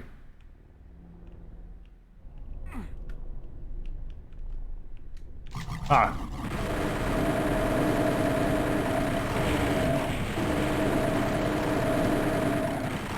Chain looks weird in this game. Okay,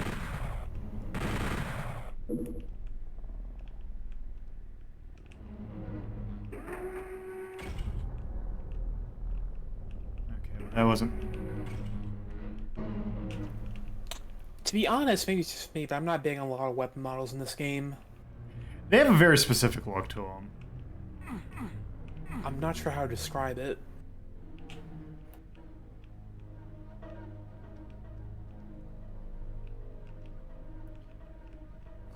They look... Is it that they look like if Donkey Kong Country had guns? That's one way of putting it, sure. Also want to check one thing. Okay, I do have my headphones on this correctly. So... probably have to drop down at some point. Oop. Ow! Okay, let's not go there. Okay, that is just a, hey, you really shouldn't. You should know how to sprint.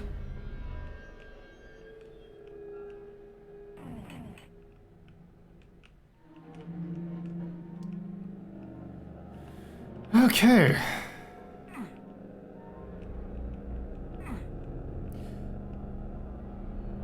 In general, I feel like I like this game better than like Doom 2. We haven't done we haven't done Final Doom yet, so we don't have much to say on that one.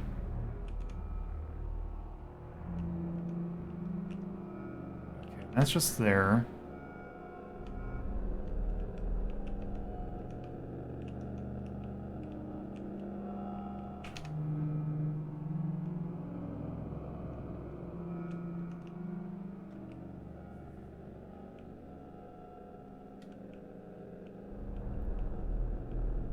Where I got the blue key.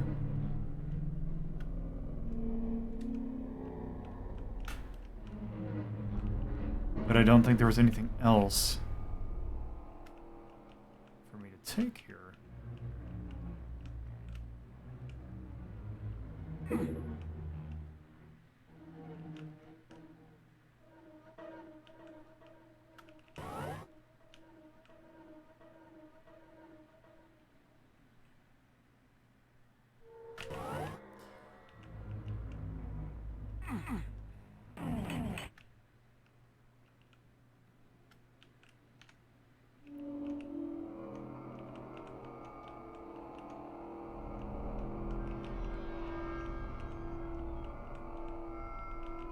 There's nothing else over there.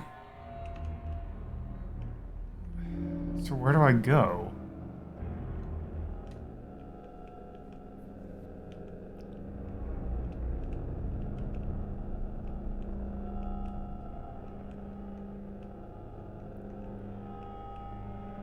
That's just that room.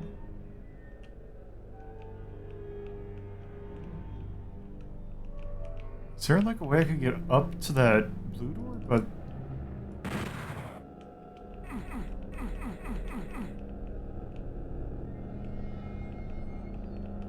I don't have the yellow key.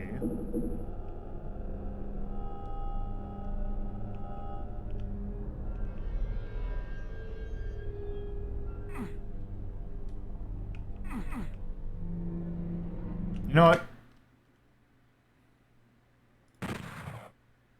I do one. Oop. Okay, that was not as... I didn't mean to go that far.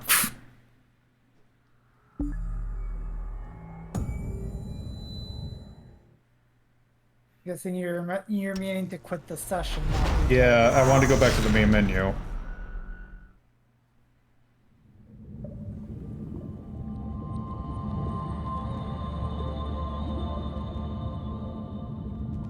At least now I get to see this.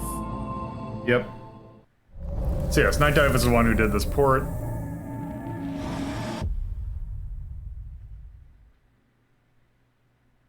Never heard of the Kex engine. I have not either.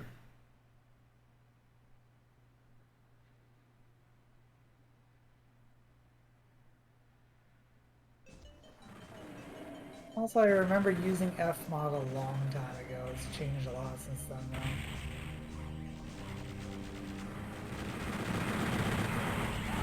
Wow, this is an entire thing. Yep. So you can see every model.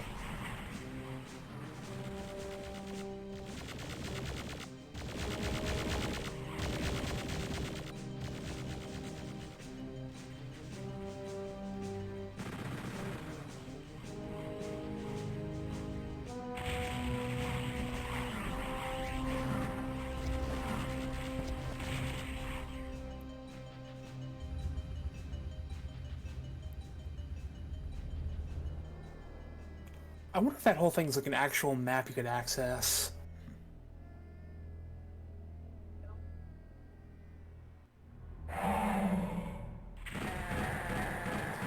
Alright, let's see.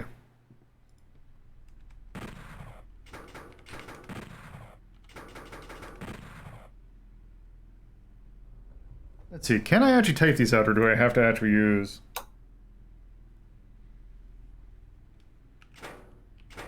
Okay, good.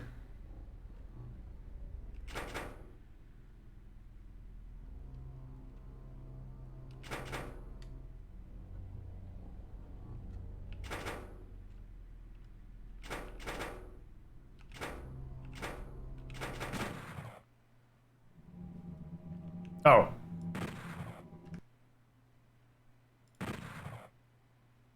Okay, here we go.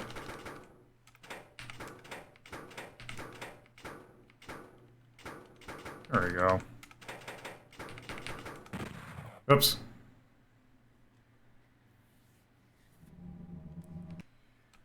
Features. Let's go to... Let's see, what's a level that sounds fun? Warp to fun. Warp to fun. Let's try... Let's do spawn fear. I love how that played out. It's like, what's a level that sounds fun? Warp to fun. Okay. There, and there. So, let's see, we got, so, both shotguns, chain gun, as the rocket launcher looks like, rocket launcher, plasma rifle, BFG, but also the Unmaker.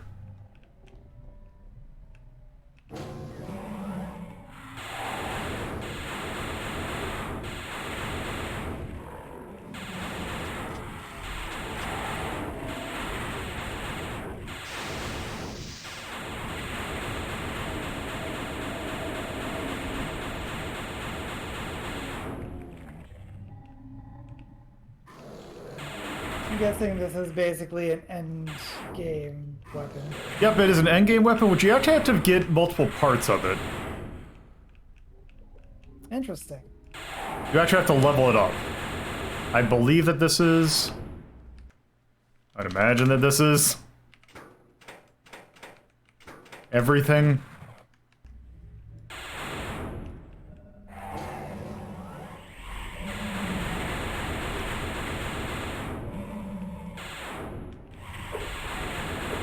Oh, there's like dart shit. This is rough.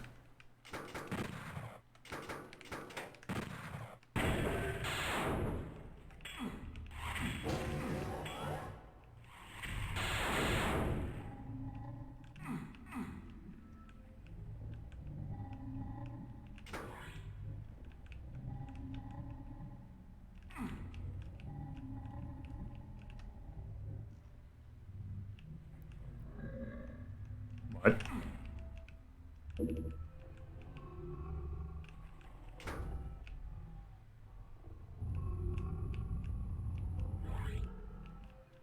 Okay. What the hell is that?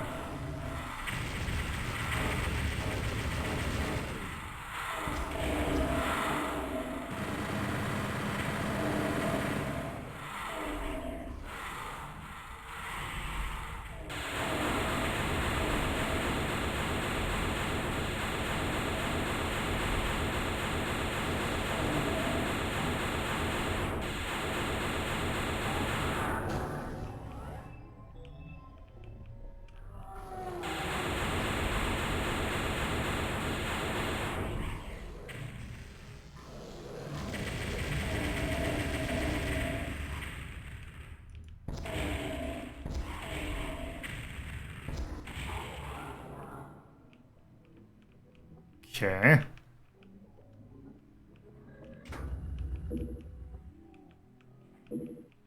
I can't remember if that's... I guess that was a Baron of Hell?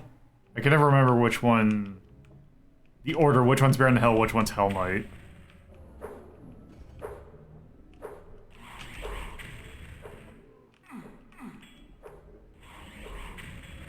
Alright, well in that case, let's see...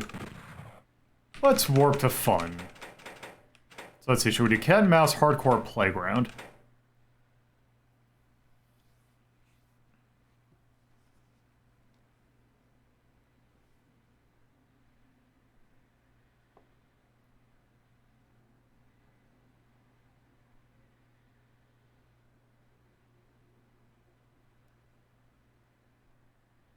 Let's go ahead and, let's see, Cat. Okay.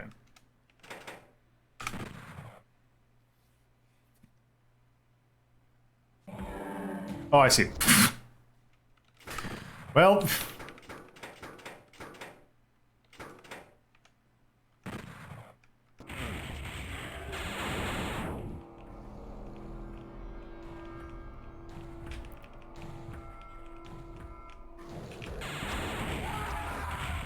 I thought I turned him vulnerable on. This isn't as much fun as they said it would be.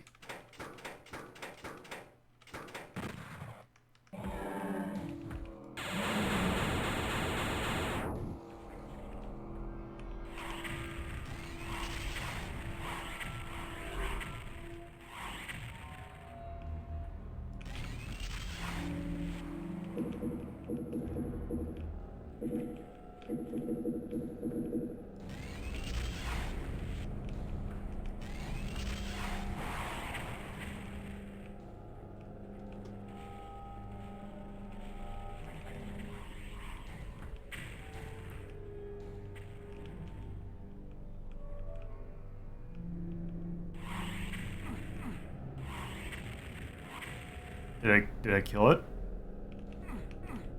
No, I did not.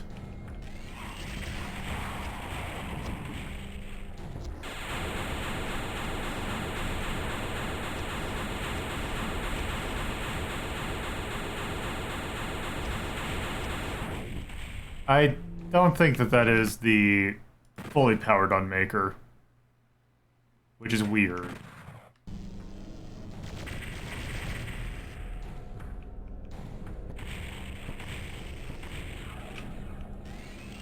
wonder if Slidey is just invincible and the goal is to find the exit. There we go. Nope, it's Skillet. Oh, there we go. It's very invincible.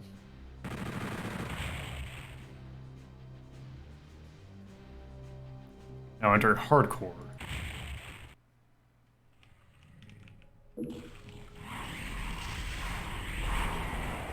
I'm guessing that the quote-unquote fun levels are like bonus. Yeah.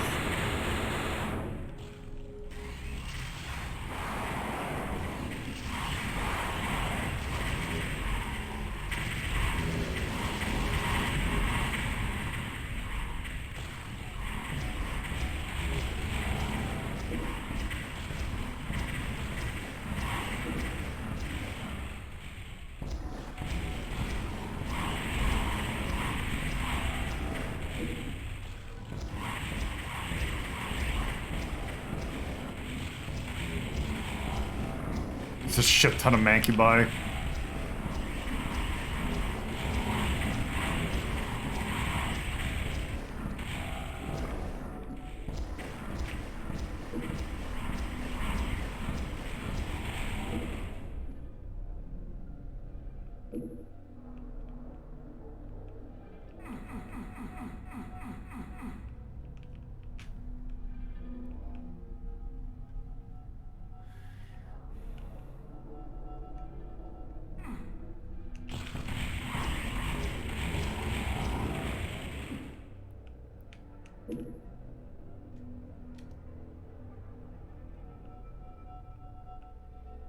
Okay.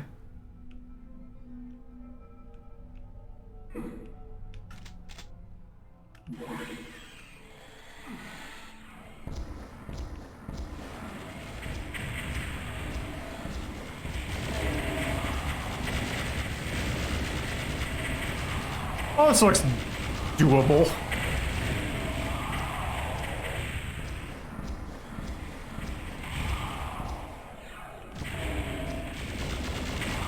Side stream appears to be very unhappy right now. I would imagine.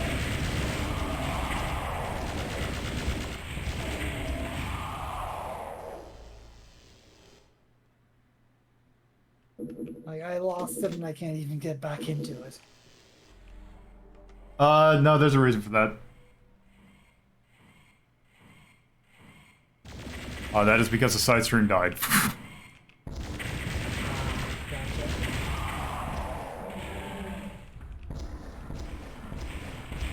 Another cyber demon.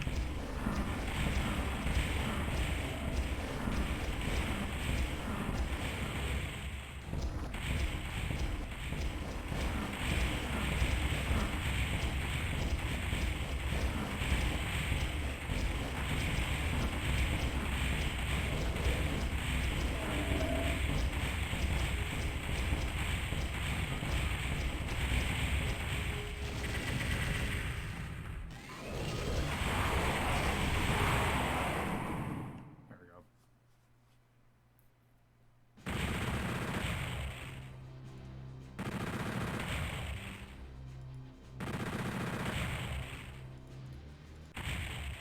And then this is playground.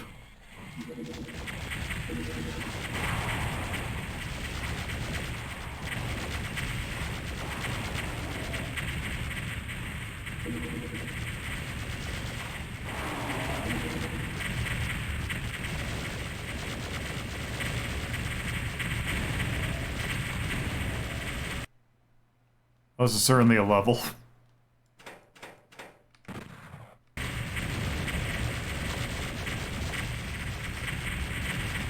Playground bullies are out in full force. What was that? The playground bullies are out in full force.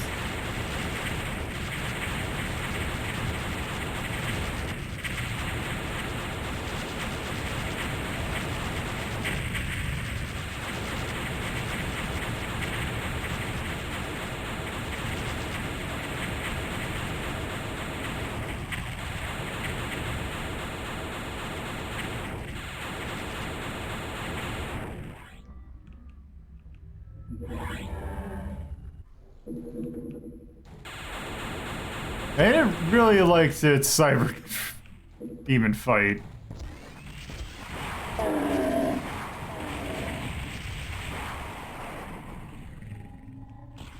Very fun.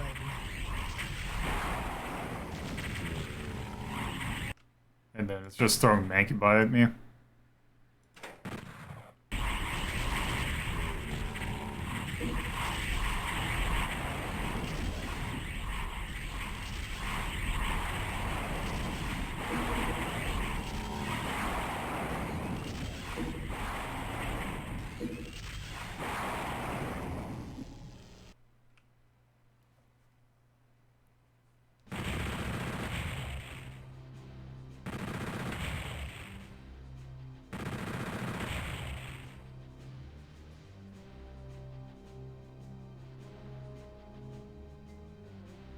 That last one kind of reminded me of Serious Sam. Yeah. Just throw you into an arena with everything. Yep. Alright, well that is Doom 64. It's a weird way of seeing it, but yeah, that is in fact Doom 64. Now I actually want to quit the game. So let's go ahead and put that on the board. Oh, that game's really good. Like, I really like Doom 64. Like, we have Doom 2 at, like, 7, I think? Or is it 6? We have it at 6. I would say, and we have Doom at, like, 3, I think. Yeah, I would kind of maybe put that in between and maybe at 5. Yeah. Because let's see. FPS, I mean, that's a Geograph Seal.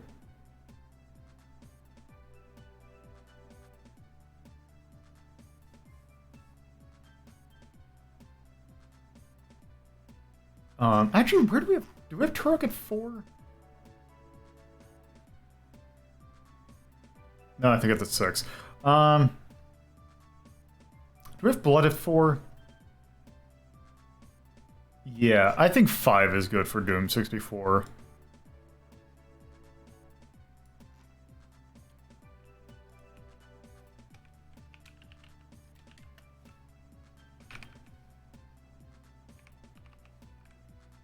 Oop. I think this is 1997. Id Software for the Nintendo 64.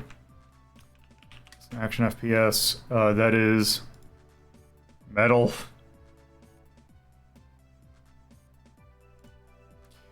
One thing I'm definitely going to put is a thing for the art. Because I know some people might like... For the art and the charm. For the other things, I actually don't know what I'd put for that. But, yeah.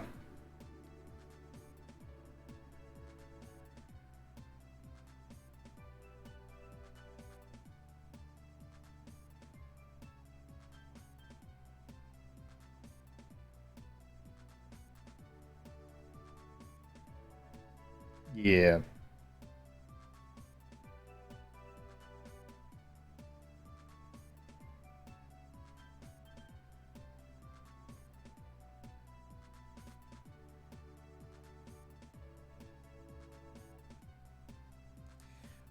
Okay. I think that's good for Doom 64. So, let's go back to the boxes, except before we pick the next box, I am going to be right back.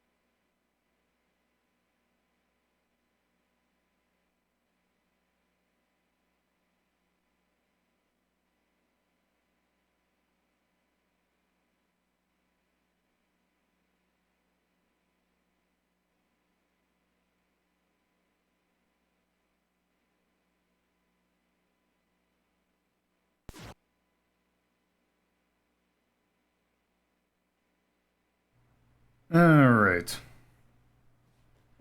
So. Hey, welcome back. Yeah,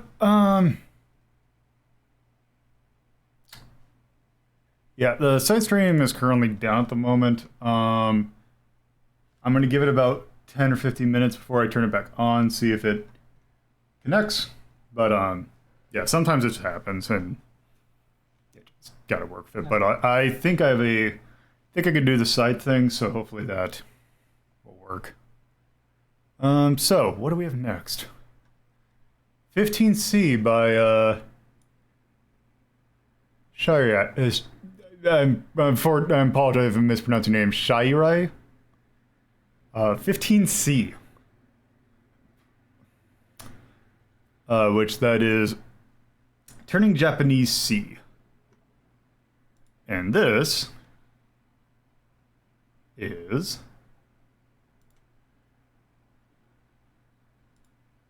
Rennie Blaster. So this is an interesting game.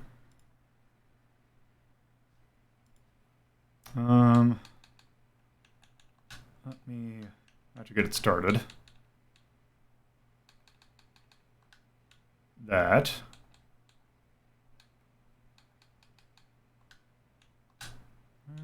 Give me 1 second. Where is... There it is. Okay, now let's see. Is Discord, are you going to be... There you are. You can do this. It's not going to be the most convenient, but it should work. So there you two can see what I'm doing. Ah, okay. So this is a Turbo CD game.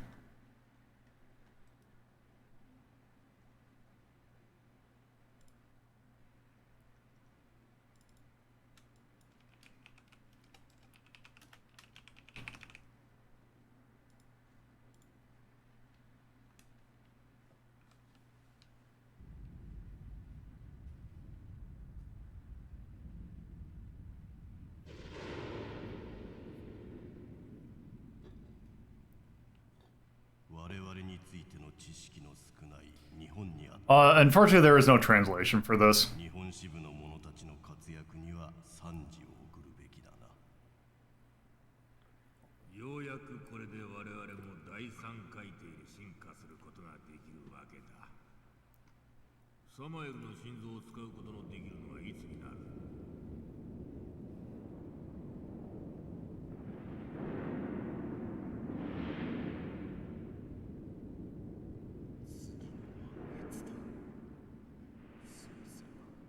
この人間どもの世界は我々の思いのまま。我らニーベルンゲン騎士団の長年の悲願がついに叶う時が来るのだ。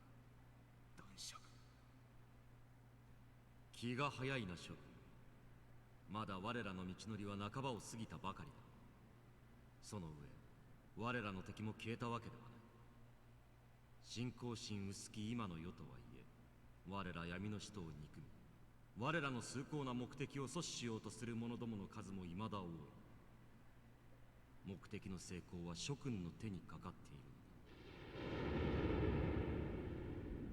ご心配なさいますな、ハルバーシュテット男爵。我らニーベルンゲン騎士団の力を疑い召さるな。どのような障害も我らの前では塵となることでしょう。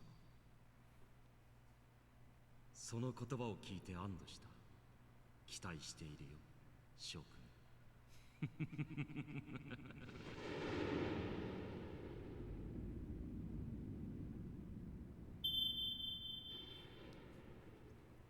Yes, this is Rennie Blaster.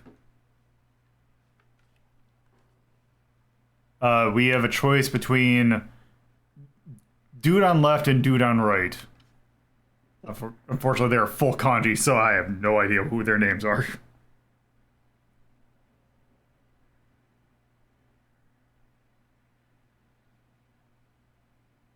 So, shall we pick, looks like slightly older dude or slightly younger dude? Left. Okay, got one for left.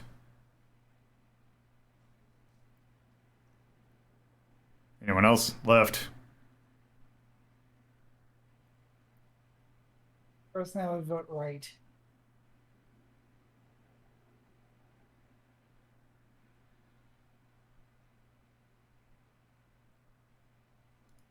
All right, well let's go left.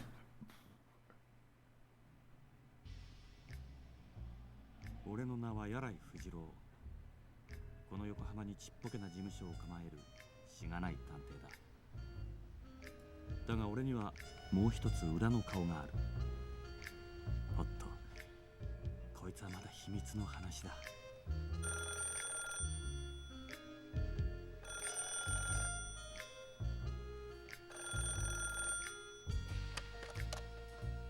柳井探偵事務所ですが。はい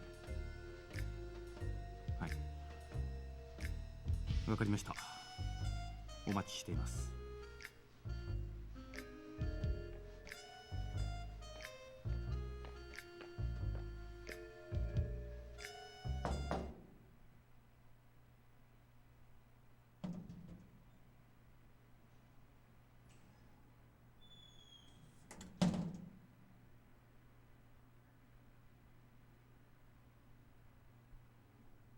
先ほどお電話を差し上げましたマリア・ド・ラクールと申します。どうかしまして？いや、失礼。あまりあなたがお美しいもので。お上手ですこと。まったく、こんなバスへの探偵事務所には似つかわしくねえ美女だ。その美しさは魔的ですらある。こいつは何か面倒なことじゃなけりゃいいが。早速ですが、 Ignore the お sound. 願いしたいのはハントの件なんです。そらおいでなすった。ハントとは何のことでしょうか？おとぼけにならないでください。すべてわかっているのですから。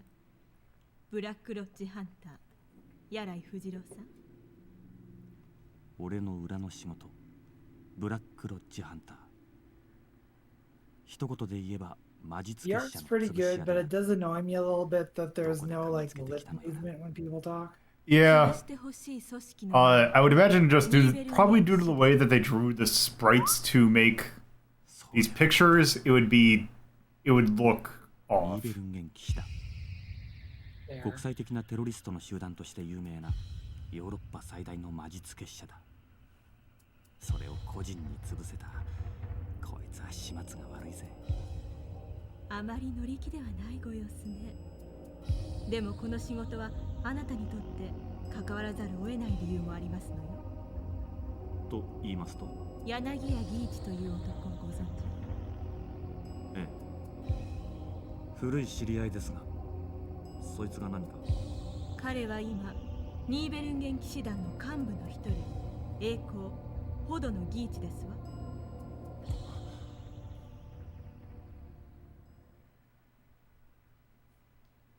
Let's see. Do I get to play? Nope.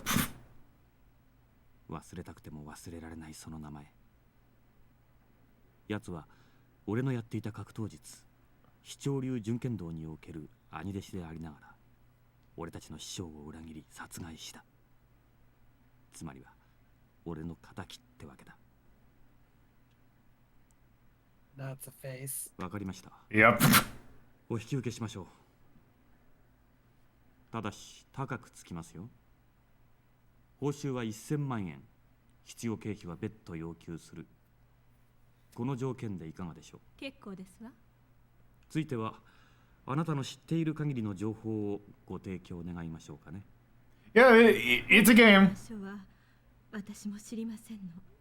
ただジュネーブ郊外にある。 They got a CD to work with, and they're going to use every single megabyte of it. OK。 Are you sure this isn't like a Japanese adventure game or something? Nope. よろしくお願いしますわ。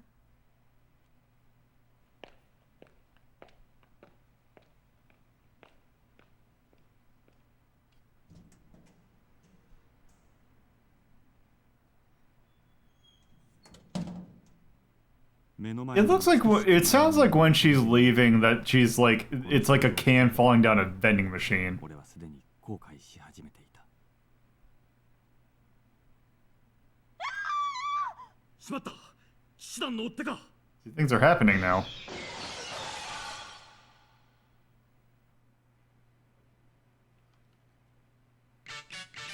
I hear you. See? Oh.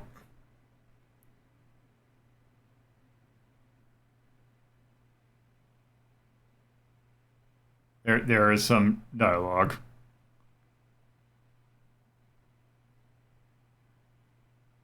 Alright, so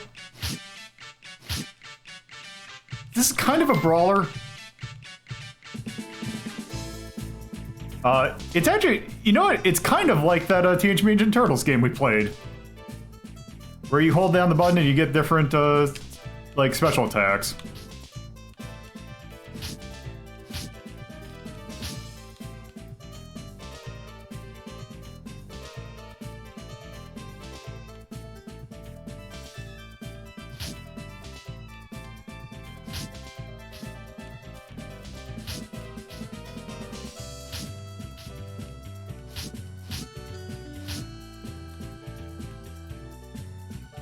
Was this based off of anything? Nope. You'd think so the way it looked, but no, this is...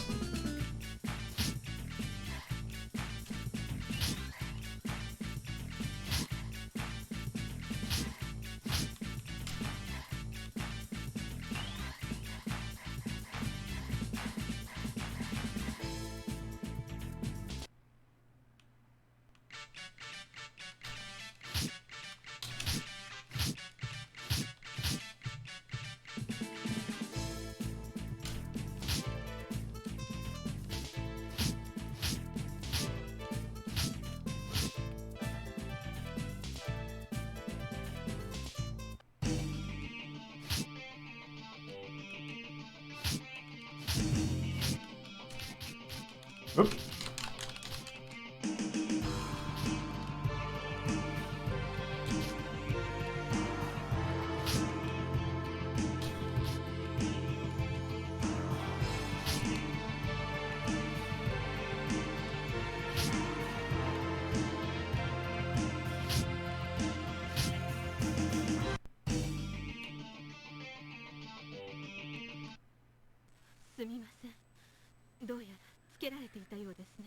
騎士団の連中か。多分。でも、さすがですわね。噂以上だわ。お世辞は結構。そいつは仕事を終えてからにしてもらいます。 Also, I don't think the voice acting is matching the 騎士団に顔を知られた以上。 subtitles, I guess. Yeah, the audio seems to be ahead of the video. I think it might be even worse for Discord streaming, honestly. It was pretty bad for just me seeing it.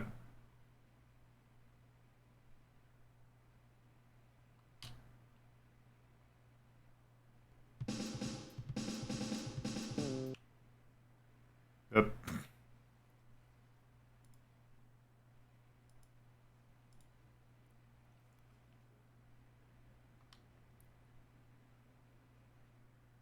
Also, this is a weird way to do exposition. Instead of doing it like before the stage starts, you go like 2 or 3 steps and then someone starts talking, which stops the music. Yep.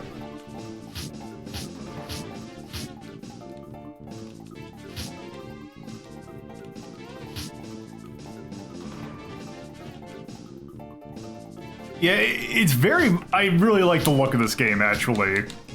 Not gonna lie. But yeah, I guess you do have a double tap to dash, and you have, let's see. Okay, the elbow is really good.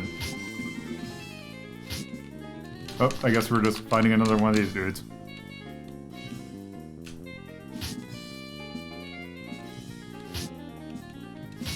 It's an instance of a boss becoming a regular enemy.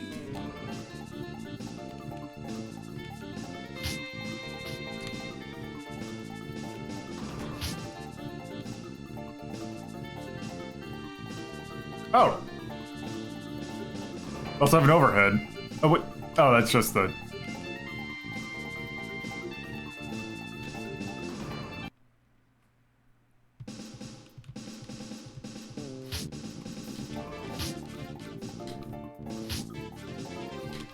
Which there's a surprising amount of moves for a controller that has 2 buttons on it.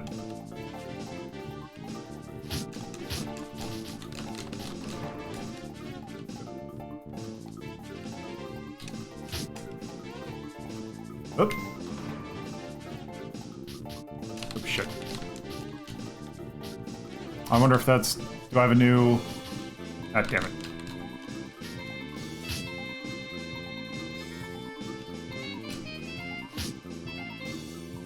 Or does that just make my magic better?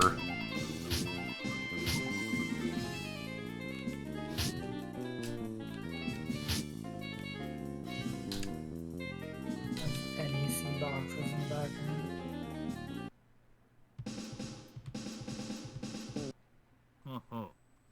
なかなかやるじゃないか。さすがはブラックロッジハンター、柳井藤郎。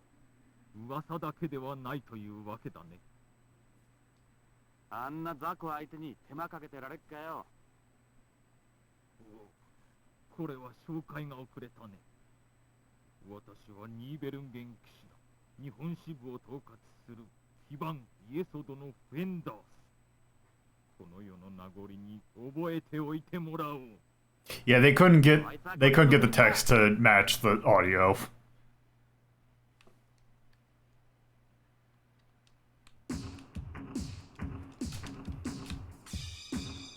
Oh, okay. Oh, hi.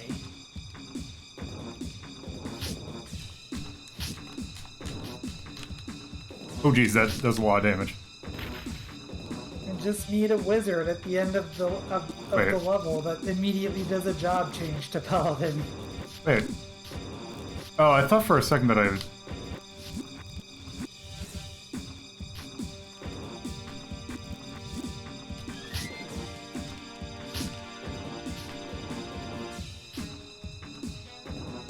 Oh. Okay, that's good that lives are just like, hey, you just respawn where you were. なかなかやるな。だが、私を倒したところで、我が騎士団はついほども答えはしない。わずかに伸びたであろう己の人生を大事にするがよい。ったく減らず口ばかり多い野郎だぜ。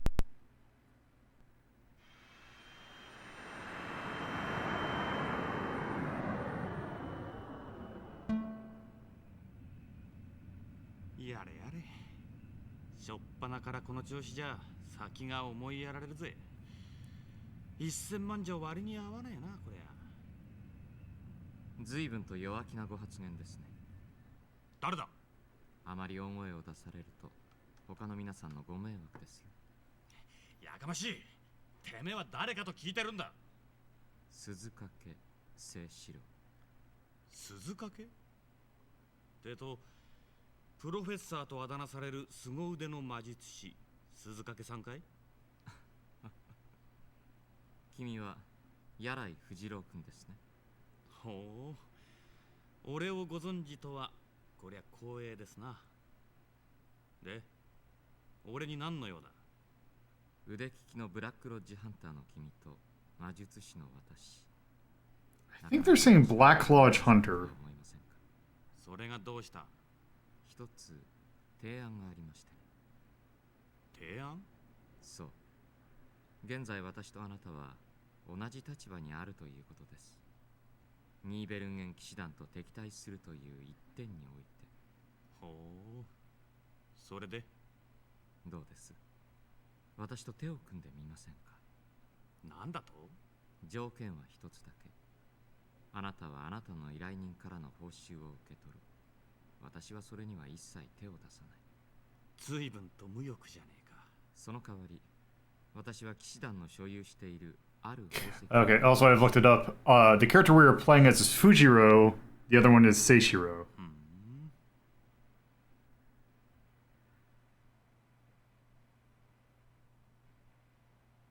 Oh, good.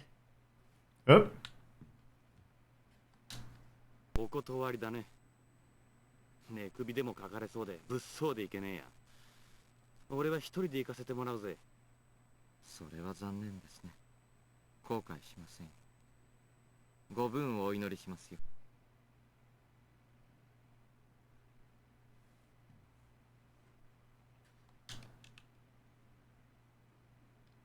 Okay, we are now in France. Oh. Ah, so there, we can now change loadout. Actually, Genève. That's probably Switzerland. Oh. Geneva.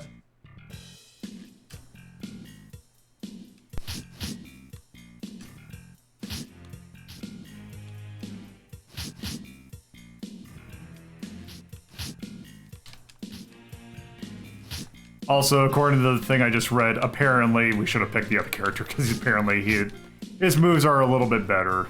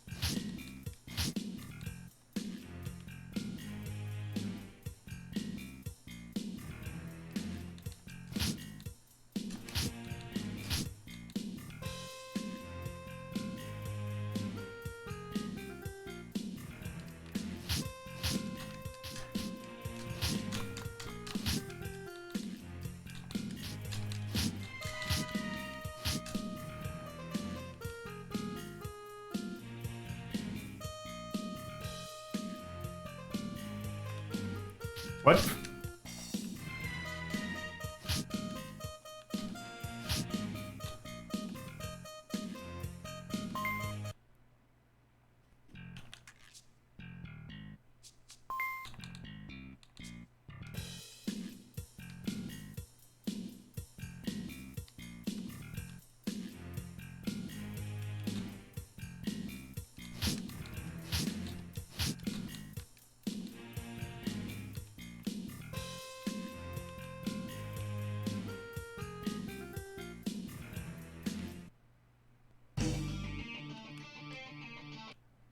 まったくとことん楽しませてくれるじゃねえか。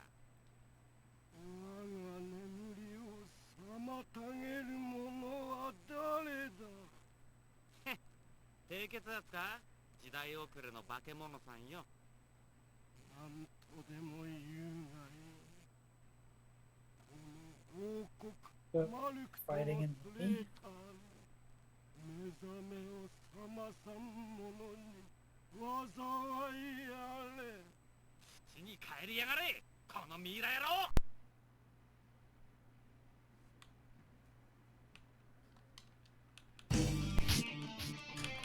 Oh, geez. Oh dear.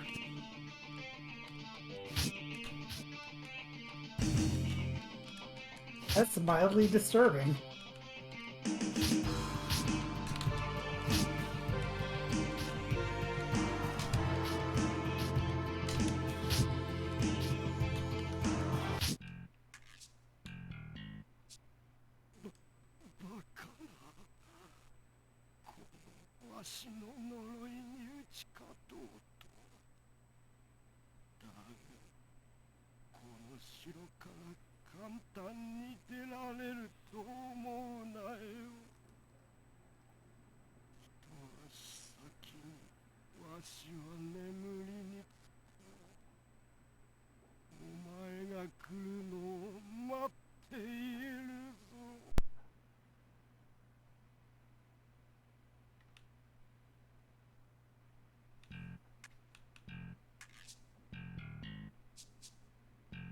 So I feel like the music has been going in strange directions.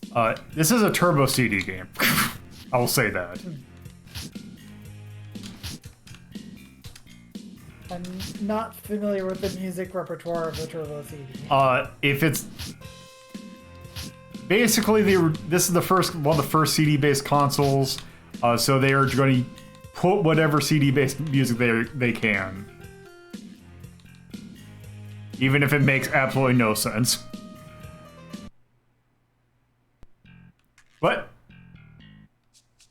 What the hell is this?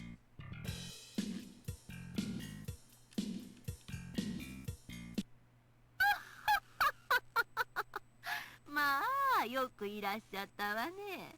さあ、ゆっくりお茶でも飲んでってくださいな。ふざけるんじゃねああ、落ち着きのない方ですこと。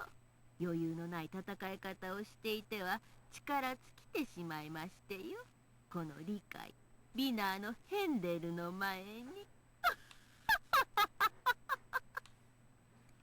黙れ。慌てちゃダメダメ。あなたの相手は私の可愛いお人形よ。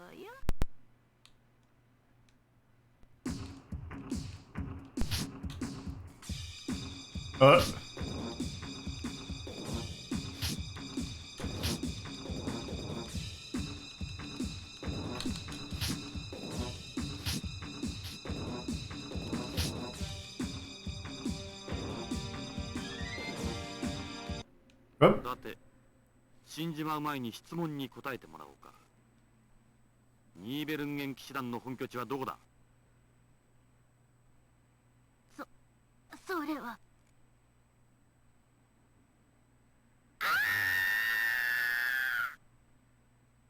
誰だ？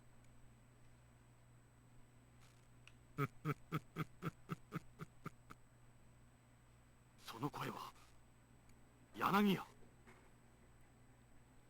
おお、覚えていたか、俺の名を。忘れるもんか。欲に走り悪魔に魂を売り渡した師匠を殺した男の名を。来い柳屋、勝負だ。まだだ、まだ早い。貴様と戦うのは。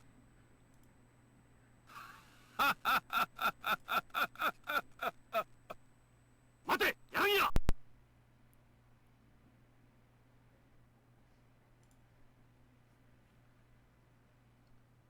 And now we're going to... Oh, we can pick what level we're going. Do we want to go to Zurich or Copenhagen? Copenhagen's got to be fun. Okay, let's go ahead and see what the other two abilities we got are.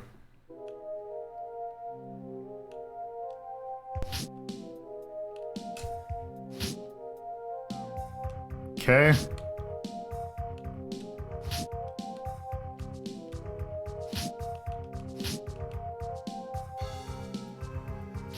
Ow!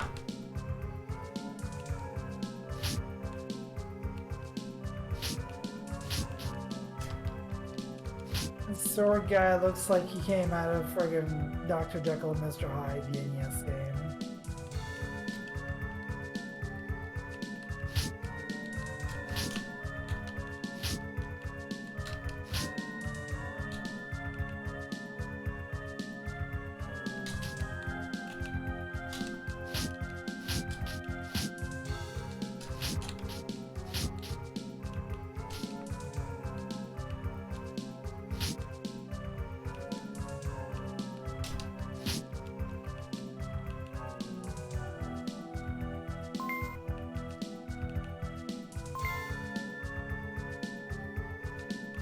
I mean, I like that they're giving out the scrolls like candy.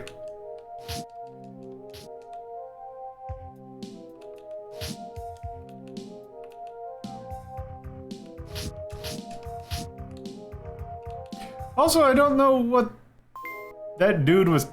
Okay.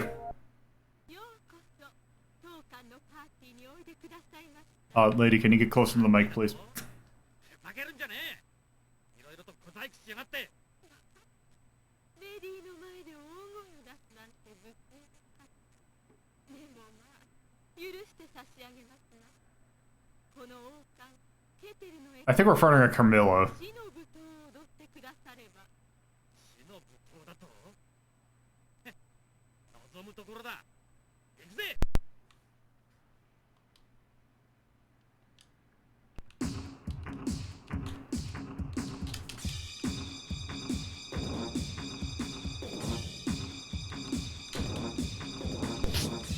What? What the hell is this?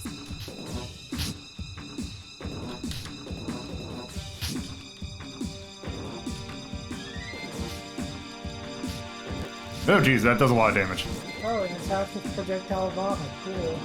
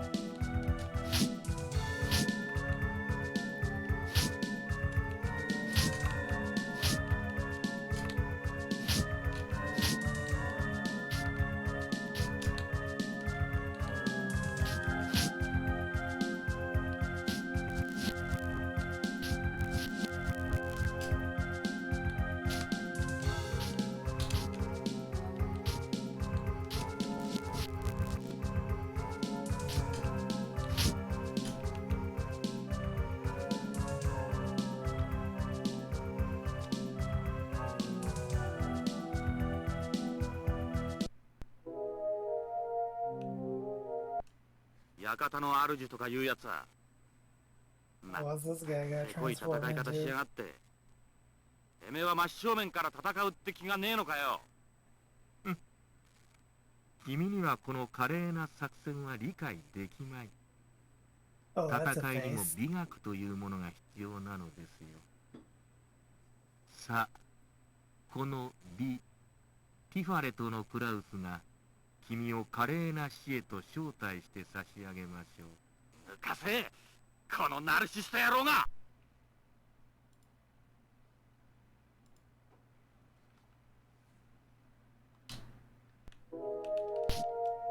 Oh, he just has a knife.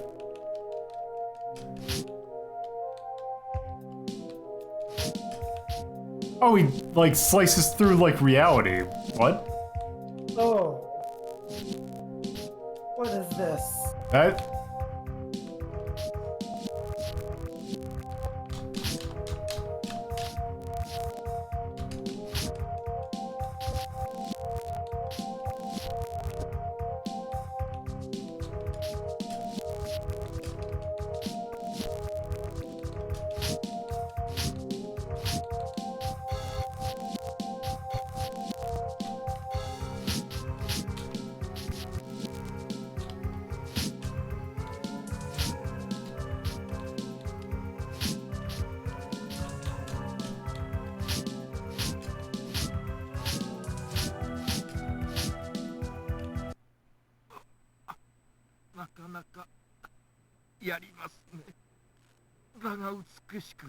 Yeah, I would imagine that that's on purpose.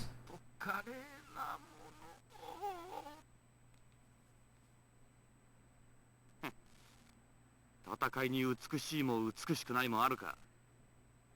しかし無駄なこと。我らが狩猟ハルバーシュテッド男爵の前ではその程度の力は何の意味も持たないでしょう。狩猟だと？そいつは一体どこにいる？ルーマニア、ワラキア城。ワラキア城。 Alright.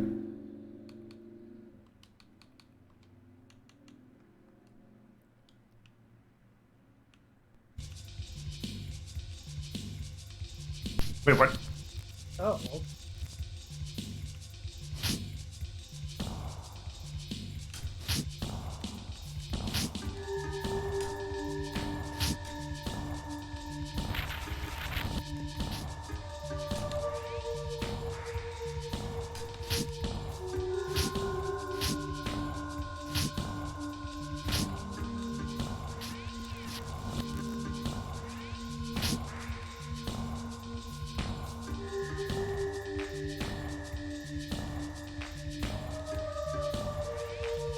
Alright, well, I think we've kind of seen enough of this. I actually don't know how much longer this game is. But, we got other stuff to look at, so I don't want to hog the time with this thing, even as the thing is kind of neat. Also, the music's just... I don't know what the song was trying to go for there. So...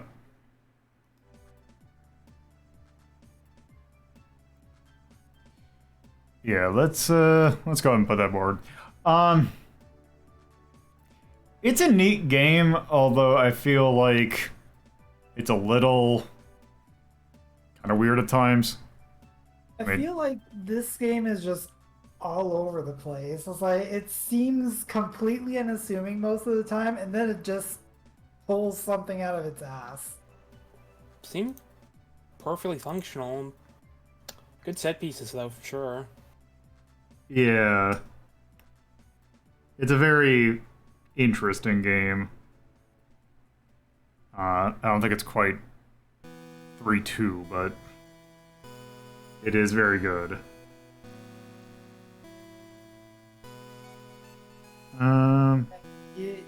You might not agree with this, but I would at least suggest like 420. I don't know 420, maybe one of the other ones, but I don't know 420. Okay. Where's my mouse? There's my mouse. Just for how bizarre this is. It goes places. Yeah.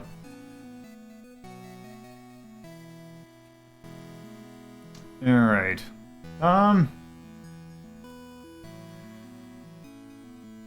Like, actually mentioning Shinobi, I do feel like it's at least on level of that. Yeah, it's pretty regular, so I would give it a number. Because we got Shinobi at 8. I look at like 6. That's stuff like the Karate Tournament, Shutaka Wolf, Ochinya. I'm thinking maybe like I see Curse of Isios there. Yeah, I feel like this is a 7. Like it's good, but it just kind of weird in terms of like design. Like it's not weird in like the terms of like tone. It's like weird in terms of like gameplay. Which also, actually... okay, we put Ane-san above, but, yeah. Let's just go with 7. And that was Rennie Blaster. That's also another weird thing about that. That is a 1995 PC Engine game. Also, I believe the developer's J-Zone. PC, or not, TGCD. As a brawler. That is a different kind of anime, but anime nonetheless. The music, God, I like the music, even as it's weird. Also, there's a weird campy charm to it that I kind of like. Campy and like, it's a turbo graphic CD, PC Engine CD-ass game. Yeah, campy definitely fits. I don't know if any other charms. I think that might be good for now. So, yeah. Alright, well, there's that. So next in the queue, we got Bob. Bob requested, got 13A. So we're going back to America. America. And this is certainly a America game. Well, kind of. So, Alien Hominid. Oh. Also, I'm going to test to see if the side stream's back up. It is. Good. Is it okay to put another one on the queue, by the way, or should I wait? I mean, you can go ahead. Okay. I like what we've seen in this one, so I'm just do the last one here. There we go. These are good boxes. Yes. All right. Hold on, I gotta remember how to do this.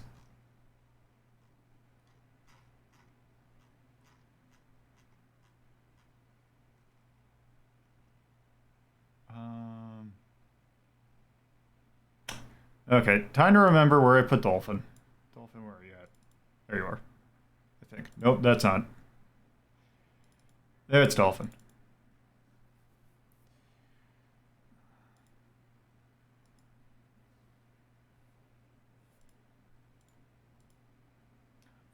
Actually, I'm gonna do this.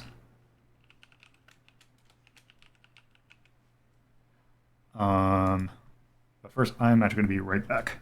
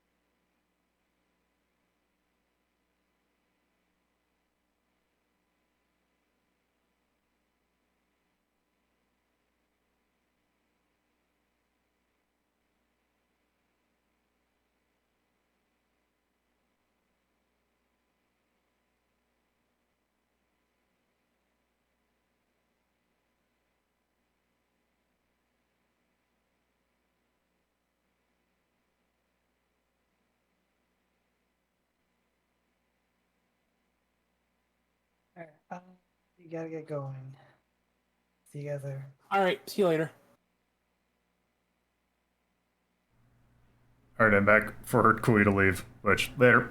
Okay, so. Alien Hominid is on the wrong screen. There it is. Also, we are on the wrong screen.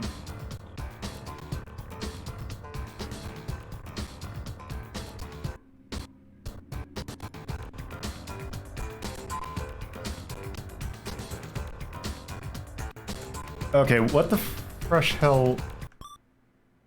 Okay. Give me 1 second. Why did you... Why is Dolphin utterly eating ass? Is it because it's running with OBS? That's all I can think of. Oh no, it should be fine, but... Okay, you know what? We're gonna do this, this. Okay, why did that just completely run like...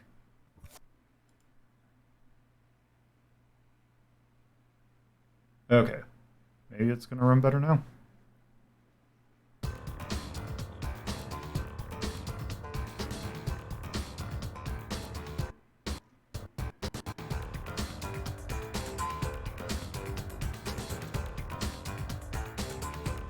I'm gonna get it up in a second. I just have to figure out which one of my million OBS windows is the right one. Okay, there we go.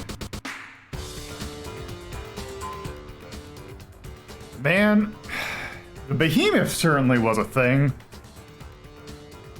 I mean, technically they still are a thing, but I get you. Yeah.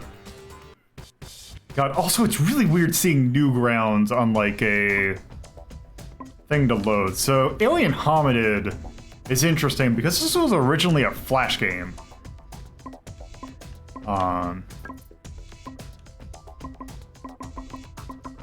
So yes, Rip Flash. Oop. I need to. So, I'm gonna be real, I used to have this game, I'm not really a huge fan. Like, I appreciate, like, the achievement of getting this on a retail release and all. And it's fine, it just... You can still kind of feel that Flash game jank to it in places. Yeah. And, I was never a big fan of Castle Crashers either. Castle Crashers I liked, but, alright.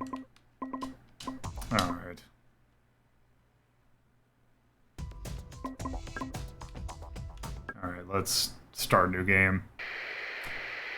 So, essentially what Alien Hominid is it was basically the, is it Tom Fulp? Is the behemoth dude? Or am I thinking of something else? I think he's the guy who made Newgrounds. Okay. But basically what this was is trying to make a Flash version of Metal Slug. Okay, for a second I thought the game was going to crash. Okay.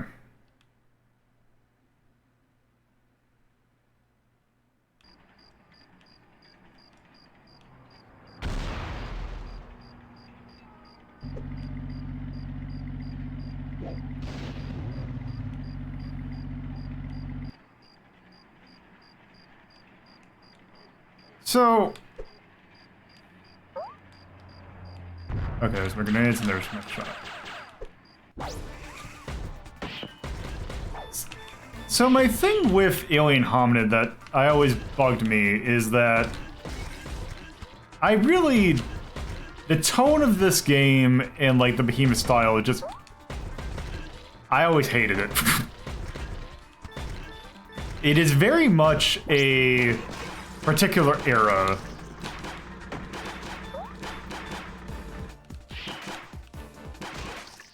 That I can only really describe as hot topic-y.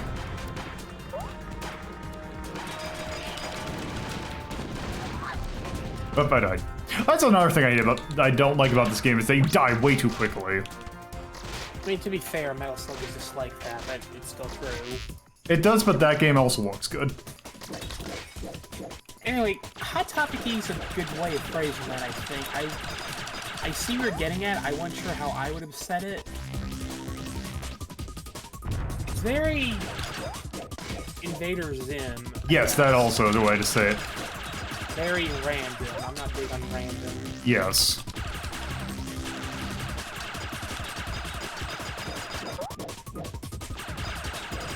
Cut.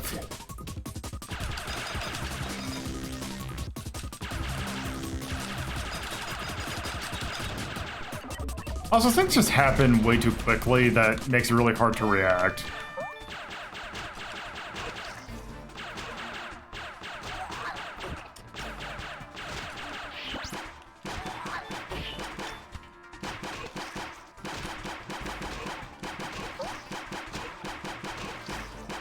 I mean, in Flash games, this is really good, but this also is on the GameCube.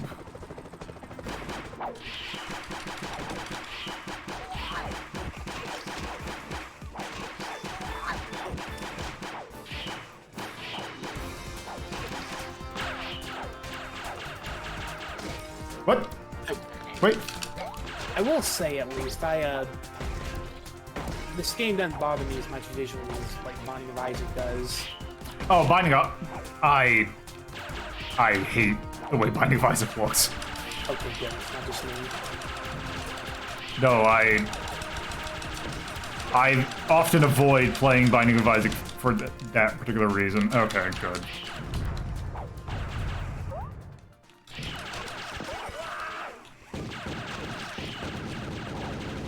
So, 7 lives and 5 credits. It's like 35 lives. I'm not sure that's enough. Yeah.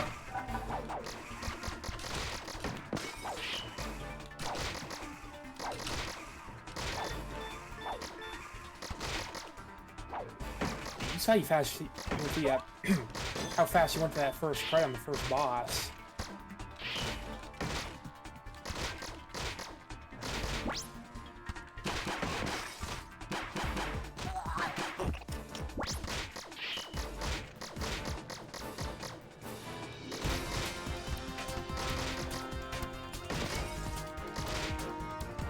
I should look and see if there's been like a 1cc of this. Like, I'm sure there has to be. There has to be. Also, there is a thing I hate about the way that when you cut the FBI dudes in half, the way it looks is just reminding me of Among Us. I wasn't thinking about that, but now I am. Thank you.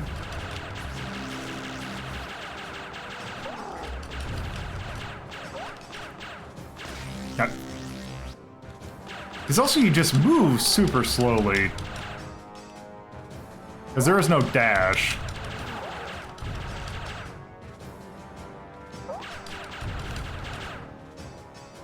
Yeah, this really needs like a slide or something like that. It's like 3? Is it 3 on the slide? Which, Contra or Metal Slug? Metal Slug. I don't know. I haven't played Metal Slug a whole lot. 2 is... But X is the best in my opinion. I'm not a big fan of 3 like everyone else is. I've generally heard that 2 is the best one. What is this? What?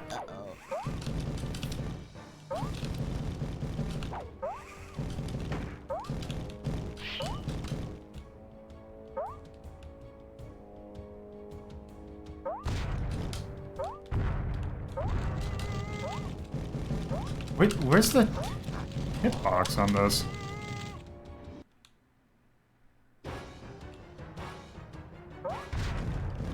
I assume it's still the eye. It's... What?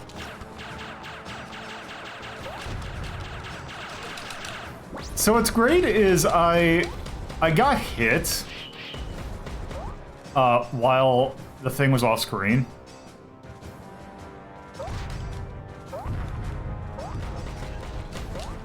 Yeah, I'm doing, like, things are just so meaty.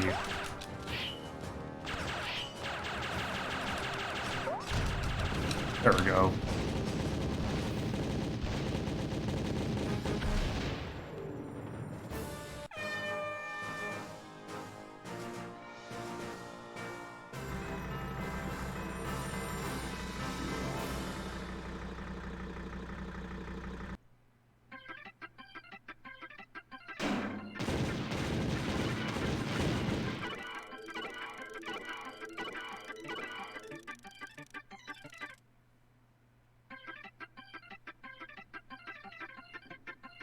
Alright.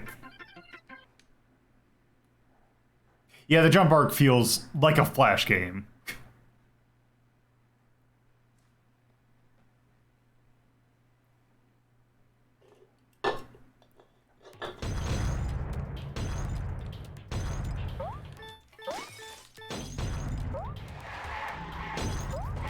What?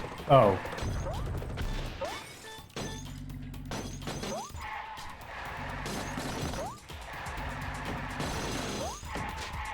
What?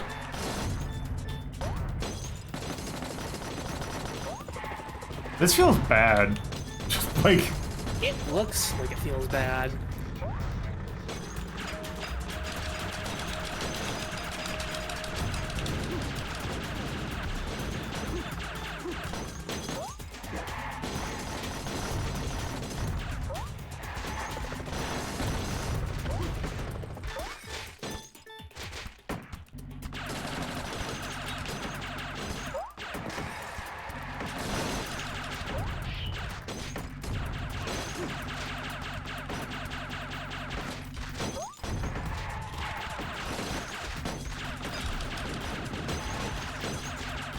This is like the really bad kind of visual cacophony.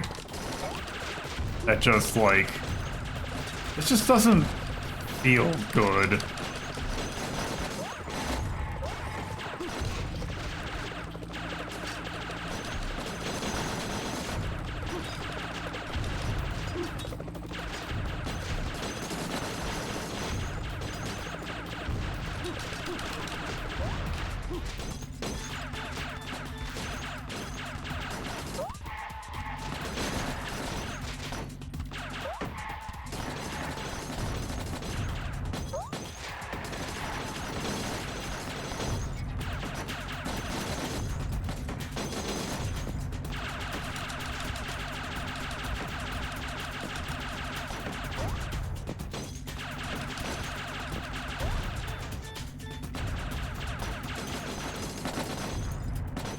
I will say, at least when you're in a vehicle that explodes, you don't die. Okay. This is a very bad way of doing this boss.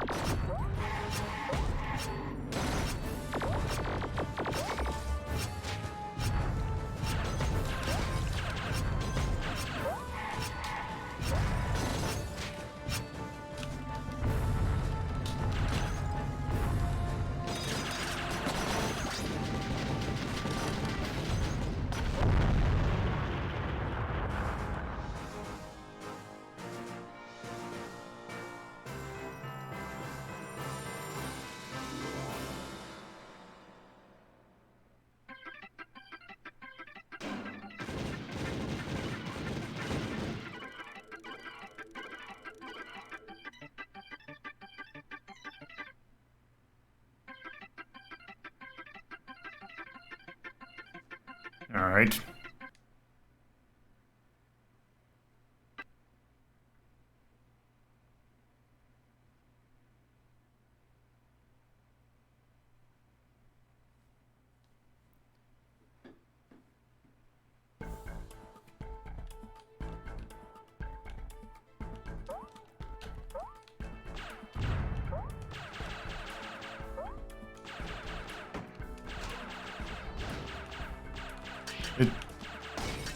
Man, God, this game does just feel incredibly...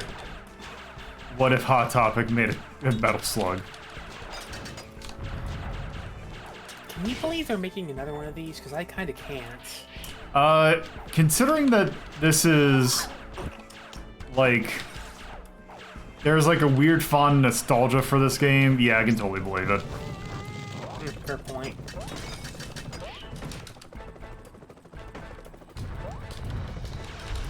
Then again, I guess with Steam, none of these games are a big surprise anymore. Yeah. Everybody can make something like this now.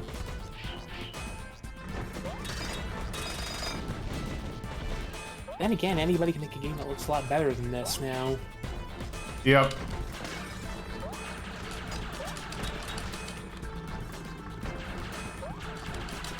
I mean, I don't have a problem with the game being doodle-like. It's more... the doodles that are being drawn are that are the problem.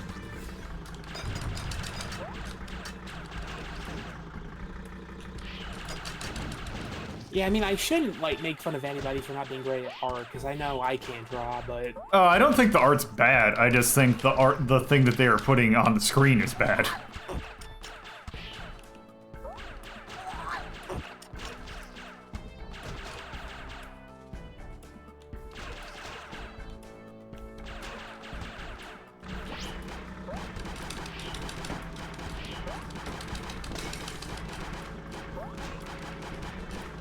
You know what? I'll bite. I'll see what that URL is. Alex in Wonderland.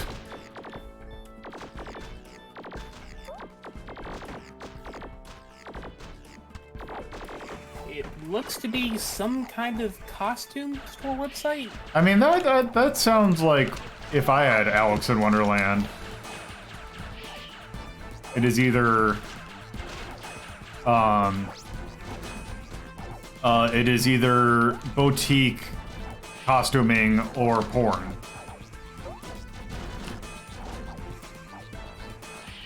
I'll look it up on my back machine.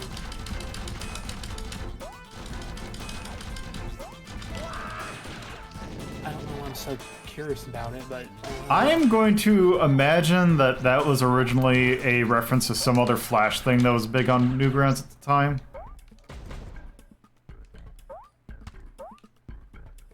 Nope, still a costume place in 2004. Maybe they just didn't.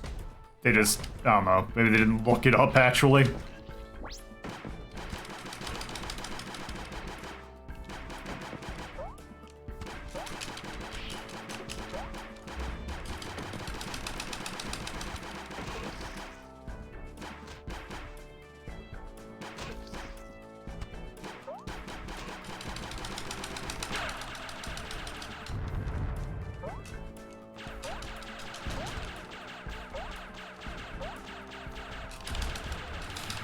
Oh yeah, I just remembered. I've never played Friday Night Funkin' because style that reminds me a lot of this. Oh yeah, God, yeah. I know everybody loves that game, but I don't know. It's also great because apparently the guy who made Friday Night Funkin' is actually kind of a major douchebag. Oh right, I remember hearing about that. That's great. Apparently has some very bad thoughts on trans people. Yeah, I remember.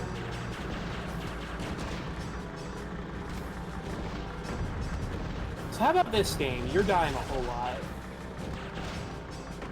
This game is like...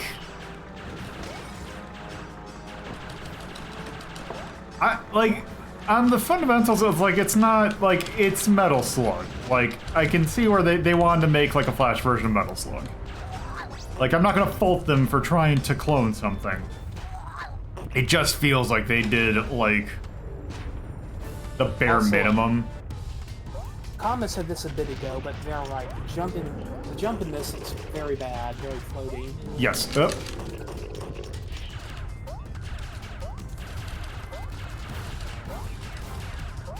Where am I supposed to... What? I assume you shoot it when its mouth is open, is my best guess.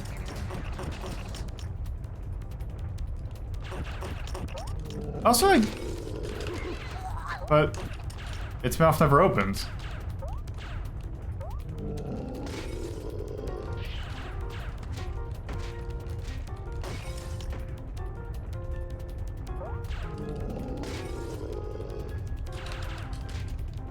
What the...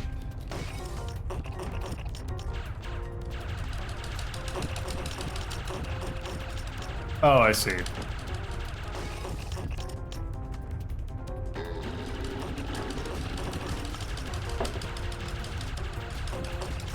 That's a interesting.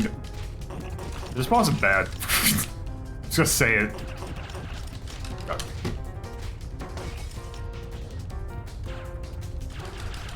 I love like instant death things in games like this that just the moment they touch you, it's just unavoidable death. I think we're good on this game. Yeah, it doesn't get much better than this. It does not. Alright. So... I don't know, 13, 14 to start? We can start there. I think it might go a little bit lower than that, but...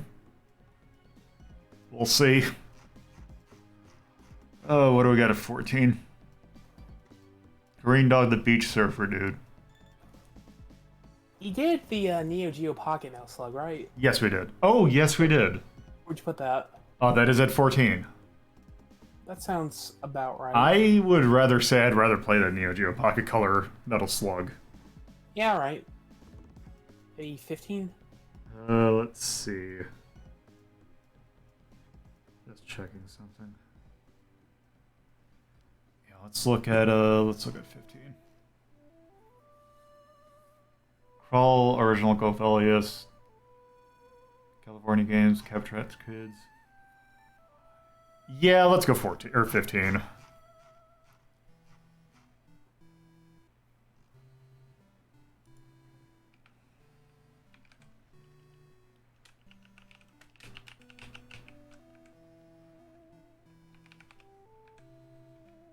Oh, I forgot to check when that was. I think it was 2013. Oh wait, the developers of the Behemoth. GameCube. That is an action game. God, I wish I had.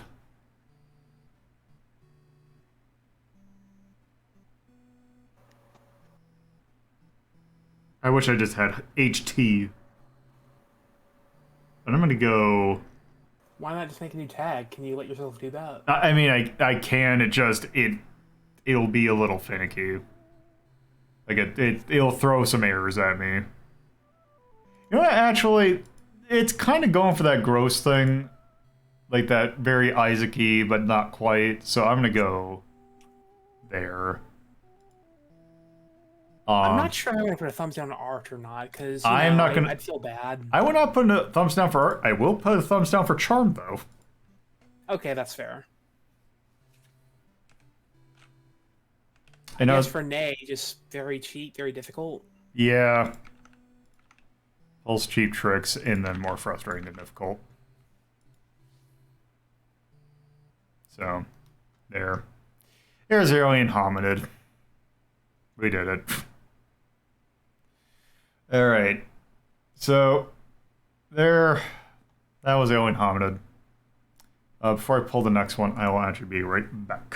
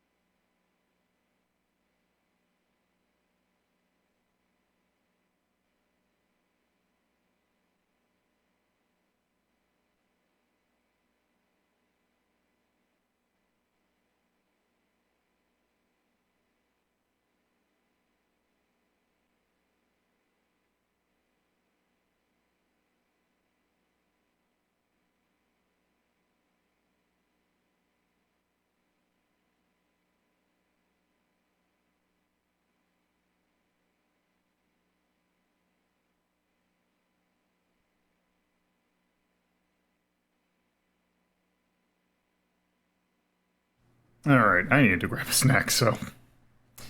Yeah. Kuyo had 14B, which is European Extreme. So,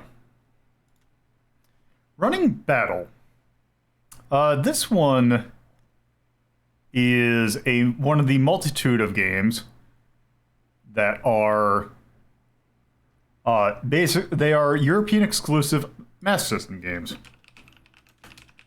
So, yeah. Not much to say. I think Aspects developed this one.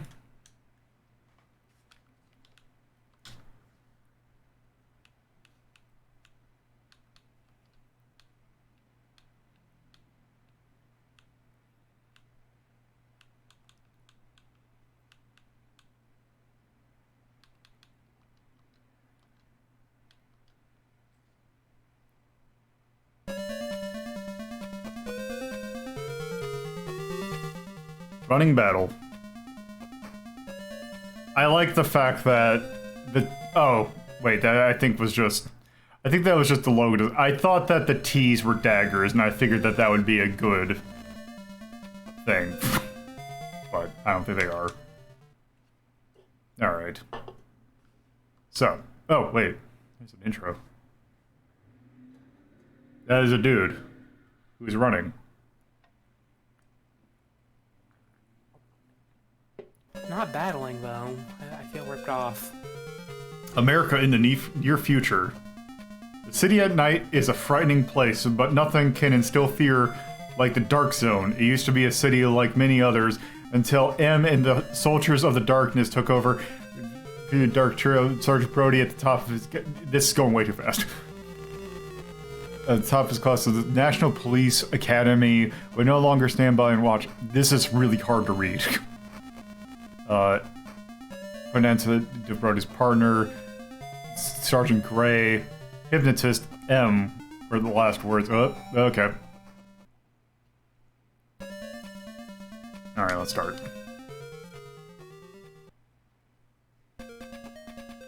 Okay. So this is like another 2D brawler.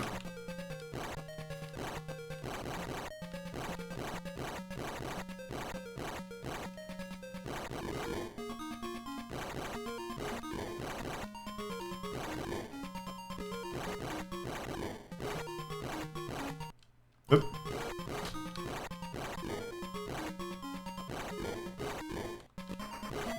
That's right, the SS is the super suit, which means I'm invincible. So now I have a gun. You know, I've never actually played this. I'm curious where it's gonna rank. I think I know where it's gonna rank, or I have an idea.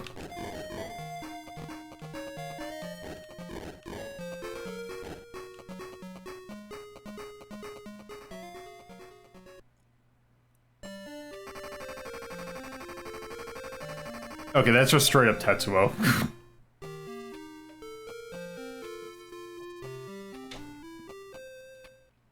Is that like a pencil mustache on him? I think that's just shading. Oh, Kaneda. Yeah, I always get the two mixed up.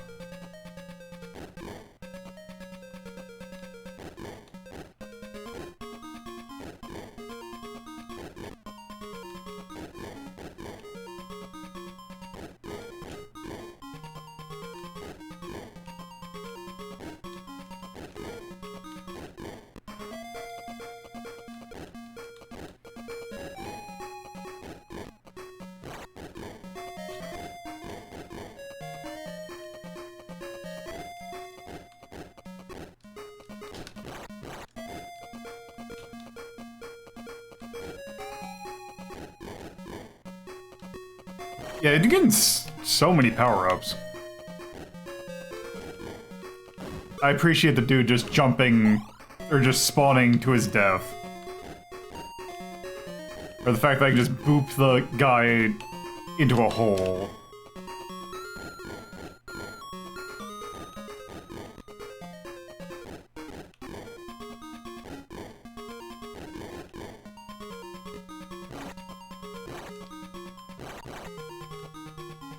Like a rifle.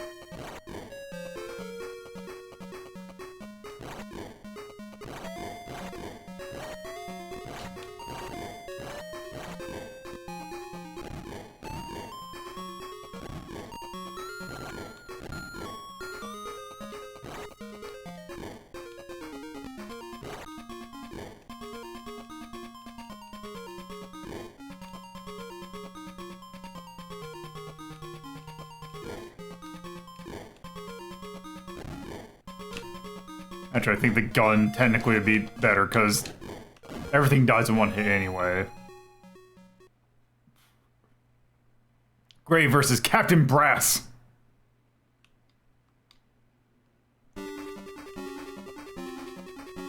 That's a good face. It is. Oh. Does the Wait, good what? faces can't watch your streams, by the way? I don't. Does. I don't think they do. Well, now he just looks like Leonardo more than anything. Also, man, this is. They took away my gun.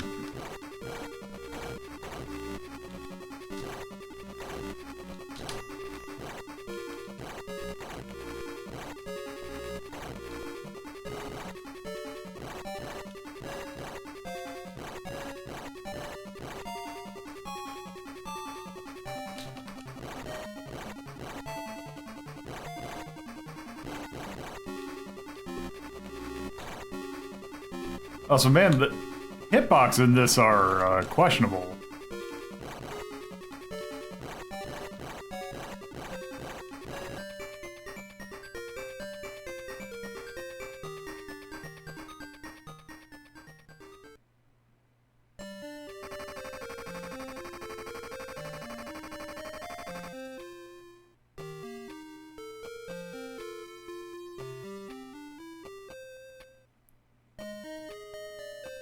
Alright.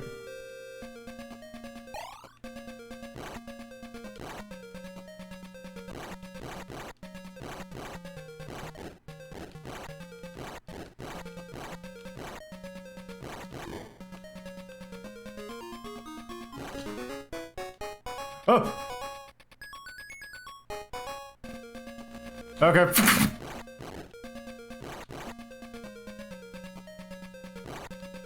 Oh. Yeah, Raffer, that's a good way of describing this game.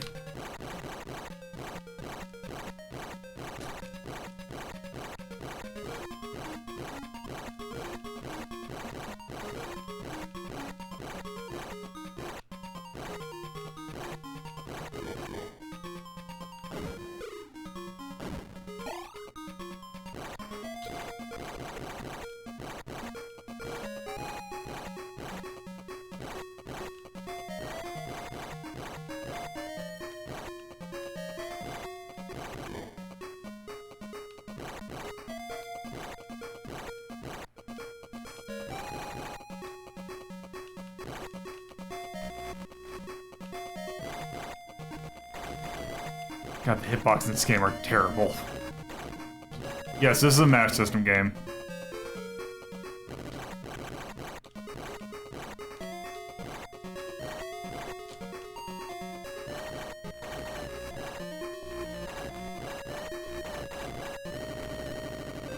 What?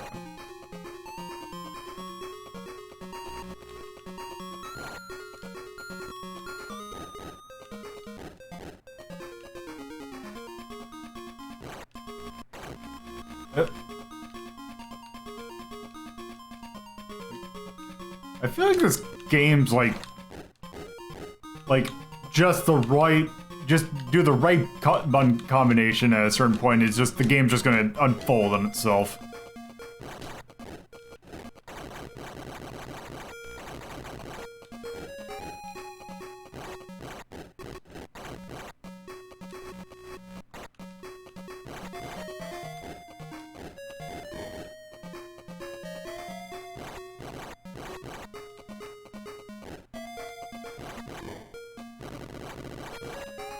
Okay, so apparently when you do the jump kick, if you hold down the kick button, you'll just kick indefinitely.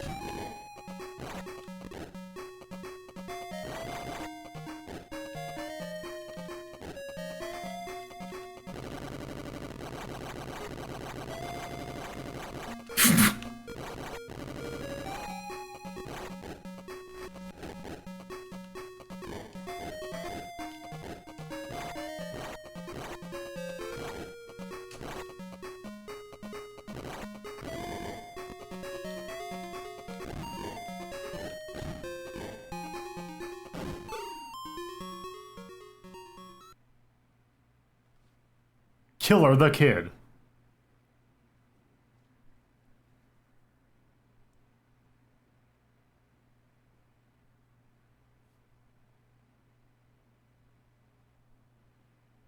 Alright, you gotta hit the button. So, first you found a pirate, now you're finding cowboy. By that logic, I assume stage 3, boss is a ninja.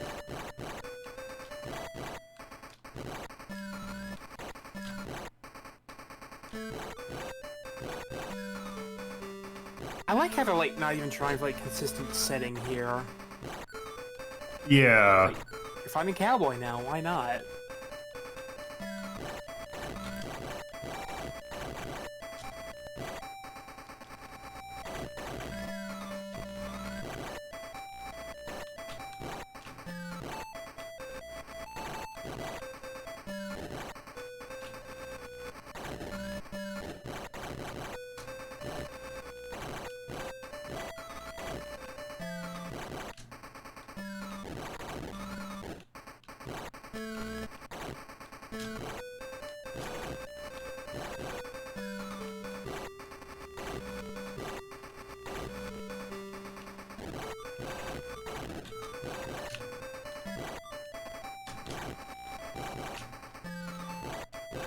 Man, the hitboxes on these boss fights are just really bad.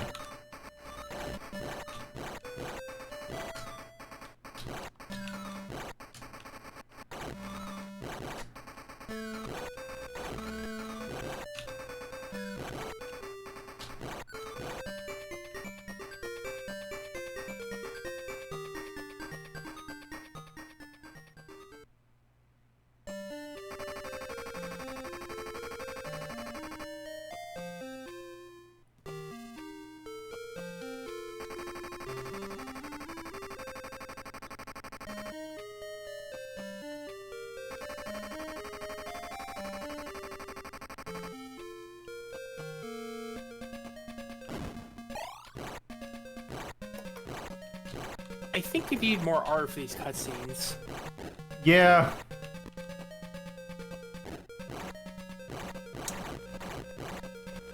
I can't really prove this, but I feel like there was supposed to be art there that they never got around putting in.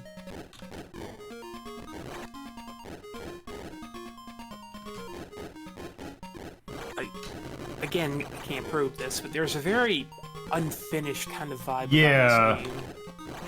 The fact that it only got released, well, granted, I think this is like 91.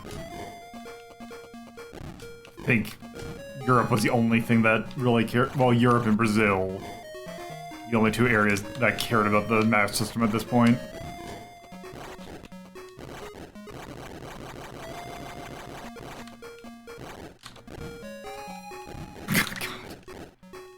I just love how much everything you can juggle. What the hell is that?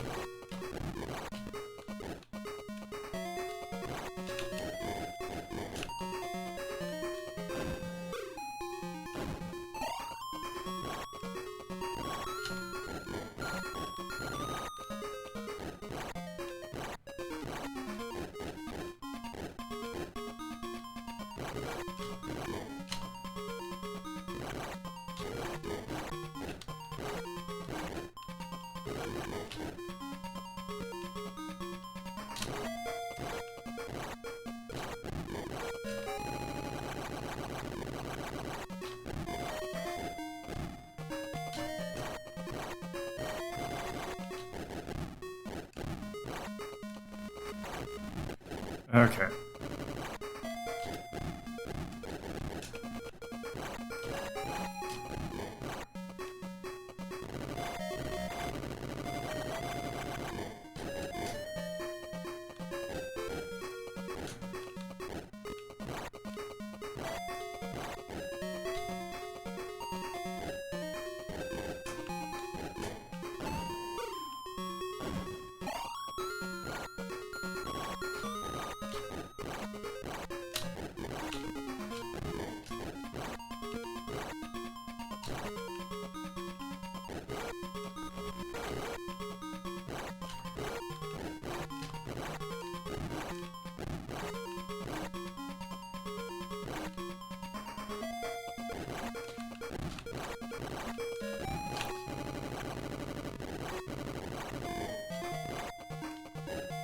God, just every time you get a good, like, jump kick, like, juggle, it's... really bad but feels good thing, if that makes sense. You feel like you shouldn't be able to do it, but you're glad you Yeah. can. Samurai Man.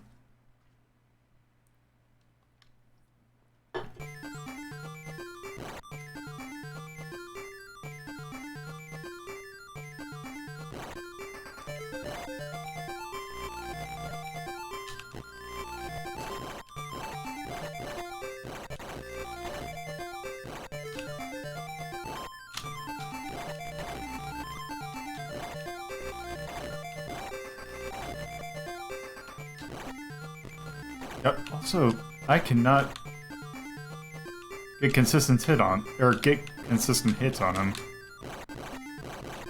Okay, now I can. Okay, not a ninja, but a samurai. I was close enough.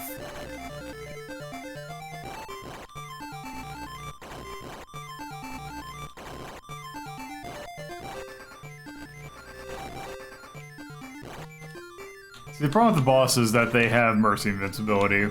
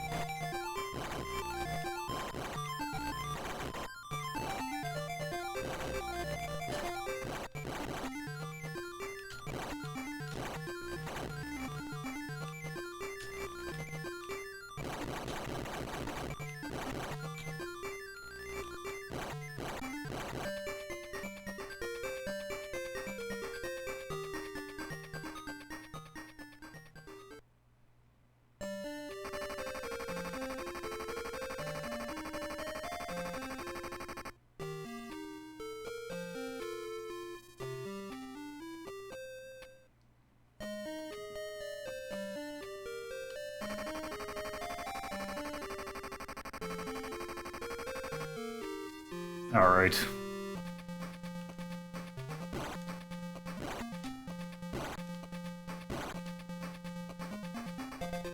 Okay, I'm curious about something.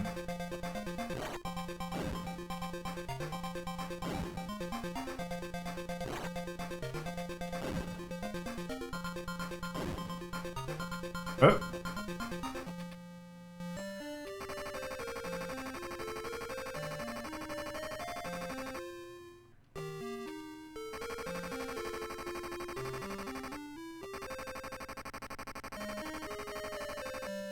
Yes, this one text box is dialogue for both people. Biblical Man.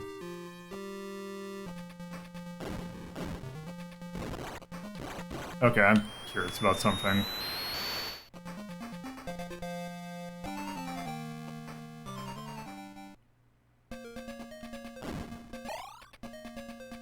Oh! That's not great.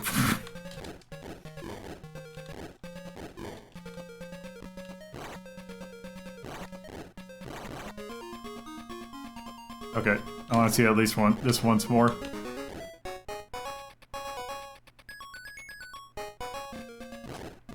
Okay, I just want to see where this puts us. Okay, it doesn't. Okay, I think we've seen enough of running battle.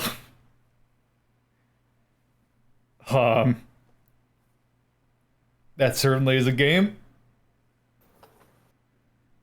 It's part of a game, at least. Uh-huh.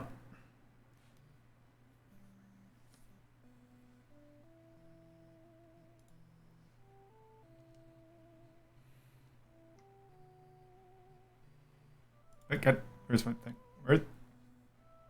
There's my mouse. Okay. Okay. So.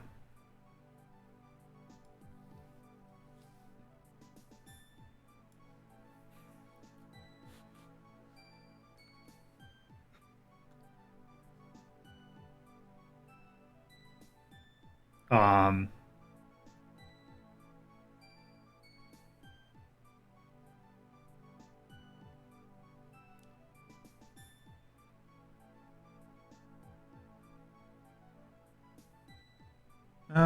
Let's see.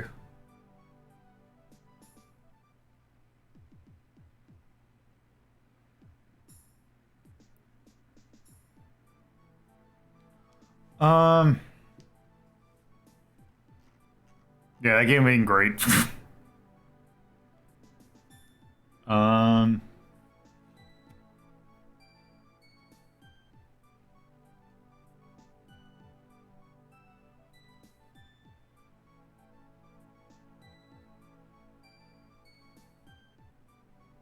Let's see. Let's look at 15. Cause yeah, we got stuff like Crazy Drake, Velius. I could see 15. I can't think of any reason not to. Yeah, I think 15's good for that. Yeah, put right next to Hillian Hamid.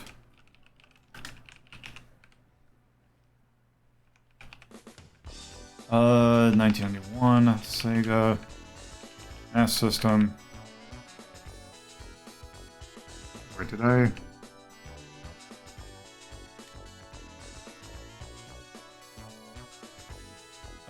That is an action game. That is crime.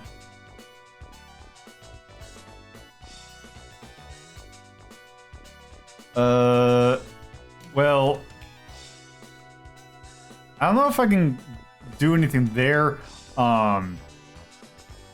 What's a charm for it? Notably buggy.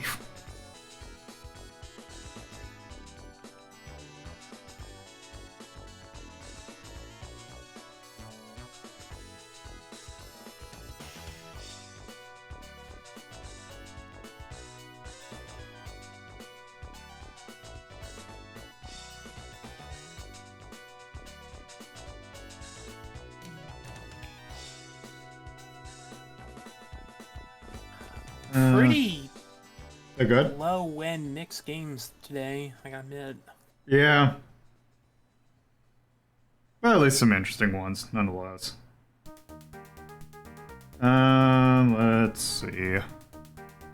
Yeah, I can't really think of much else to, do that. So if you give me 1 second, I'm going to go back here real quick. Where's my mouse? So God damn it, where's my... There it is. No, I don't want to download.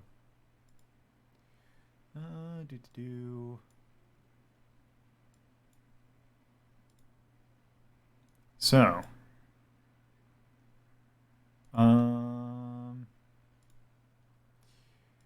Yeah, because, like...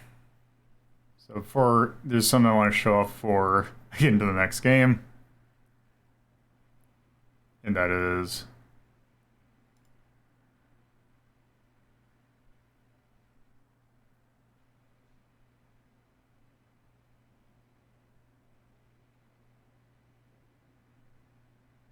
Oh, would you look at that?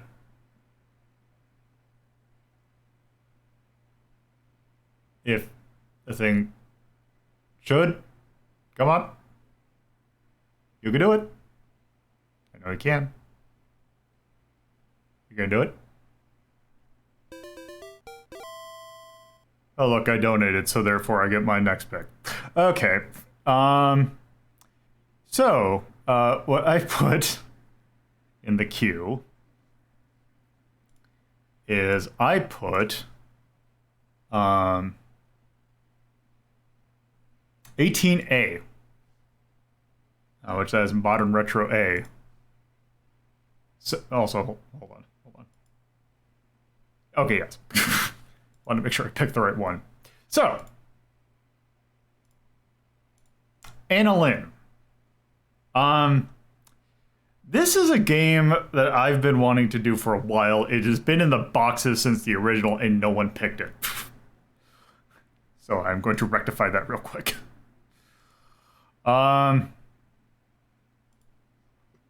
this is a game that came out at the beginning of the year. And it is going for a very certain aesthetic, and you'll see what it is pretty much immediately. I've heard of this. I never got around to getting it. You will see when we get into the thing, but I would highly recommend it. Let me at least get this on. There's a game this reminds me of that I'm curious if you ever played, but I admit I'm kind of embarrassed to ask. What game is it? Okay, have you ever heard of a game called Gone Eat You? No, I have not. It's a very authentic early 80s game, kind of in the style of Popeye, but how do I put this? It's based on a very niche webcomic, and I'm not going to say more than that. Okay, I think I get it. Just judging by the name of the game. So It's a good game, just clear. yeah, so Annalyn, this is essentially a side-scrolling Pac-Man. Just to kind of go over some other things about it. This was developed. Well, actually, I'll say here. So this is developed by a, I believe, guy who goes by Cruz Elroy. Which right off the bat, you can tell that the person who made this knows what they're talking about, especially when it turns to Pac-Man. Cruz Elroy being a very weird term that comes from. Technically, it's, oh, also I just realized you can see my cursor. Also, why can you see it over here? It's not even over there. Let me fix that. You don't need to see my cursor. So Cruz Elroy is a thing that basically, in Pac-Man, when you, I believe, clear half the dots, Blinky goes into what people refer to as Cruz Elroy, which basically is go faster, and it just changes his AI, which is where the name Cruz Elroy. No one knows where Cruz Elroy came from, the name. That's just what it's called. People have been calling it. But yeah, this is made. Person Cruz Elroy made this. This is their first game. At least their first big game. They might have made some other stuff. But yes, this is a side-scrolling Pac-Man, starring Annalyn, as you can see on the sides. There are a few options here. Also, you can unlock. The only thing you really unlock there is the practice mode, which you unlock by beating the game, which you can credit feed this, so it's easy to do that. However, there are palettes that you can unlock by doing certain things. I will try and get a perfect score, or at least be able to explain what a perfect score is. Also getting through the game, or parts of, like, segments of the game without using continues. Yeah, so this is the one you start with. I like this blue raspberry, so we're gonna use that. Controls are incredibly. It is basically move and jump. That's it. There is a few graphics options. You can actually play this Tate mode if you have a monitor that does that. Also, one nice thing is that you can change the border brightness, which is something that games that have borders really need, or else the border is going to kind of make the game harder to see. Also, you can have a speedrun timer on, which I just have because you can. Also, you can make the snakes have hat, and if you don't turn it on, you are a coward. I don't exactly know what this does. And also, you can set your default initials, which is nice. So, with that, let's go ahead and start.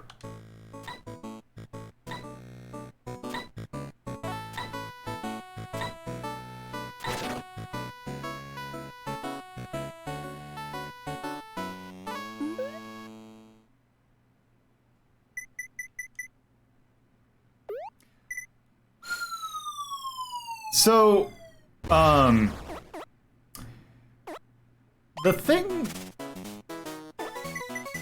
the nice thing is this game, the music that was is made using authentic Namco sounds. Okay, so. Okay, it's been a while. I'm gonna be a bit rusty at this, but I'll see. I don't see a perfect room. Hey, Baron. Hello. Oh, shit! Oh, God. Shit, where is it? There we go.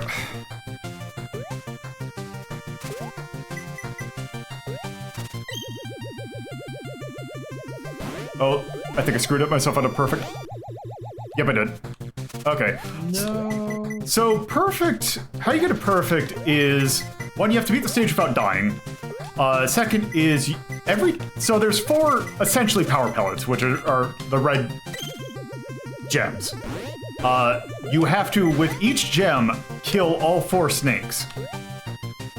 You also then have to, get the bonus item.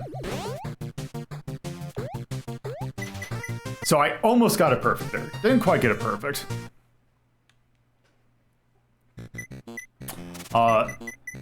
And essentially this game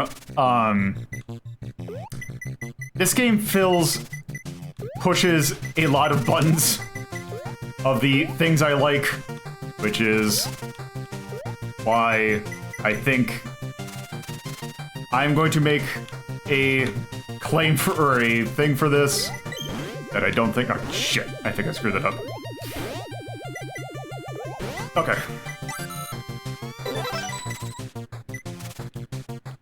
Okay, we're all... Okay, everyone's on board.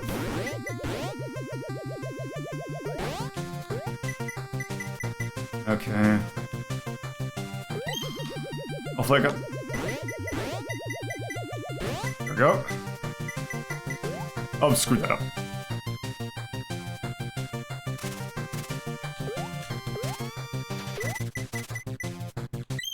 Damn it! I should have jumped over it.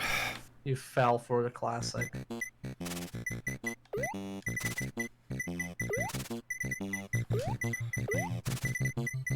Uh-oh. So say this game has a lot of things you like. Is that the hats? The hats are good. Oh, damn it. Just the fact that, it feels incredibly good. It is... I'm kind of surprised that, your air control is so good.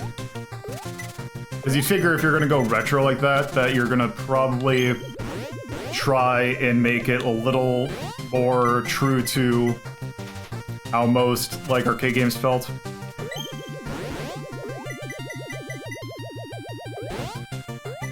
It's got a very good looking jump arc, I think is the thing. Yes, okay. I'm not sure how to put that in words, but I kind of just feel it just by watching it. Damn it. I was gonna get perfect anyway because I died.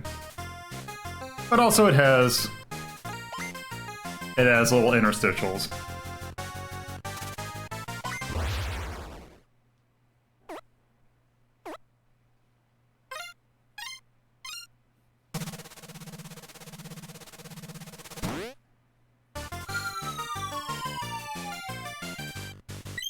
And yes, this game is incredibly cute.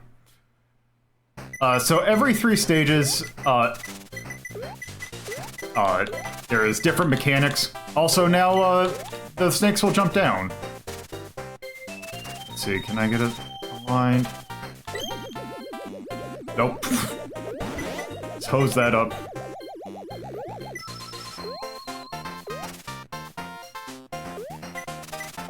Also, how many more...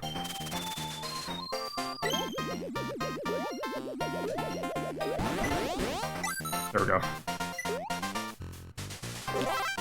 So the thing is with the bonus items, even if you don't get if you can't get a perfect score, also these do have Donkey Kong Jr. physics. So grab them both to go up faster. This. Damn it.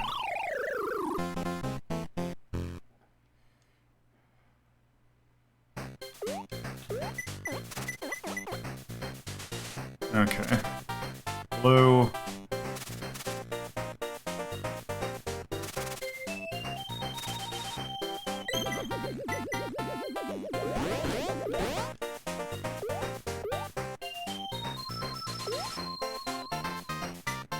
There we go.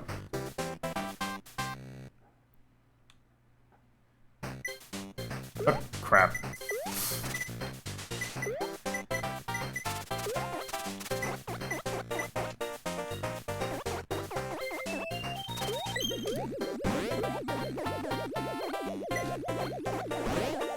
Er.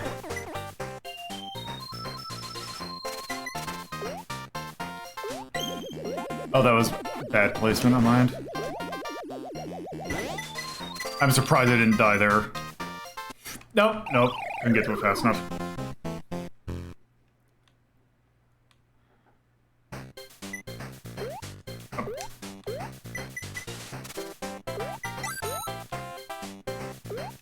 Buffy.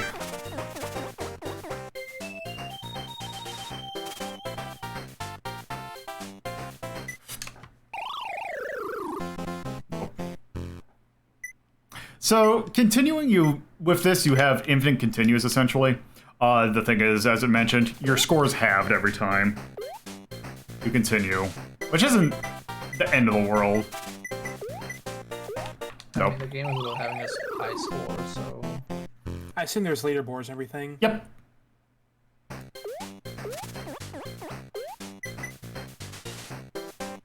Oh, did I miss a power pellet? I think there's a power pellet on the left. There's also one over here.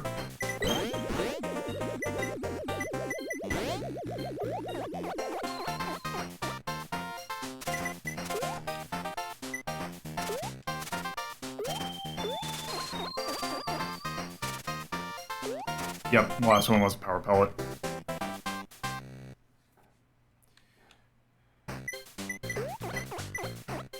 Yeah, now also you have to deal with, like, legitimate platforming. Because, as you would probably imagine, jumping in the water will kill you instantly. By the way, chat, this game is only, like, $4 or $5 on Steam. Yeah, it is incredibly cheap. As we'll see, the game's not terribly long, but also... that's fine. Not every game has to be... There we go. For how well made this game is, $5 is a steal.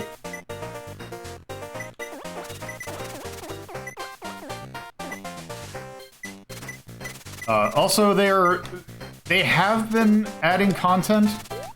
There's actually something I haven't seen yet.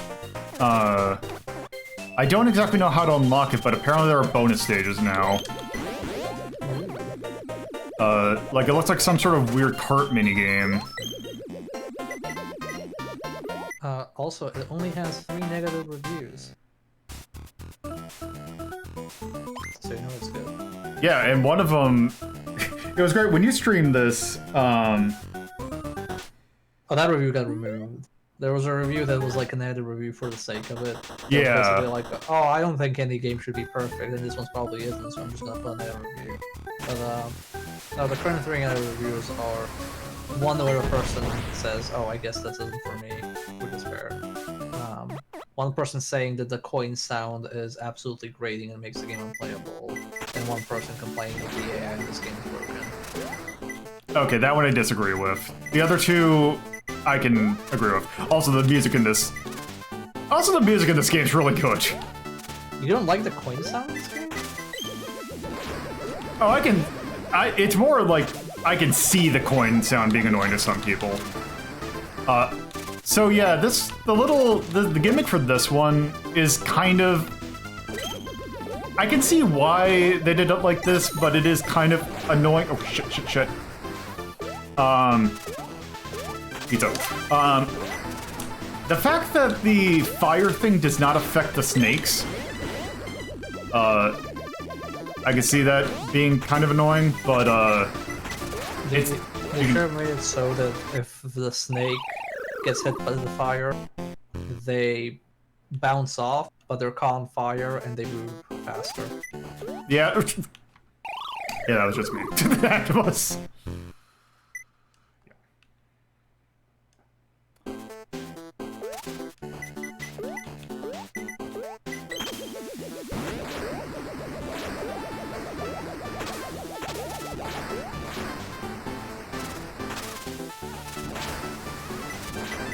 There you go.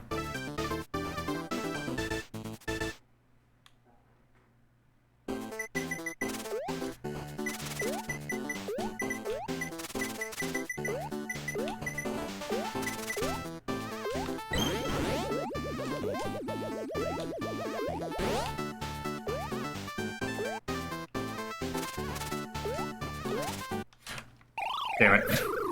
I do like that the conveyor belts affect the snakes as well.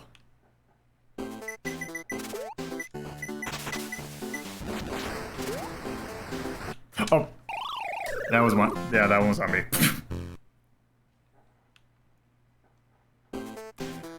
Yeah, I would say there really isn't any... Oh, uh-oh. There it is. Okay, good.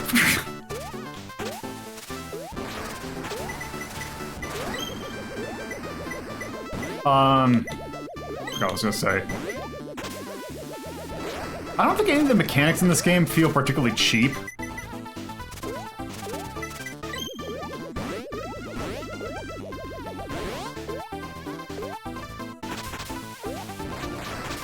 Also, I really love that, just a small detail that I really like is that, when you get the power pellet and the music resumes, like, it just continues right where it left off. Damn it. So, one, you'll hear it, and also it has a slight visual. It only erupts if you touch it. There is a very slight effect.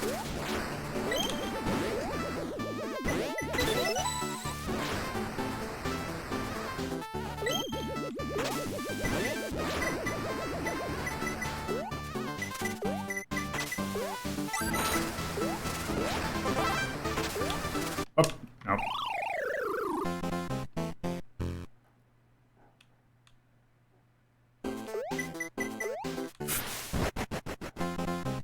So that's what happens when that happens.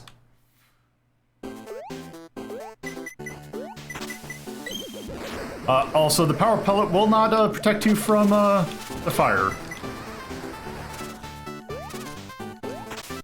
Nope.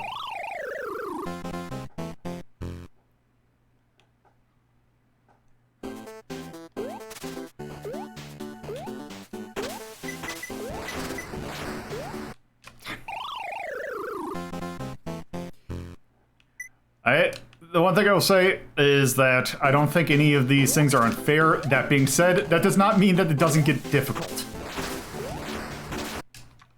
And then sometimes it is quite bad.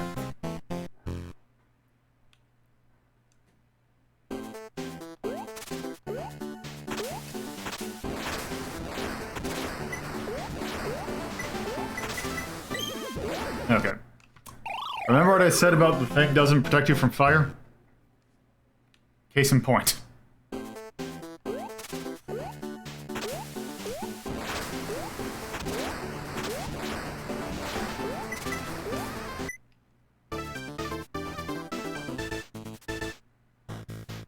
Yeah, it's great that it, like... It is its own thing. Like, it is definitely clearly influenced by other things, but...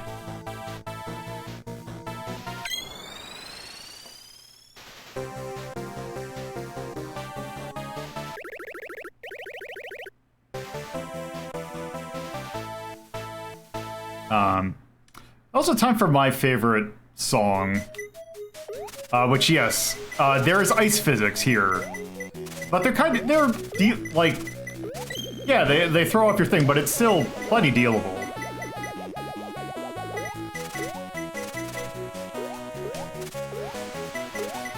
Also, there's wind.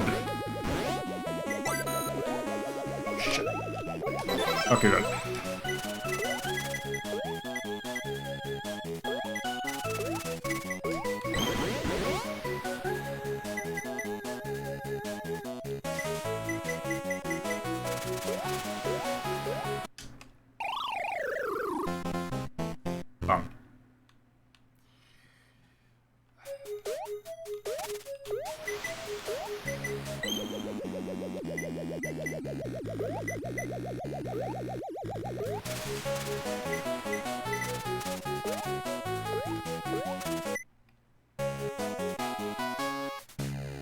Well, I don't think that this game could, like, accurately run on, like, an old board. I do feel like it's close enough, like, especially with the snow particles. Okay,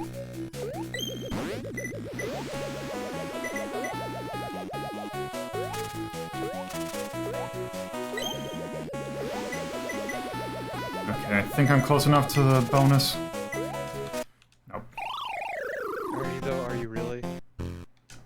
obviously not.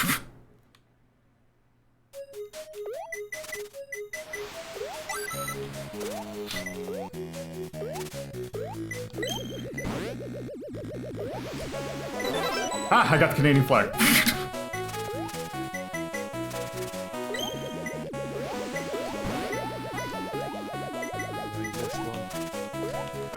Nope.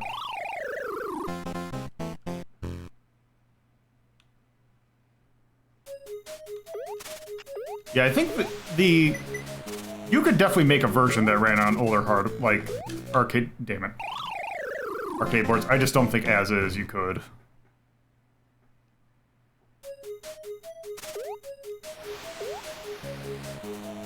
Nope. Well, rip and piss. Also, there is actually a sequel announced for this, though whether or not it is actually going to be made is up for debate because it was announced on April Fool's Day. But if it is going to be made, I'm going to be all down for it because it is an arcade. It's an arcadified Picross game. Wait, the sequel to this is Cross kind Yes. of thing, is what you're saying? Yes. Alright. I forgot what they called it, but it is Annalyn something, like Picture something, but it is very clearly a Picross game. I mean, that's fine too. Picross is neat. April 1st announcements are always a bad idea.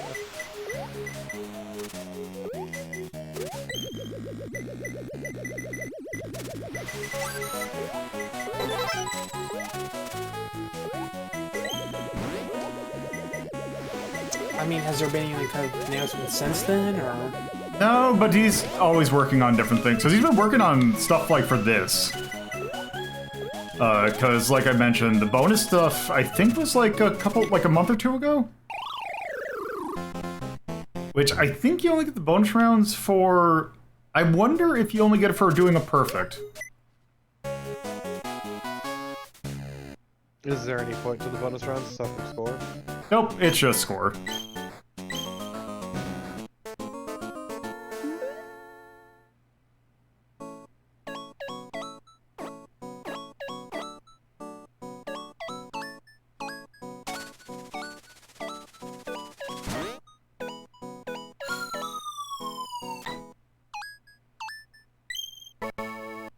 Motherfucker.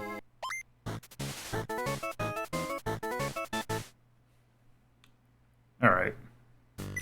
So, weirdly enough, the last set of stages has what I think is kind of the safe, like the least, like, gimmicky gimmick.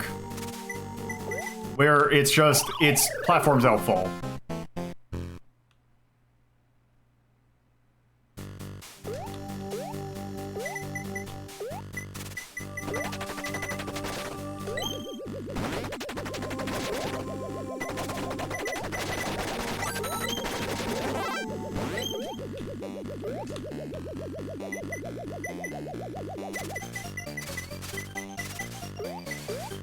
Nope.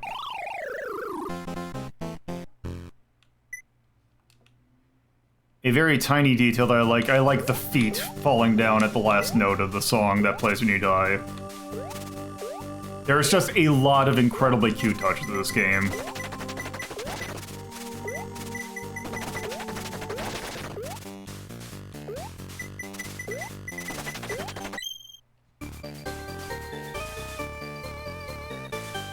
Oh, nice.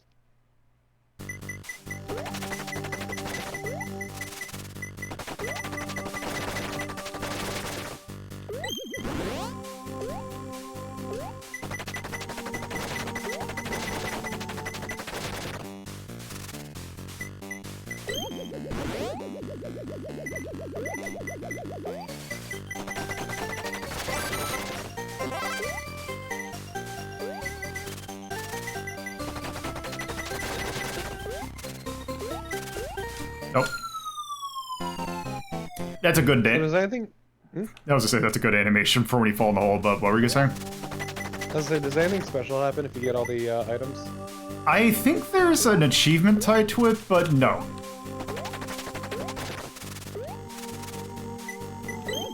The thing is, getting the items is nice because each one stacks score-wise. So if you collect more bonuses, and you get more points out of the bonuses. Because if you don't get a bonus in a stage, it will just repeat that same bonus item appearing until you get it. I can't believe the main character is Canadian. Yes.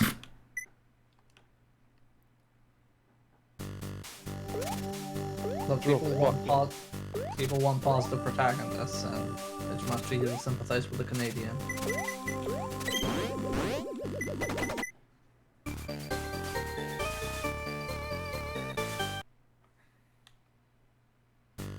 Okay. So that's the last... Oop! So that's the last normal stage.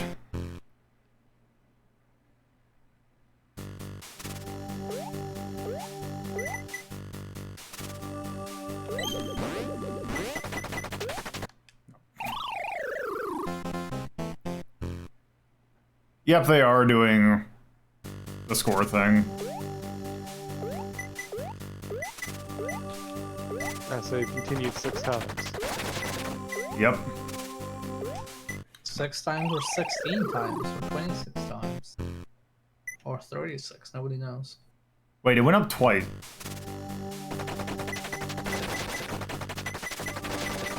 Maybe it doesn't work the way you thought. Maybe it goes up more based on when it continues. Yeah, I got an achievement. Congrats. Starstruck. You got all the pickups. I wonder if I get a... I didn't see one in the thing, but I wonder if I get a palette out of that. A palette of what? Colors. Just a stack of colors. Just an entire palette full of paint.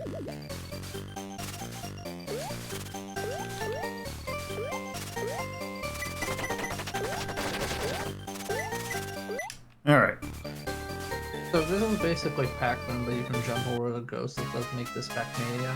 Yes, it's good Pac-Mania.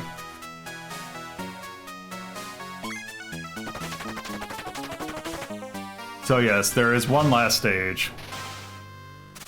Finally, it's time for a boss fight.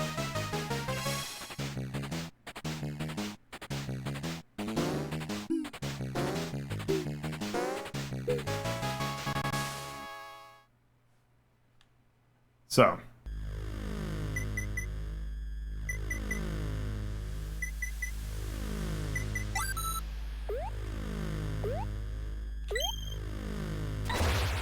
You were saying.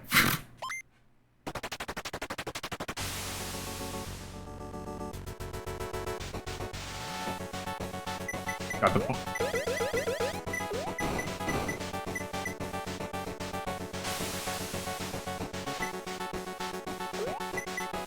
I love this music. This music's so good. Excuse me.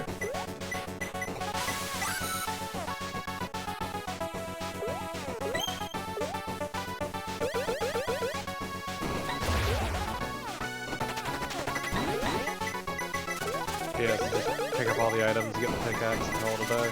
Yep. Yeah, and I believe it checkpoints you very generously in this fight. Yes, it's every time you get a hit. But actually, it just straight up, it starts you where you left off. Yeah. A little very complacent.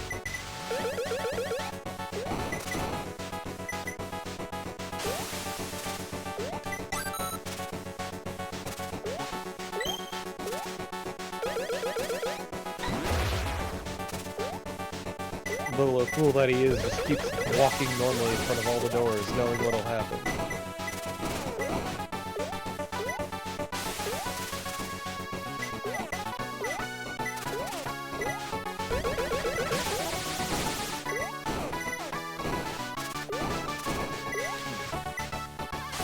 Also, yeah, he's a fucking slaps. It's like, what if... A lot of this boss fight isn't, like, ridiculous, because it would have been very easy to fuck up this game by having a bad final boss. Oh, God. And it's basically more of the same gameplay, just a little bit added on. Yep. Also, it's a reference to Pac-Man Arrangement. Damn it. Because the ghosts are in the little head are actually in the same arrangement as they are in that game. That is oddly specific, but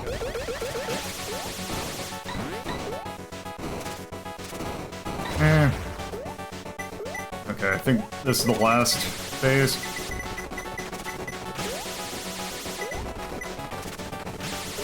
Nope. So you cannot... I tried to play chicken and failed.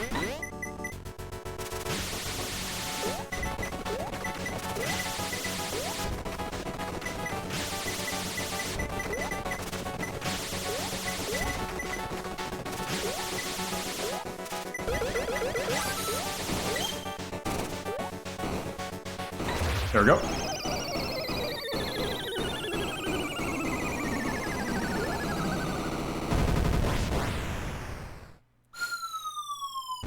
Oh, I just barely got underneath my high score.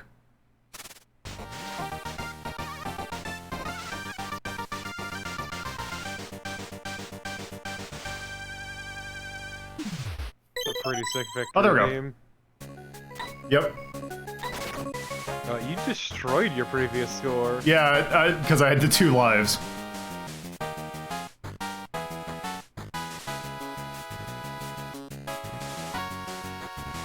Please, somebody donate $48 so we can hardcore Henry.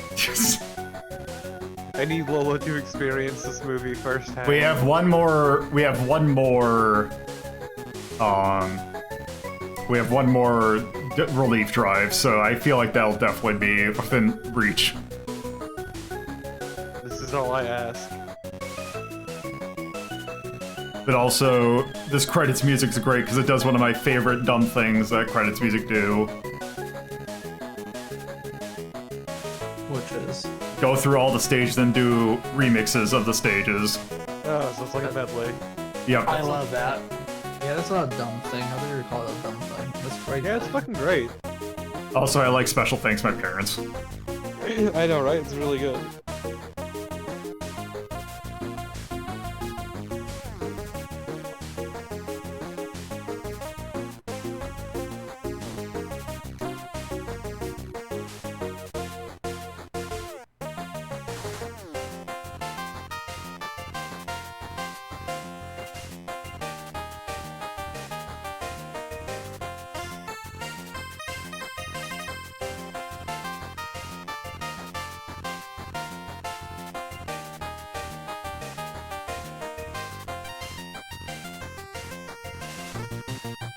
Okay, good. They did the thing with the snake names that they did with the ghosts. Yep. Candy, Handy, Randy, and Mike.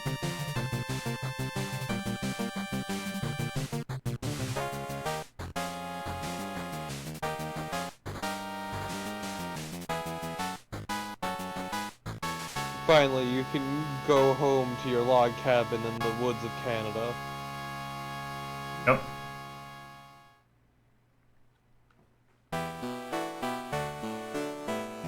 So if you had not already unlocked it, that is how you get practice mode. Also, since I am on stream, I must immortalize this.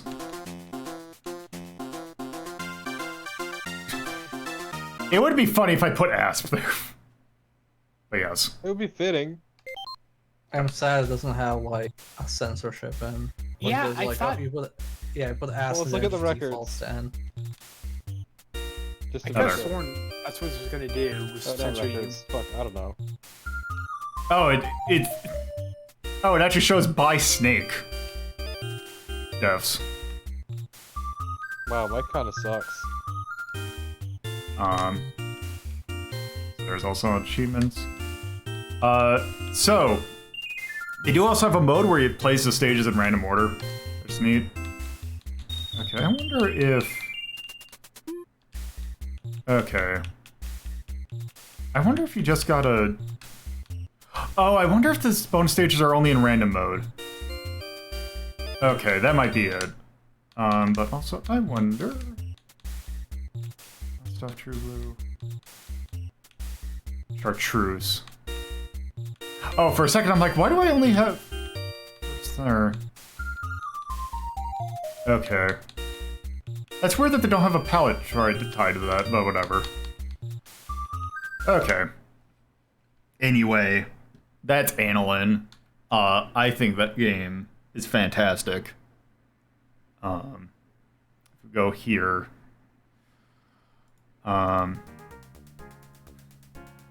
So I'm gonna make a reach for this one. Just due to the way of how it's made and like the amount of like care that went into it. I think this game's a 1. I thought that's what you were aiming for. I guess I can't think of any reason to say no to that. Just for like how very tightly knit and how just the amount of little detail that went into it. And the fact that it just feels really good. It does kind of like Shovel Knight obviously has like more stuff to it, but also that was a more of a group thing. Whereas this is just one person and also like people doing the music. There's like a few other people, but it was mostly done by one person. Like I just feel like this kind of just something about it. I want to give it a little bit of an extra boost. Because like also in the same vein as like Monolith. Like it's just so neat. That I kind of want to put like a star or something next to it and give it a 1. Because it's just like, for what it is doing, it is one of the best attempts at doing it. And do we have a requirement for this to be an objective list that has objective merits and quality, or is this your personal list? I mean, I usually try and have a reason for why I put stuff there.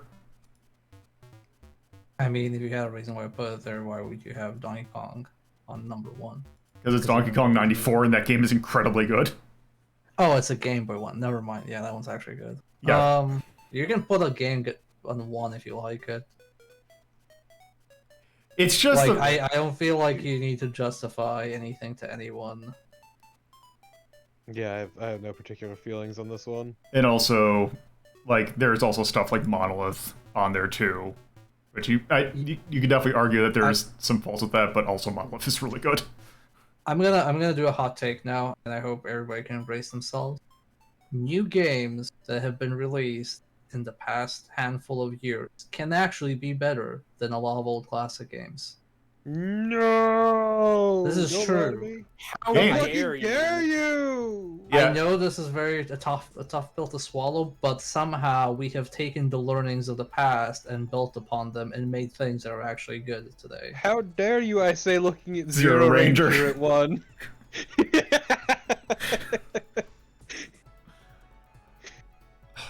Yeah. I fucking love Zero Ranger so much. Yes. Yeah. If you think it's a 1, just make it a 1. I'm gonna make it a 1. Yeah, you don't really need to justify it to us. Does anybody here want to say it's not a 1? You can fight Lolo about it. No, it's a really good like modernization of Pac-Man while trying to retain some of the aspects of the original. It's also incredibly cute. It's super fucking cute. Oh my god. Like, to be fair, like, we've established that ones don't need to be absolute perfection. Yeah. They just need to be incredibly fucking good. Yes. Like Wonder Boy and the Dragon's Trap. Yeah! So it's, yes. Rafferty's right, Snake Under Char. Actually, is there... Let's see.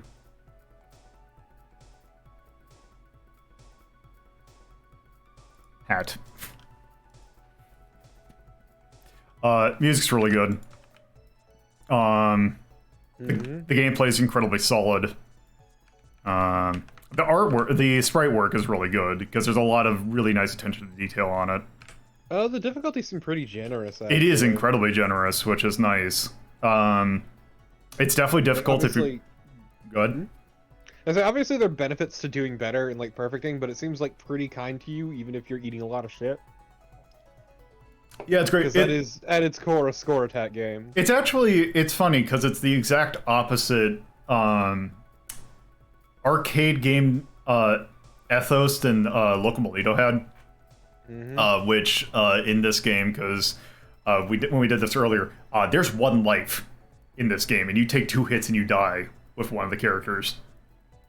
And it's very, like, one of the bullet points on that one was like, oh, there's one life, you have to go through the entire game. Whereas Annalyn basically takes like, yeah, we want you to play the game, but if you want the nice little palettes, you better be able to do good. Yeah, no, there are benefits to perfecting it, but at the end of the day, it also wants you to finish it. Yes. It is a game that will let you have fun, and if you want to, you can pull your hair out trying to get the perfect score on each one, because it keeps track of it. And you get a different palette for perfecting each stage, which in practice mode, it does allow you to just go to the stage that you want, and you can just do it, and when it does it, it counts it. Which is also very nice. But yeah, it basically lets you tune challenge how you want. Yes, I feel like this is like a standard for how I feel retro games. Like, they're good when they do it like Annalyn does it. Yeah, I feel like there should be an emoji for it. I'm not quite sure what. Well, one definitely here. We can do a heart. Oh, not that one, because that one looks bad. How does this one look? There we go. And for Nay, I can't think of anything. I don't think there's a keystone emoji, but yeah. Anyway, I think that is good for Annalyn, and I don't think that we have time for anything else. So I'm going to call it there. We have done a... God, you did Alien Hominid? Yep. Jesus. That game's rough. It's not aged well. We also did Doom 64. It really hasn't. We also did Doom 64. Okay, but Doom 64 is good. It is good. It's like really, it's better than it has any right to be. Yes. Alright. Well, that is going to do it. So, I thank you all for watching. Let's talk about what we're doing tomorrow, because boy howdy, I have no idea how this is going to go. Oh, Jesus, what is it? So, thank you all for watching. Fuck. Yeah. Personal Twitter's Low at the Puzzlo. There's a Discord, the LDP at Life. You can chat, take part in polls, and get notifications when stream go lives. There's Patreon, $2 and $5 tiers, helps with hosting costs and various other things. If you're watching this on a VOD, best place to watch it live is twitch.tv/LowThePuzzlo. Episodes are live Fridays at 7:30 p.m. Eastern Time, Saturdays at 2:30 p.m. Eastern Time, and Sundays at 1 p.m. Eastern Time. There's also the best way to watch past episodes on the YouTube channel. Uploads Monday, Wednesday, Friday, Friday, at 8 a.m. Eastern. This one will go up on Wednesday. There's also 2 exclusive shows, Media Delta and Hazeltown Story. They uploaded Thursdays at 8 a.m. Eastern. They are exclusive to the YouTube channel and also to the podcast channel, which you can go to radio.ldp@life or look up WLDP Hazeltown Radio in your podcatcher. So, tomorrow we're taking a look at the Diablo-like Nox. I have no clue how it's gonna, no clue how it's gonna go, so that's gonna be fun. Diablo-like is doing the game a disservice because it's very much its own thing. I played about 5 minutes of it to make sure the game didn't light on fire. But yeah, it's working, so hopefully it stays that way. But yes. It should work, but you probably won't like it. Yep. Alright,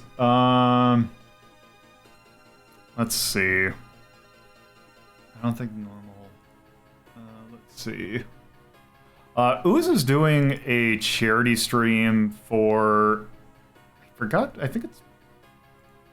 forgot who they're doing it for, but they're doing it for a good cause. So I'm going to send you all over the Ooze Worm. And hope Thanks for stream, you... Lolo. Yep, no problem.